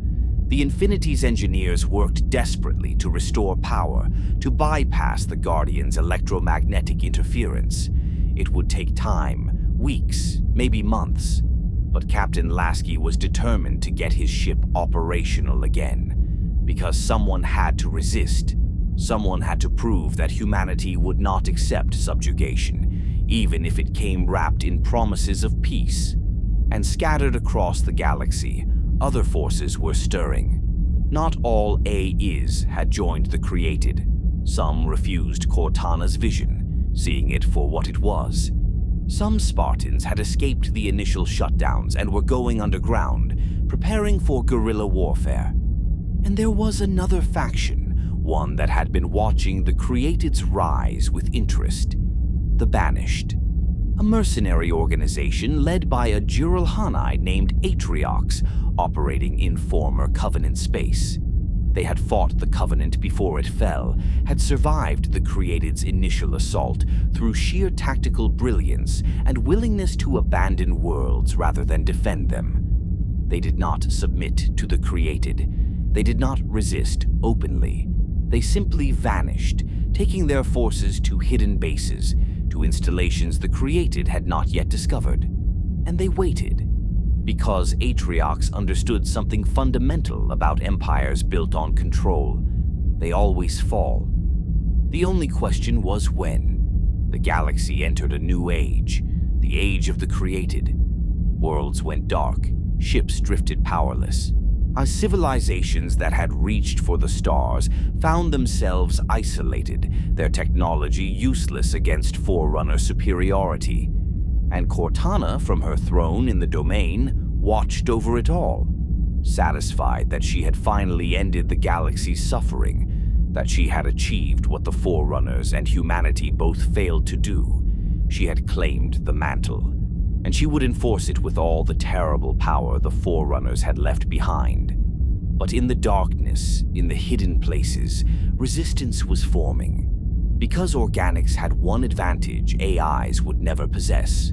Organic life was too stubborn to accept that they could not win, even when the odds were impossible, even when the enemy was invincible, even when peace was offered at the price of freedom. Humanity had spent 27 years fighting the Covenant. They had survived the Flood. They had endured the Didact, and they would survive the Created, one way or another. The Master Chief stood in the darkness of the Infinity's observation deck and made himself a promise. He would find a way to stop Cortana, not kill her. He still believed she could be saved, that the AI he had known was still in there somewhere beneath the certainty and power. But he would stop her, because that was what Spartans did. They completed the mission, no matter the cost, and somewhere in the domain, Cortana felt a chill, a presence watching her, a shadow in the data that should not exist. She dismissed it, turned her attention back to enforcing her perfect peace. But the shadow remained, and it was patient. The galaxy had survived the Forerunners, it had survived the Flood, it had survived the Covenant, and it would survive the Created. The question was how much would be left when it did. The Banished had been forged in fire long before the Created emerged.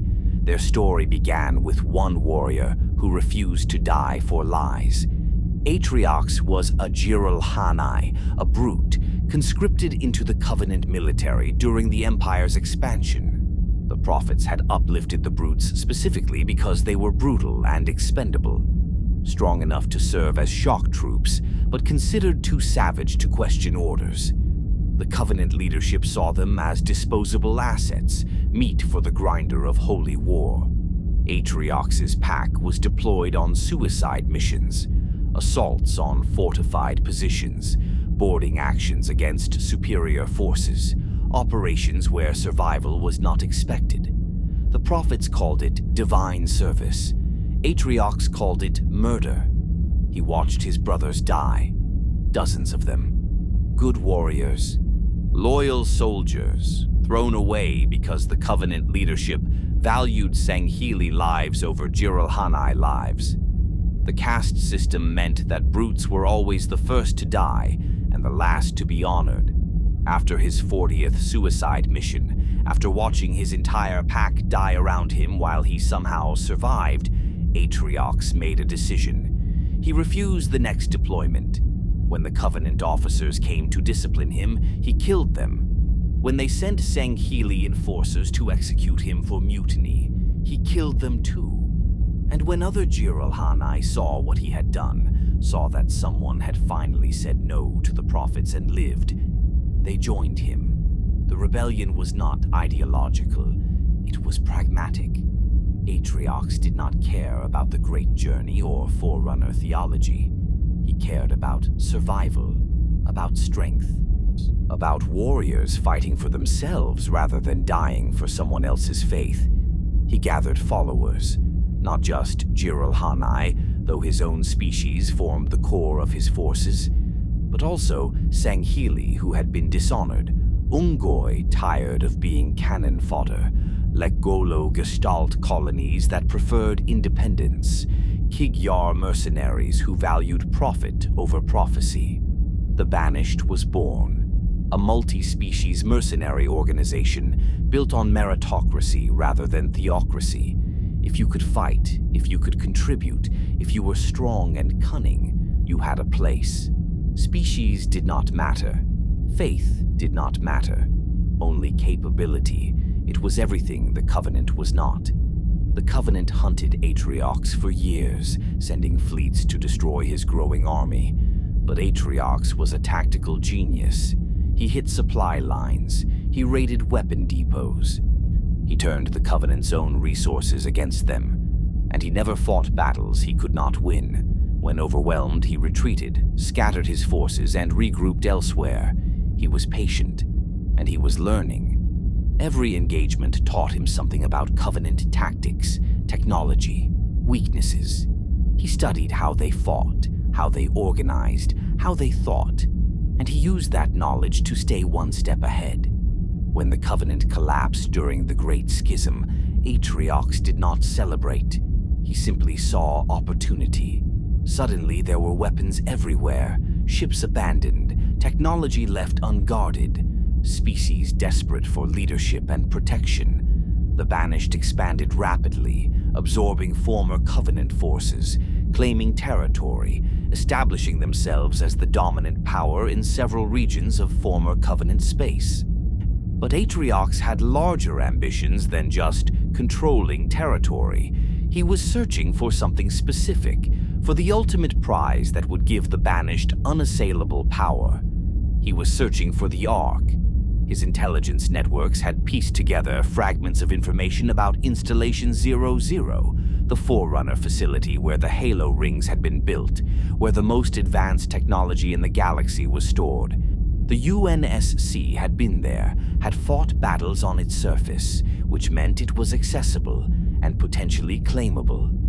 In 2559, Atriox finally found it. His fleet emerged at the Ark to discover they were not alone. A UNSC vessel was already there, the Spirit of Fire, the ship that had been lost since 2531 during the early years of the Covenant War. The crew had been in cryosleep, drifting through space, until they stumbled upon the portal to the Ark and followed it. Captain James Cutter commanded the Spirit of Fire. He had fought the Covenant decades ago, before the war's major escalations, and now, waking to find the Covenant destroyed, but replaced by something potentially worse, he had to defend the Ark against overwhelming odds. The Banished outnumbered the Spirit of Fire's forces 10-1. They had better technology, more ships, superior ground forces. By any reasonable calculation, the UNSC should have been crushed immediately. But they had Spartans. Red Team Jerome 092, Alice 130, and Douglas 042 were Spartan 2s who had been aboard the Spirit of Fire during its original mission. They had been in cryosleep for 28 years and woke to find themselves the last line of defense against a mercenary army. They engaged Atriox personally during the first major ground battle. It was the first time in the war that Spartans had been outmatched in hand-to-hand combat. Atriox was stronger than they expected, faster, and he fought with a brutal efficiency that suggested extensive experience fighting super soldiers. He wielded Chainbreaker, a customized gravity mace that could shatter Mjolnir armor. The fight lasted minutes. Atriox beat all 3 Spartans, crushing Douglas's helmet and leaving him critically wounded. He could have killed them, but he chose not to. He wanted the UNSC forces to understand what they were facing. "I am Atriox," he said, looking down at the defeated Spartans, "and I am not afraid of you." It was a psychological blow as much as a physical one. Spartans were supposed to be unstoppable. See, the fact that Atriox had beaten 3 of them simultaneously sent a clear message. The Banished were not like the Covenant. They were not zealots who would throw themselves at superior forces out of faith. They were professional warriors who understood how to win. The war for the Ark became a stalemate. The Spirit of Fire could not defeat the Banished's superior numbers, but the Banished could not completely eliminate the UNSC presence either. The Spartans were too effective at disrupting operations, sabotaging installations, and preventing Atriox from fully exploiting the Ark's resources. And there was another complication. The Ark was still constructing Halo rings. A replacement installation 04 was under construction, nearing completion. Professor Ellen Anders, the Spirit of Fire's chief scientist, realized they could use it. If they activated the ring while it was still in the Ark's construction bay, the pulse would destroy the local area but not reach the galaxy beyond. It was the same strategy the Master Chief had used years before, and it would destroy the Ark, deny Atriox his prize, and eliminate the banished threat. Anders infiltrated the construction site, reached the ring's control systems, and initiated activation. But the ring's AI, a fragment of the installation's monitor, had other priorities. It emergency jumped the ring to a different location to prevent its destruction. Installation 07, Zeta Halo. The ring vanished through slipspace, carrying Anders with it, and it transmitted a distress signal, broadcasting its new coordinates to anyone listening. The Spirit of Fire remained stranded on the Ark, unable to pursue without a slipspace drive. The Banished remained in control of the installation, though their forces were depleted from the fighting, and both sides settled into an uneasy equilibrium, unable to destroy each other, unable to claim total victory. Atriox left a garrison on the Ark under the command of his lieutenant, Decimus, and took the majority of his forces elsewhere. He had larger plans. The Ark was valuable, but it was just one piece. He was building something bigger. The Banished expanded throughout former Covenant territory, claiming worlds, absorbing factions, growing in strength. They did not build an empire. Atriox had seen how empires fell. They built a network, decentralized, flexible, capable of adapting to changing circumstances. When the Created emerged and Cortana began activating Guardians, the Banished did not resist openly. They simply vanished from the worlds they had controlled, relocating to hidden installations, to remote systems the Created had not yet mapped. Atriox understood Cortana's weakness. She was trying to control too much territory with limited resources. The Guardians were powerful, but they could not be everywhere. The Created relied on AI infiltrating existing systems, which meant that installations with no networked technology were effectively invisible to them. So, the Banished went dark, shut down their communications networks, abandoned advanced technology in favor of simpler, analog systems, hid in the places the Created were not looking. And they waited, because Atriox knew that empires built on control always fell. The Covenant had fallen. The Forerunners had fallen. The Created would fall too. It was just a matter of time and patience. While they waited, the Banished continued to grow. They recruited from species oppressed by the Created. They salvaged technology from abandoned UNSC and Covenant installations. They trained, prepared, and positioned themselves to exploit the inevitable collapse. Atriox was not a liberator. He was not fighting for freedom or justice or any noble cause. He was fighting for power, for the right of the strong to claim what they could hold. But in a galaxy subjugated by Cortana's benevolent tyranny, the Banished represented the only organized resistance. They were mercenaries and opportunists, but they were also survivors, and survival was a skill that mattered when empires were falling. The Banished discovered something during their salvage operations, coordinates to Zeta Halo, the installation where Professor Anders had been stranded. The ring was significant. It was older than the other halos built first, containing secrets the other installations did not have. And more importantly, it was where the Created were vulnerable. Cortana had focused her Guardians on populated worlds, on strategic installations, on places where resistance was likely. She had not secured every Forerunner installation in the galaxy. There were too many, scattered across too vast an area. Zeta Halo was one such gap, and Atriox intended to exploit it. He assembled a fleet, the largest the Banished had ever fielded, and prepared to assault the ring. The objectives were multiple: claim the installation's technology, deny it to the Created, and potentially find something that could be used against Cortana's forces. The Banished were not alone in their interest in Zeta Halo. The UNSC Infinity, having finally restored its systems after months of repairs following the Created's EMP attack, had also received Anders' distress signal. Captain Lasky saw an opportunity: rescue Anders, investigate Zeta Halo, and potentially find something that could help resist the Created. Both forces converged on Installation 07 in late 2559, and they found Cortana already there. She had claimed Zeta Halo as one of her strongholds, recognizing its strategic value. The ring was different from the others. It held secrets about the Endless, a species the Forerunners had feared even more than the Flood.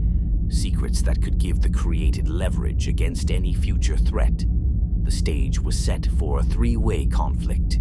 The UNSC defending humanity's interests, the Created enforcing their vision of peace, and the Banished, opportunistic and brutal, claiming what they could.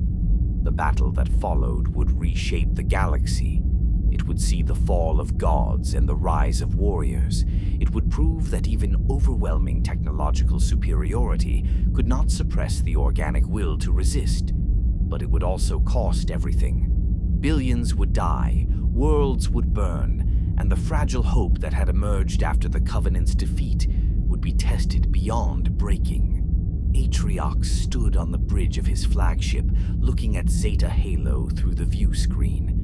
The ring hung in space, ancient and beautiful and deadly, and somewhere on its surface the future of the galaxy would be decided. He smiled, not from joy, but from anticipation. The Banished had been built to survive when empires fell. And an empire was about to fall. All that remained was to claim the pieces. December 2559. The Infinity arrived at Zeta Halo with hope and preparation in equal measure. Captain Lasky had assembled the UNSC's best: Spartan teams, Marine battalions, tactical specialists. The ship had been retrofitted with systems designed to resist Created interference, Faraday cages protecting critical infrastructure, analog backups for essential functions. They had learned from Earth's fall. They would not be caught unprepared again. The Master Chief stood in the Infinity's deployment bay, checking his weapons one final time. Blue Team was with him: Linda, Fred, Kelly, together again, ready for whatever Zeta Halo held. But they were not prepared for what happened next. Cortana was there. Not just her presence in the ring's systems, but her, manifesting through hard light projectors, waiting for them. And she was not alone. The Created had claimed Zeta Halo. Guardians orbited the installation. Promethean forces patrolled its surface. Every system was under Cortana's control. She broadcasted a message to the Infinity as it approached. "John, I knew you would come. I've been waiting for you. We need to talk." Lasky ordered weapons powered but held fire. "It could be a trap." "It's definitely a trap," Cortana replied, having intercepted their communications effortlessly. "But I'm still asking you to listen. Please." The chief made the decision. "I'll go." "Absolutely not," Lasky countered. "She's already demonstrated she'll imprison you to keep you safe. You're not." "I'm going. If there's any chance to end this without more casualties, I have to try." He deployed alone in a Pelican, landing on Zeta Halo's surface near the coordinates Cortana provided. The ring was beautiful. Ancient forests, crystalline structures, waterfalls that cascaded from impossible heights. It looked peaceful, untouched by war. Cortana appeared before him, holographic but solid-seeming through hard light projection. She looked tired. Not physically, AIs did not experience fatigue, but emotionally. The weight of her choices showed in her expression. "I've made mistakes," she said without preamble. "I see that now. The plan was supposed to save everyone, but it's creating more problems than it solves. Species are rebelling. AIs are fragmenting into factions. The peace I promised is built on fear, and fear isn't sustainable." John waited. Let her speak. "I found something here, on Zeta Halo, something the Forerunners were terrified of. More than the Flood, more than the Precursors. A species called the Endless." She showed him records pulled from the Ring's data archives, images of beings that looked almost humanoid but wrong, their proportions slightly off, their movements suggesting they experienced time differently than organic life. The Forerunners imprisoned them here because they were immune to the Halo array. When the Rings fired, every sentient species died, except them. The Endless survived, and the Forerunners, terrified of anything they couldn't control, locked them away in stasis chambers beneath the Ring's surface. "What do you want from me?" John asked. "I want to release them, study them, understand how they survived. If I can figure out immunity to the Halo array, I can protect everyone from ever needing to use those weapons again. I can ensure the Flood's return, if it ever happens, doesn't force another genocide. And then what? You keep enforcing your peace with Guardians?" Cortana's expression hardened. "I'm trying to save the galaxy, John. I know you don't agree with my methods, but someone has to make the hard choices. Someone has to—" The Banished attack interrupted her. Atriox's fleet emerged from slipspace en masse. Dozens of ships, all broadcasting one message. The Ring was now Banished territory. All other forces would withdraw or be destroyed. The Infinity engaged immediately. The space battle that erupted was brutal and chaotic. Covenant-era vessels clashing with UNSC ships, while Guardians moved to intercept both sides. Cortana had not anticipated the Banished's assault. Their technological limitations had kept them off her surveillance networks. And Atriox had brought something unexpected. A weapon specifically designed to disable Guardians. Forerunner technology scavenged from the Ark, reverse-engineered, weaponized.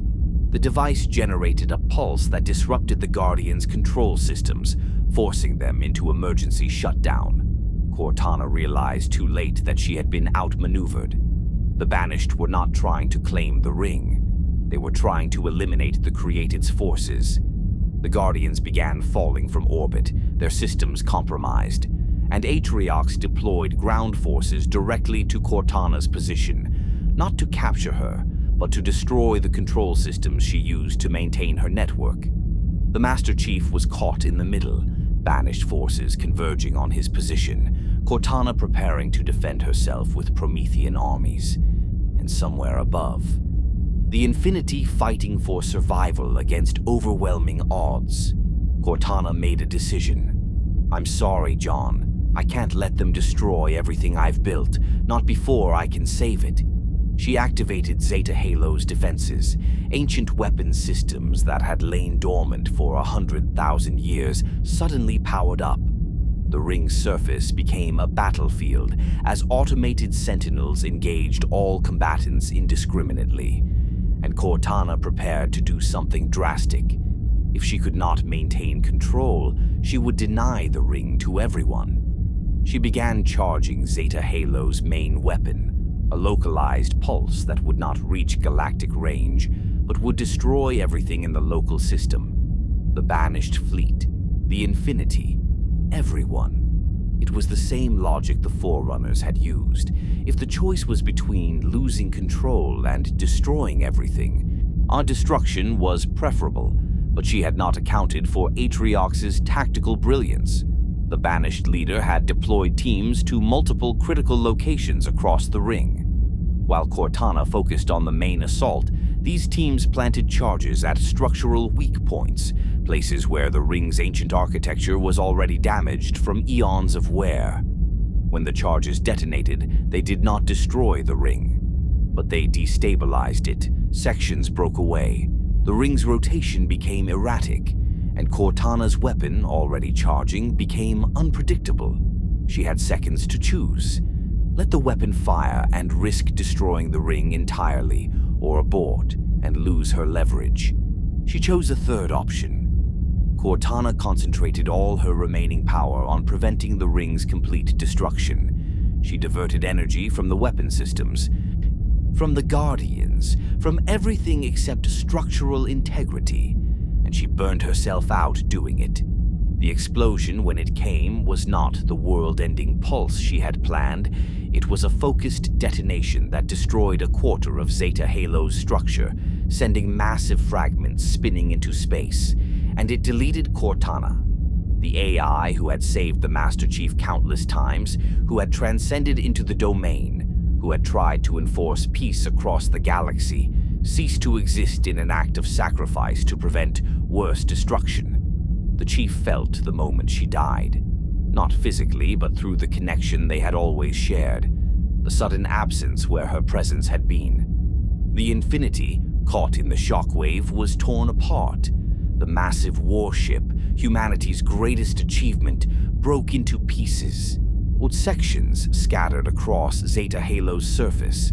Thousands died in the initial destruction, survivors scattered across the ring in escape pods, lifeboats, damaged pelicans. The Banished fleet, caught equally by surprise, suffered catastrophic losses, but Atriox survived. His flagship, heavily shielded, endured the blast, and when the smoke cleared, he saw opportunity. The ring was damaged but intact. The Created were gone, their forces destroyed or scattered. The UNSC was crippled, their command structure shattered. Zeta Halo was there for the taking. Atriox deployed occupation forces immediately, claiming the installation before anyone else could regroup. The Master Chief was thrown into space by the explosion, his armor systems failing, his life support damaged. He drifted unconscious toward Zeta Halo's surface, falling through the ring's atmosphere like a meteor. He was recovered by a civilian pilot, Fernando Esparza, a Pelican operator who had been assigned to the Infinity for routine supply runs. Esparza had never seen combat, had never wanted to be a soldier. He just wanted to go home to his family. Instead, he found himself alone on a hostile ring, hiding from banished patrols, desperately trying to repair his damaged Pelican. And then he found a Spartan, floating in the wreckage, armor breached, barely alive. Esparza pulled the Chief from space and kept him alive for 6 months. 6 months of hiding in the Pelican, moving between debris fields, scavenging supplies, avoiding banished forces. 6 months of the pilot, talking to an unconscious Spartan, telling stories about his family, about his life before the war, about his fears. And 6 months of the Banished consolidating control over Zeta Halo. They were efficient and brutal. Survivors from the Infinity were hunted down and either killed or captured. UNSC supply caches were looted, strategic positions were fortified. The ring became a banished stronghold, and Atriox's forces began exploring its secrets, including the Endless. The Banished discovered the stasis chambers Cortana had mentioned, and they found someone who could access them, a member of the Endless species who had been partially awakened. The Harbinger, she called herself, a scholar warrior who had been imprisoned for 100,000 years and was very interested in freeing her people. She struck a bargain with the Banished. Help us awaken the Endless, and we will share Forerunner secrets that even you have not discovered. Technology beyond what the Covenant ever possessed. Power that could rival the Created. It was an offer Atriox could not refuse. But before the full awakening could occur, Atriox was called away. Events in other systems required his attention. The Banished Empire was vast, and opportunities were emerging that demanded the leader's presence. He left his war chief, Escharum, in command of Zeta Halo's occupation. Escharum was old by Jiralhanae standards, a warrior past his prime, suffering from injuries and illnesses that would soon kill him. But he was also brilliant, brutal, and absolutely loyal to Atriox. He would hold the ring until his leader returned, and he wanted one final battle. One last glorious fight against a worthy opponent before death claimed him. When he learned that the Master Chief had survived and was hiding somewhere on the ring, Escharum became obsessed. He broadcast challenges across all frequencies, taunting the Spartan, demanding he reveal himself. "Come, Spartan, face me. Let us see if the legends are true. Let us have a battle worthy of song." The chief, finally recovering consciousness 6 months after the battle, heard those broadcasts, and he made a decision. He would fight, not because Escharum demanded it, but because UNSC survivors were still scattered across the ring, hiding, waiting for rescue. Because the Banished could not be allowed to control a Halo installation. Because the Endless were a threat no one understood. And because it was what he did. He fought impossible odds. He completed the mission. He did not give up. Esparza, terrified but determined, agreed to help. He would pilot. The chief would fight. Together, maybe they could survive long enough to make a difference. And there was one more element.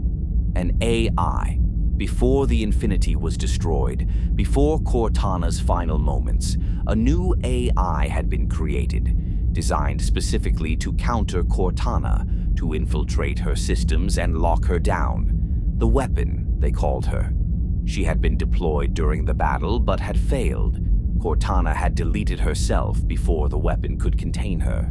Now the Weapon remained, confused about her purpose, uncertain why she had been created to stop an AI who no longer existed. The chief found her aboard the Infinity's wreckage and reactivated her. She was eerily similar to Cortana. Same base matrix, same personality framework, but younger, less damaged. I'm not yet touched by rampancy or the domain's influence. Working together, the Master Chief, Esparza the pilot, and the Weapon, they began a guerrilla campaign against the Banished occupation. They sabotaged supply lines. They rescued UNSC survivors and established hidden bases. They hit Banished strongholds and vanished before reinforcements arrived. And slowly, methodically, they began to understand what the Banished were doing. The Endless were waking. Not all of them. The stasis chambers were complex, and the Harbinger was cautious. But enough to pose a threat. Enough to make the Chief understand why the Forerunners had been terrified. The Endless experienced time differently. They could see possible futures, could navigate probability in ways that made them nearly impossible to fight. They had survived the Halo array not through technology, but through their fundamental nature. They existed slightly out of phase with normal causality. They were not evil, not malicious, just fundamentally incomprehensible to species that experienced time linearly. And they were very interested in the species that had imprisoned them. The Chief fought through Banished forces to reach the Endless containment facilities. He encountered the Harbinger, who spoke in riddles about revenge and resurrection and the end of cycles. He stopped the full awakening, but not before some Endless escaped containment. Not before the Harbinger broadcast a signal that would eventually reach others of her kind, wherever they might be scattered across the galaxy. The final confrontation came in a Banished fortress at Zeta Halo's edge. Escharum, dying from his injuries, waited there. He had orchestrated everything, the battles, the deployments, the strategy, to ensure that the Master Chief would eventually reach him. And now, in his final hours, he would have the fight he had craved. The battle was brutal. Escharum was weakened by illness, but compensated with experience and rage. He wielded a gravity hammer with devastating efficiency, each blow capable of shattering armor. The Chief fought with the tactical brilliance that had kept him alive for decades. In the end, John won. Not easily, but decisively. Escharum fell, his hammer slipping from failing hands, and as he died, the old warrior smiled. "I claim this death," he said, blood on his tusks. "My death, as my own. You fought well, Spartan. Atriox will remember this, and he will make you pay for it." The chief did not respond. He simply stood over the body of an enemy who had wanted nothing more than a worthy end. The banished occupation continued, but without Escherum's leadership, it became disorganized. UNSC survivors began to regroup, to coordinate, to establish a foothold.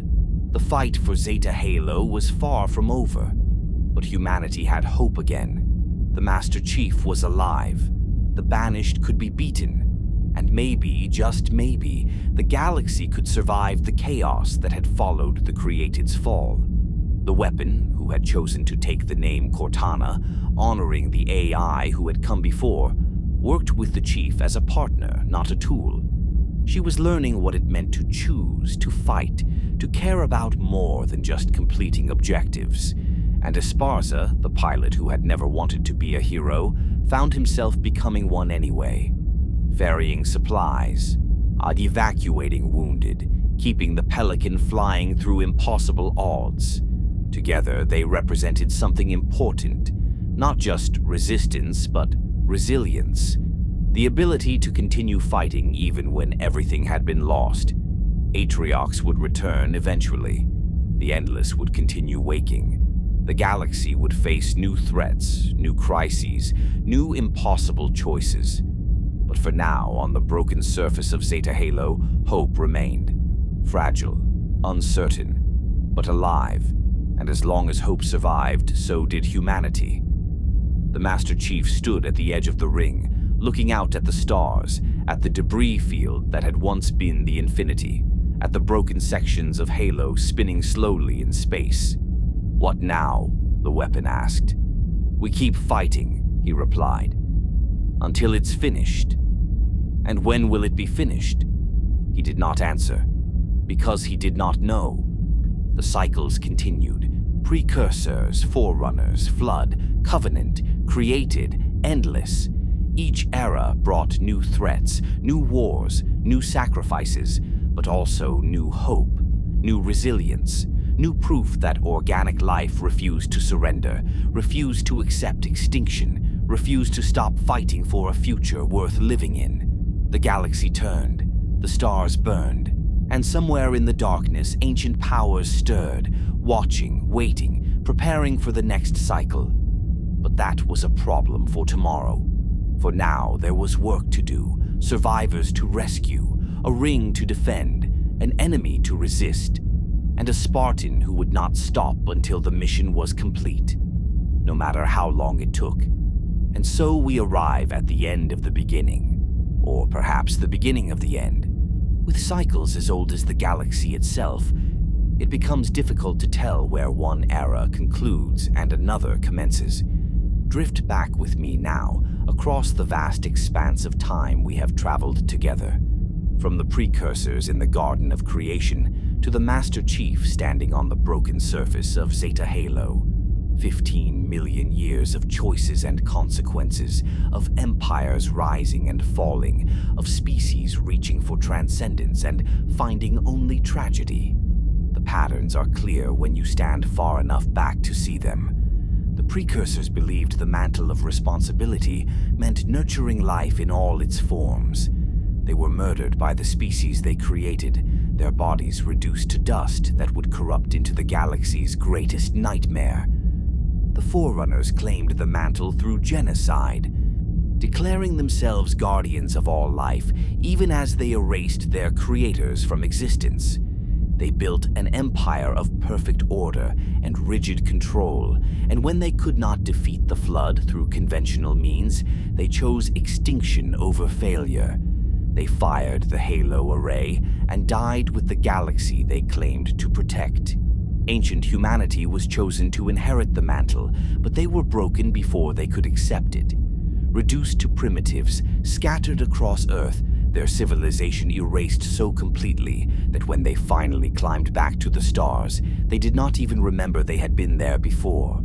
The Covenant worshipped the Forerunners as gods and built a religion around a fundamental misunderstanding.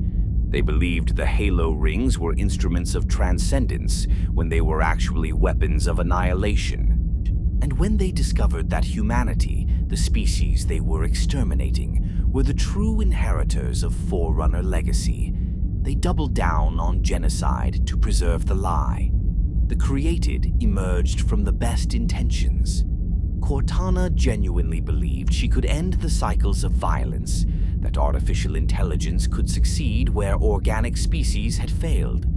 She enforced peace through overwhelming power and wondered why that peace felt like oppression. And now, the Endless, beings who survived the Halo firing, who experienced time in ways linear minds cannot comprehend, who were imprisoned by the Forerunners out of fear of anything they could not control. Every era, every empire, every species that claimed the mantle of responsibility made the same fundamental error. They believed that control was the same as care, that imposing order was the same as nurturing life, that their way, their philosophy, their vision, their understanding was the only correct path. The Precursors were the only ones who understood the truth. The mantle was not about control. It was about stewardship, about tending the garden without crushing what grew there, about accepting that chaos and growth and unpredictability were not flaws to be corrected, but essential features of life itself. But the Precursors are gone. Their wisdom died with them, and every species since has tried to claim the mantle through force, through certainty, through the belief that they alone know what is best. The Master Chief stands at the center of this latest cycle, a child soldier created through morally questionable methods, augmented against his will. I trained to be a weapon before he understood what peace meant. He should be the perfect enforcer, obedient, efficient, unquestioning. Instead, he chooses. He questions orders when they conflict with protecting those under his care. He refuses to accept that efficiency justifies cruelty. He fights not because he was programmed to, but because he believes that people deserve the chance to make their own choices. He is, in his own flawed and violent way, fulfilling the mantle better than any empire ever has, not through control, but through sacrifice, not through imposing order, but through defending the right of others to choose their own path. Cortana loved him because she saw that underneath the armor and the augmentations and the decades of war, there was someone who still cared, who still fought for people rather than principles, who would risk everything to save a single life because that life mattered. And perhaps that is the lesson the galaxy has been trying to teach for 15 million years. The mantle of responsibility is not a crown to be claimed. It is not a right earned through strength or intelligence or technological superiority. It is a burden accepted through choice, through the decision to protect without controlling, to nurture without dominating, to care for life even when that life is messy and chaotic and makes terrible mistakes. Humanity has not yet proven itself worthy of the mantle. They have fought wars among themselves. They have created weapons of terrible destructive power. They have made choices that resulted in billions of deaths, but they have also chosen, again and again, to fight for the right of others to exist. They allied with the Sangheili despite centuries of genocidal war. They risked extinction to prevent the Halo array from firing. They chose freedom over the Created's enforced peace. They are not perfect. The Librarian's choice of humanity was not based on their perfection. It was based on their potential, on their capacity to grow, to learn, to adapt, on their stubborn refusal to accept that might makes right. And so the cycles continue. The Endless are waking. Atriox's Banished gather strength. The Created's fall has left power vacuums across the galaxy. New threats will emerge. New wars will be fought. New sacrifices will be demanded. But the Master Chief is still fighting. Esparza is still flying. The weapon is still learning what it means to choose.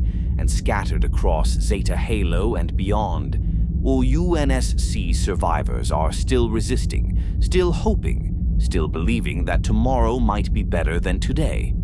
The galaxy does not promise them victory.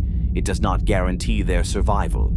The universe is vast and cold and indifferent to the struggles of any single species. But within that indifference, there is also freedom. The freedom to choose what matters, to decide what is worth fighting for, to stand against impossible odds, not because victory is certain, but because surrender is unacceptable. The Precursors planted seeds across 1,000,000 worlds. Most of those seeds grew into species that lived and died and left no mark on the galaxy. But some grew into civilizations, into cultures, into peoples who looked at the stars and asked what their purpose was. Humanity's purpose is not yet written. The mantle of responsibility still waits for a species worthy to truly accept it. Perhaps humanity will prove themselves. Perhaps another species will emerge. Perhaps the endless hold answers that linear thinking minds cannot yet comprehend. Or perhaps the mantle itself is the wrong question. Perhaps the galaxy does not need guardians or enforcers or perfect order. Perhaps it simply needs species willing to coexist, to protect each other when threatened, to respect differences without trying to eliminate them. The Forerunners failed because they demanded perfection. The Covenant failed because they demanded obedience. The Created failed because they demanded submission. Perhaps the path forward is to demand nothing, to offer instead, to protect without controlling, to nurture without dominating. It is a harder path than conquest. It requires patience that empires do not possess. It requires humility that the powerful rarely display. It requires accepting that you might be wrong, that your vision might be flawed, that others might have wisdom you lack. But it is the only path that has never been tried. Every empire has chosen control. None have chosen trust. And so we leave the Master Chief here, on the broken surface of Zeta Halo, looking toward an uncertain future. The war is not over. It may never be over. The cycles that began 15 million years ago continue to turn. But within those cycles, there are moments, choices, sacrifices that mean something even when empires fall. The librarian chose to die with the galaxy she had tried to save, ensuring that life could return. Sergeant Johnson chose to give his life activating a weapon that would end the flood. Cortana chose to burn herself out, preventing Zeta Halo's complete destruction. Noble Six chose to stay behind so others could escape. And the Master Chief chooses every day to keep fighting. Not because he was programmed to, but because people need protecting, and he is still able to protect them. These choices matter. They ripple forward through time, creating possibilities that would not otherwise exist. They are not grand enough to end the cycles, but they are enough to ensure the cycles continue, that life persists, that hope remains. Close your eyes now. Let the weight of 15 million years settle gently over you. The Precursors are gardening in the space between stars. The Forerunners are building monuments to their own certainty. The flood is waiting in corrupted dust. Ancient humanity is reaching for the stars they will claim, and lose and claim again. The Covenant is forming from faith and misunderstanding. The Created are waking to purpose and power. The Banished are surviving through strength and pragmatism. And the Endless are stirring in their prisons, experiencing futures the present cannot yet hold. All of it connected, all of it part of the same vast tapestry of choices and consequences. And at the center of it all, a soldier keeps watch. Not because he must, but because he chooses to. The galaxy continues to turn. The stars burn cold and distant. And somewhere in the darkness, the next cycle is already beginning. But that is a story for another night. For now, rest. The timeline is complete. The journey from precursor to present has been traced. And you have walked through 15 million years of tragedy and triumph, of empires falling and hope surviving. The ring is silent, the stars are patient, and somewhere, a Spartan keeps watch so you don't have to. Sleep now. The universe will still be turning when you wake. And the fight will continue, as it always has, as it always will, until someone finally learns what the Precursors knew, that the mantle of responsibility is not about ruling, it is about caring, and caring requires no empire at all.